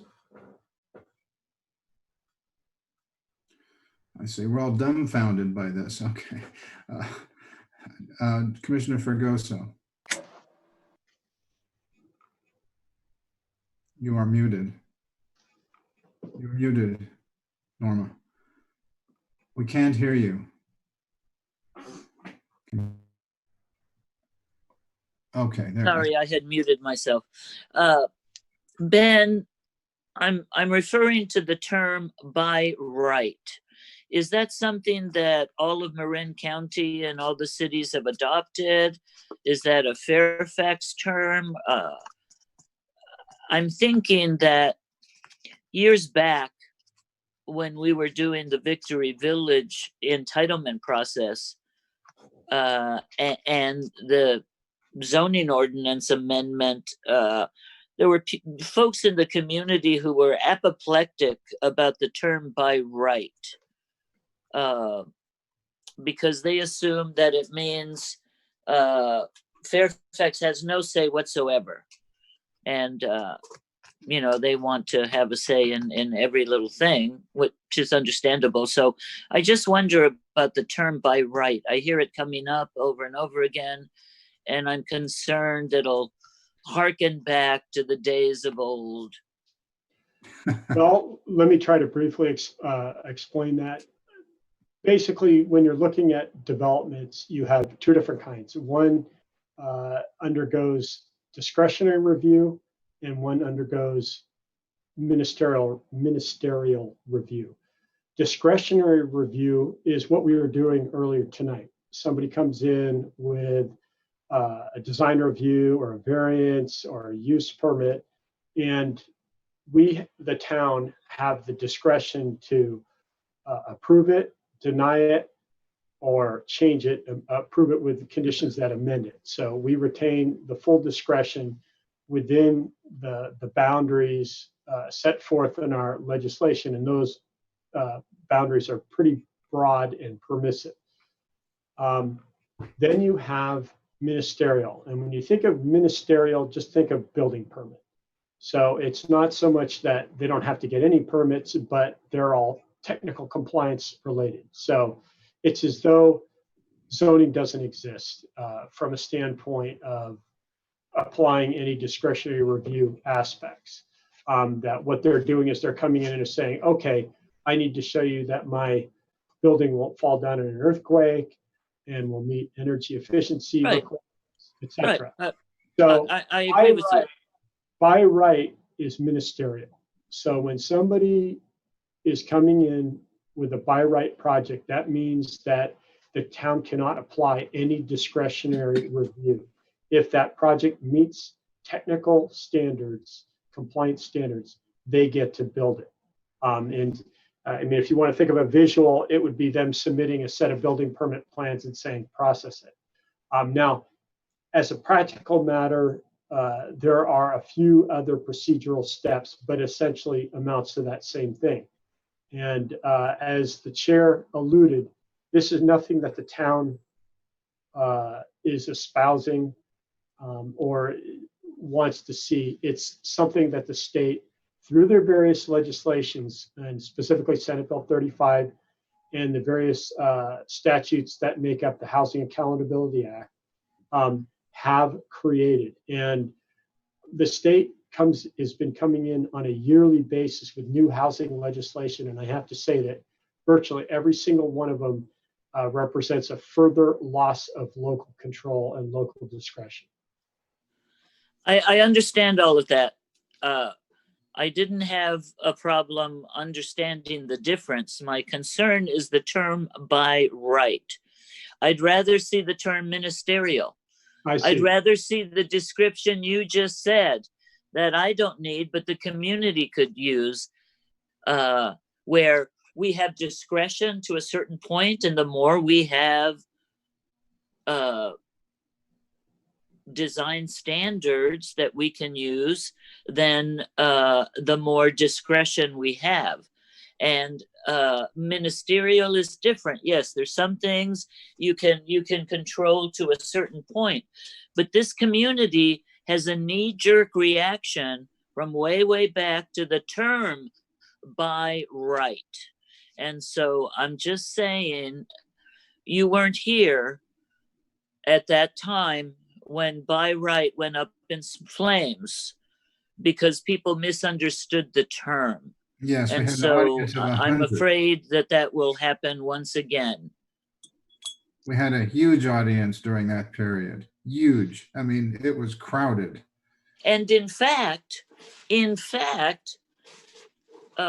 well, Linda will certainly remember this. At that time, our legal counsel proposed when they were coming, when the state was coming along with the density bonus and the concession requirements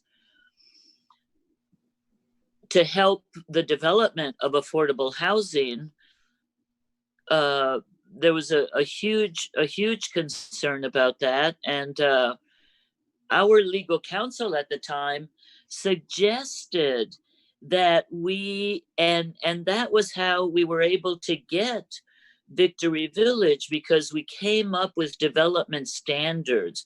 We came up, in fact, with a very specific senior housing overlay as a way to create restrictions on what could be developed. We came up with development standards, objective development standards, but people didn't want to call it that at the time because they said, oh, if you're doing development standards, then you're taking away the community's right to review any proposals that come forward, and they wanted to review anything that gets built. So they didn't like the term objective development standards. And now it's interesting that we wind up with the state mandating them. And frankly, I kind of understand why the state has gone in that direction, because otherwise you don't get affordable housing developed anywhere in the state unless you have requirements and entitlement rights for affordable housing. But anyway, that's another story. But be careful with the term by right. I think it will be taken out of the PowerPoint and ministerial will be put in. And as a clarification, the state isn't necessarily mandating objective design and development standards. What they're saying is if you want to have any input into these housing projects, these multifamily housing projects, the only way you can do so is with already locally adopted objective design and development. So, and that I think would be our tie-in to the community, right. If we can get them to understand that we're not losing control altogether. We just need to be strategic and identify what those objective standards that are the same thing as the character and the feeling of Fairfax that we all love and value and want to preserve. To try to get them to understand that is, I think, the challenge that we'll have before us. Thank you. Okay, well, thank you for that comment. Any other comments, questions about this project, this interesting development, which will probably take us into next year, right, and through it? Yes. Yeah. Okay, so we better get used to these terms.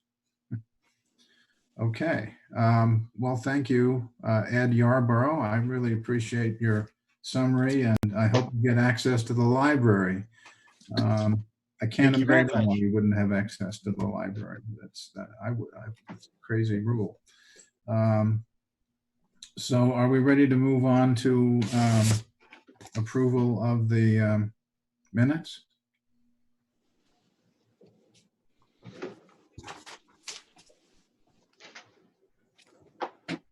Anybody have comments on the minutes? Agenda item number 5.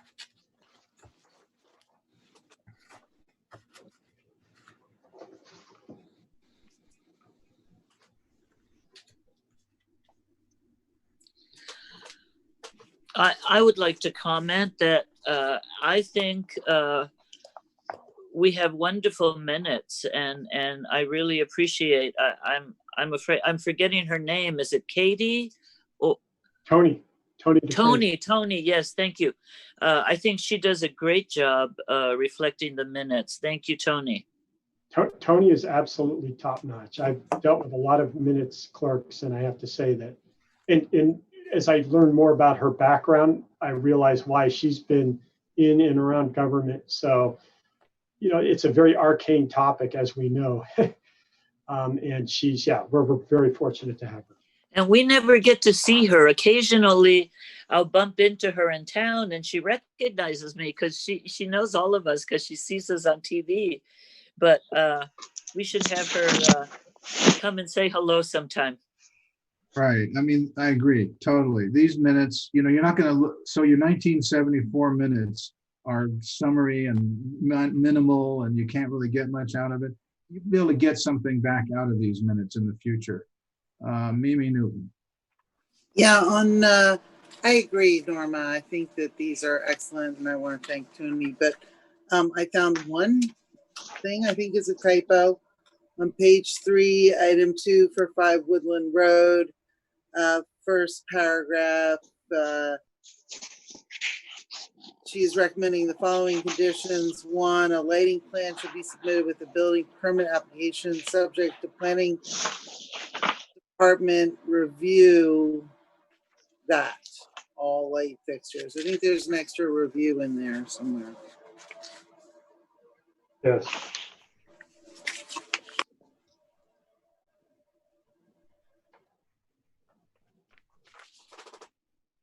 Got it.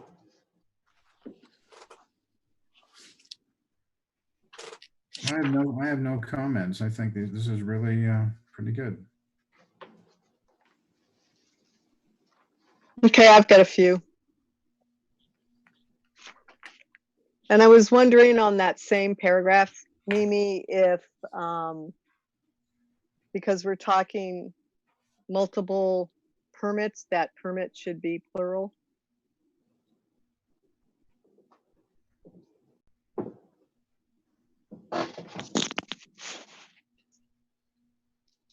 But also, on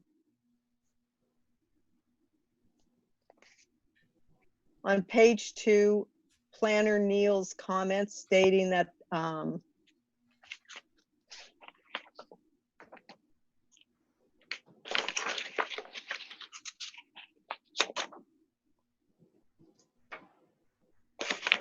halfway down the page, Principal Planner Neal's comments related to referencing 1620 Sir Francis Drake as one of the housing sites. She followed that on by saying the reason it was a part of the housing site was it was part of the highway commercial to central commercial change. The way it is. Commissioner Swift, just so I make sure I catch this, which page are you on? Page 2. Okay. Okay, got it. Thank you. Okay. She followed that by saying that it was part of the housing site because it was part of the highway commercial to central commercial piece of that. Without that statement in there, it sounds like that individual building was a housing site to itself. So I think if we add on her follow-on sentence to that about being part of the zoning conversion, that would be helpful. Actually, Cindy, you're absolutely correct. And that comment was really a part of the first paragraph on that page 2, where it was Commissioner Newton and myself who talked about the general plan, right, and the housing element and the need for right, housing. And so it was really incorporated with that. But, you know, the minutes are tough. And then also on page 2 in Commissioner Clark's comments. It looks like there should have been a period between affordable housing and she thinks.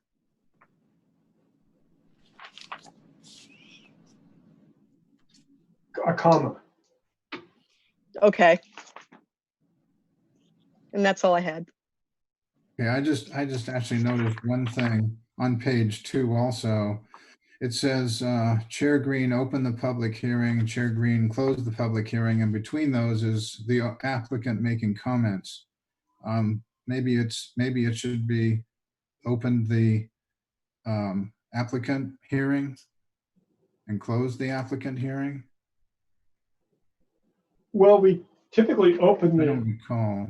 yeah, we open it, but I don't think it hurts to have it like that. We allow the applicant to speak first. I mean, Well, I think you want to reflect that you had a public hearing, whether or not you had public Right. comment. Well, we do, but that wasn't it. That was Mr. Chartock's comment. I mean, we could move it to after Mr. Chartock commented in. We could just put the Mr. Chartock comment section under Chair Green closed the public hearing, might be more accurate. Well, yeah, the problem with that is, no, he would have to speak before he closed the public hearing. Let's see, what Chartock The only was time the you're applicant. an applicant or a member of the public is supposed to speak after the hearing is closed in response to direct Okay, questions. well, we'll leave it. I just don't recall that being like that, but it's okay.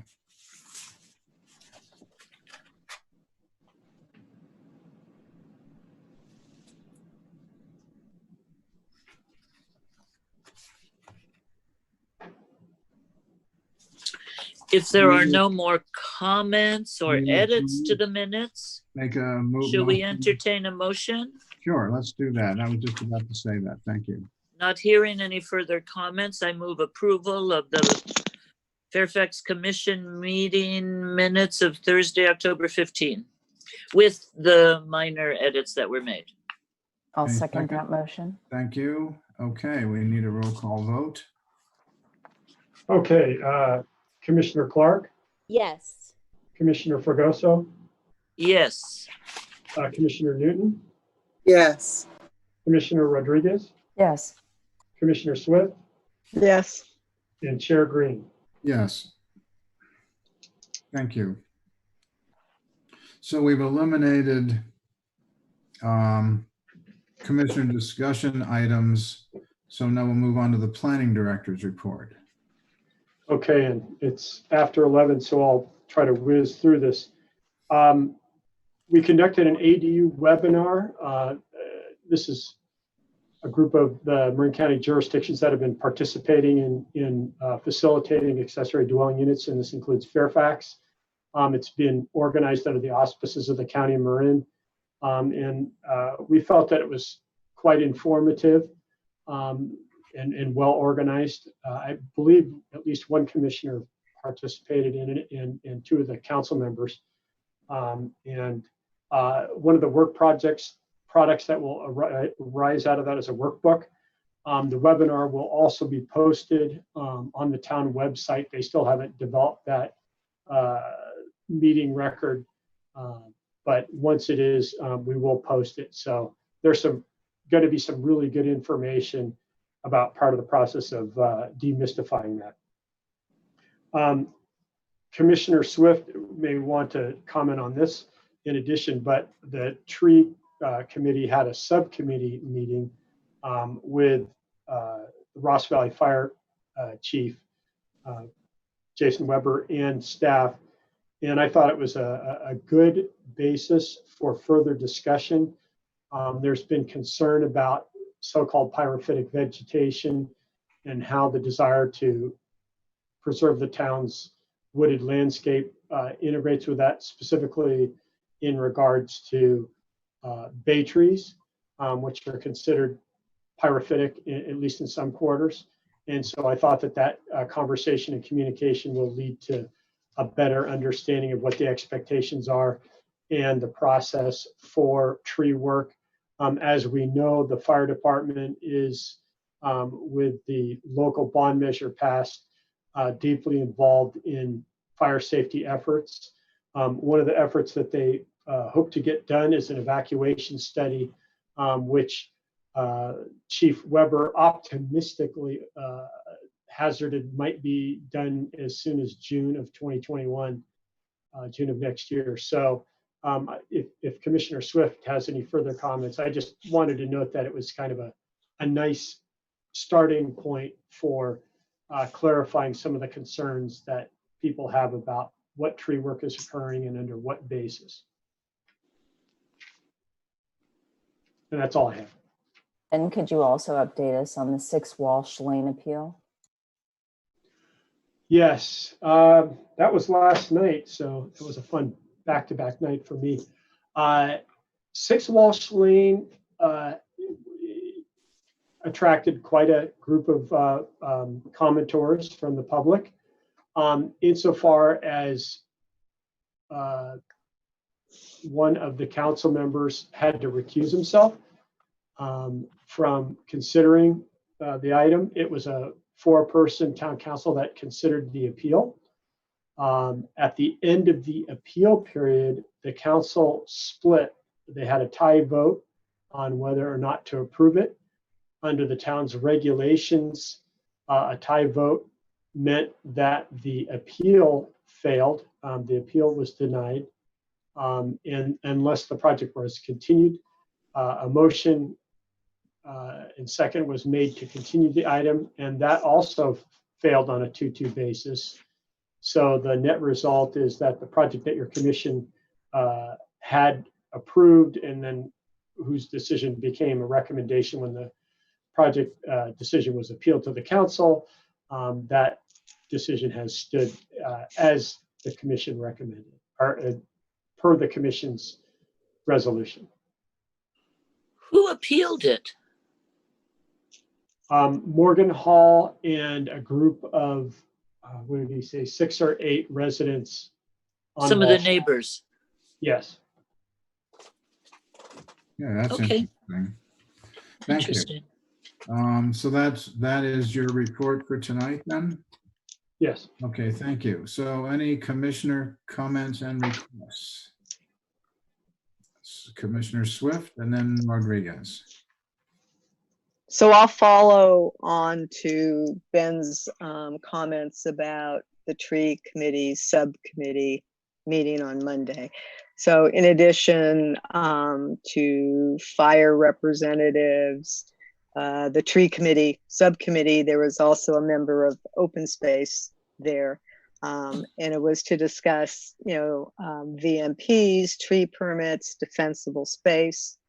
I think it was a productive meeting as well. I think there was some common understanding. There also seemed to be a consensus among the group that the tree code needed a review. And it's been about, and that was to discuss, dimensions, diameters of trees and heritage trees and things like that. It's been about 2 years since the code was changed to allow for the change in our process. So I think we as a commission have had some time with that to review applications to see what comes before us. When I looked at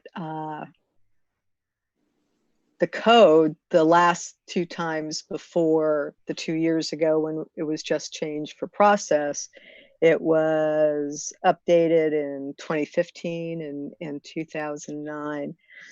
So I think both for process as well as kind of the meat of the code, I would hope that we can go forward in 2021 with some type of review, substantive review of the code. I think from a process standpoint, what I see comes before us with an application that has a tree permit on it. You know, we've kind of talked about the confusing aspects of the forms that are used. So, you know, I think overall review of the code as well as the processes would be beneficial for the community and applicants, us as we look at applications with tree permits as well as the tree committee. And fire also thought it would be beneficial to take a look at a large part of that tree code. And that's all I had. Cindy, I thought that the point of meeting with them was the conflict and confusion that's happening over their approval of vegetation management plans and the fire marshal's level of authority, and then that conflicting with with the tree committee's decision. So did you get clarity over what was he actually approving? And I agree with that. You know, the tree committee and their they used an example of an application that went to them where somebody wanted to get rid of, you know, and bays seemed to be the topic for the tree of choice right now, wanted to get rid of bays on the property. And the reason was fire safety, and they would have a VMP that was signed off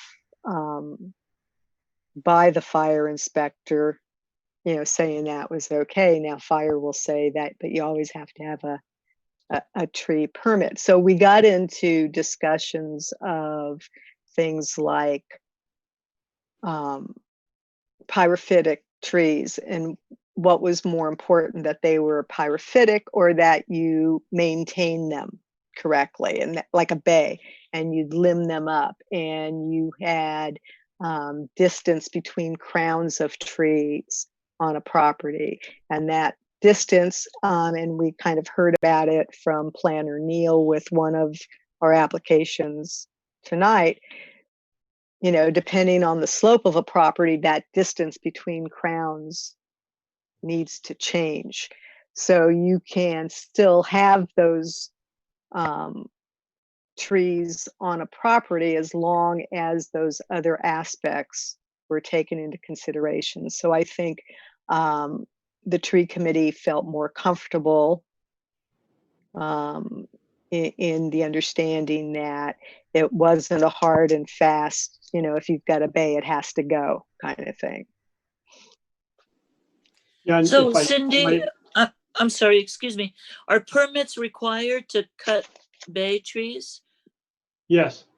They are. I thought up to a certain diameter, it was okay to take them out because they're a fire hazard.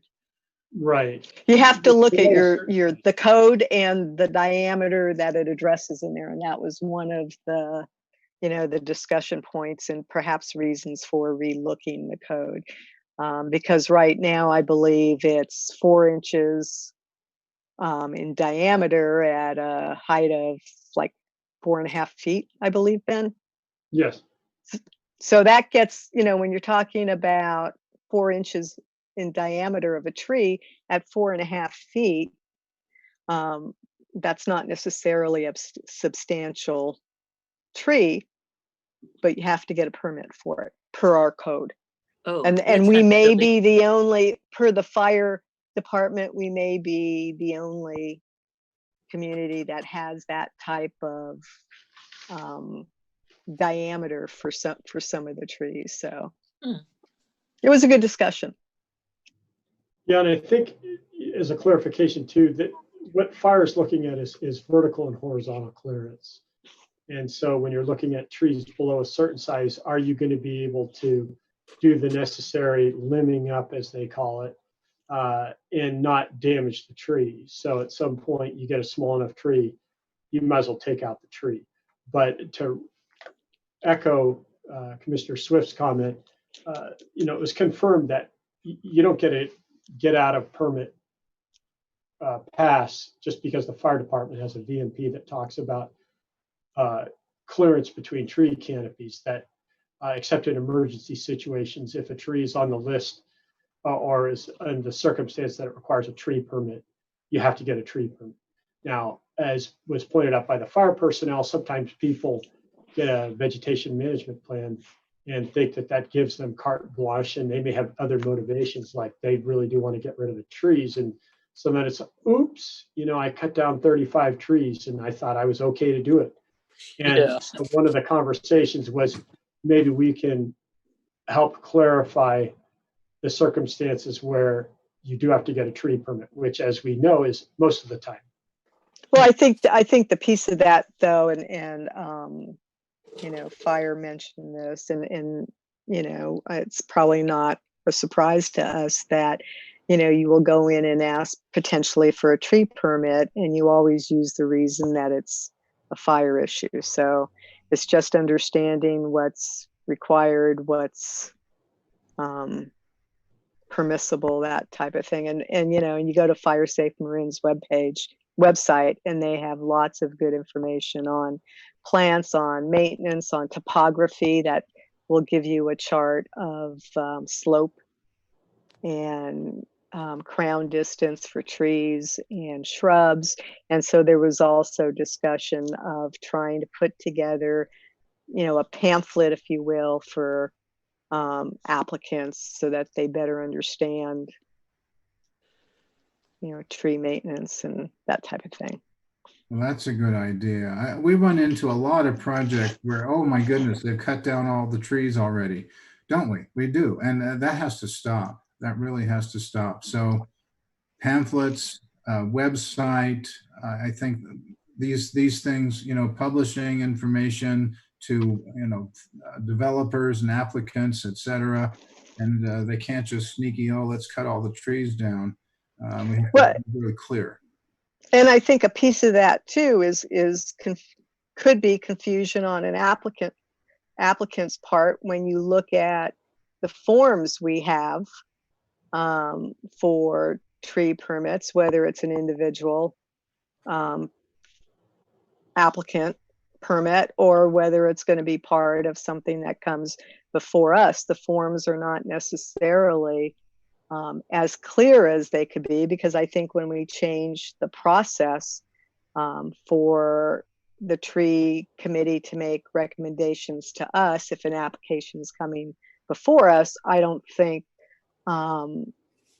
the forms were necessarily revised to better reflect those two types of processes for tree permits. And I think we've seen some of that for the applications that have come before us. Right. That's all I had. Okay, any other comments? I did want to encourage folks. I've been attending the Fire Safe Marin's FireWise training on house hardening, and I think this is the new trend from a building design standpoint. So I wanted to encourage other people to maybe look on their site for other trainings, and I want to encourage our staff to try to influence our WUI construction to include some of these house hardening concepts. And I just wanted to point out that I have AAA homeowners insurance. I just got my annual renewal notice. It went up $700 this year. It went up. I'm in a WUI. I'm in Manor Hill. It went up $700 last year, and I have no claims. And each year they said the reason why is because I'm in a WUI and the number of fires in the state of California. So that's a significant doubling of cost for me. Yeah. 2 years. That was all I wanted to point out. And all of those, because they do monthly webinars, and those are all posted, so you can go ahead and look at the ones that have already been provided, including the Q&A and stuff. So it's good to sign up for Fire Safe Marin newsletters, and you get all that info. Okay, any other comments? Hearing none, anybody care to move for an adjournment? I so move. Second, Second. take a roll call vote. Bet it has to come from you. There's Commissioner- nobody here. Commissioner Clark, Yes, good night, everybody. Right. Commissioner Fregoso, Yes. Commissioner Newton, Yes. Commissioner Rodriguez, Night. Commissioner Swift. Yes. Good night. Chair Green. Good night, all. Thank Thank you, you. staff, Thank you for for hanging your with us. excellent work and All right, dedication. thank you. We'll Happy see you next time. Pamela Fish Hey, included. She's happy great. holidays. Yes, happy We Thanksgiving. won't get to see you or get together before the Thanksgiving holiday, which obviously will be really low key, but still we get some time off. There you Right. go. And count our Everybody blessings. take care. And we'll watch President Trump pardon the turkey soon. All He's right. gonna pardon himself? On that happy note, good night, you guys. Okay, good night. Good- Good night.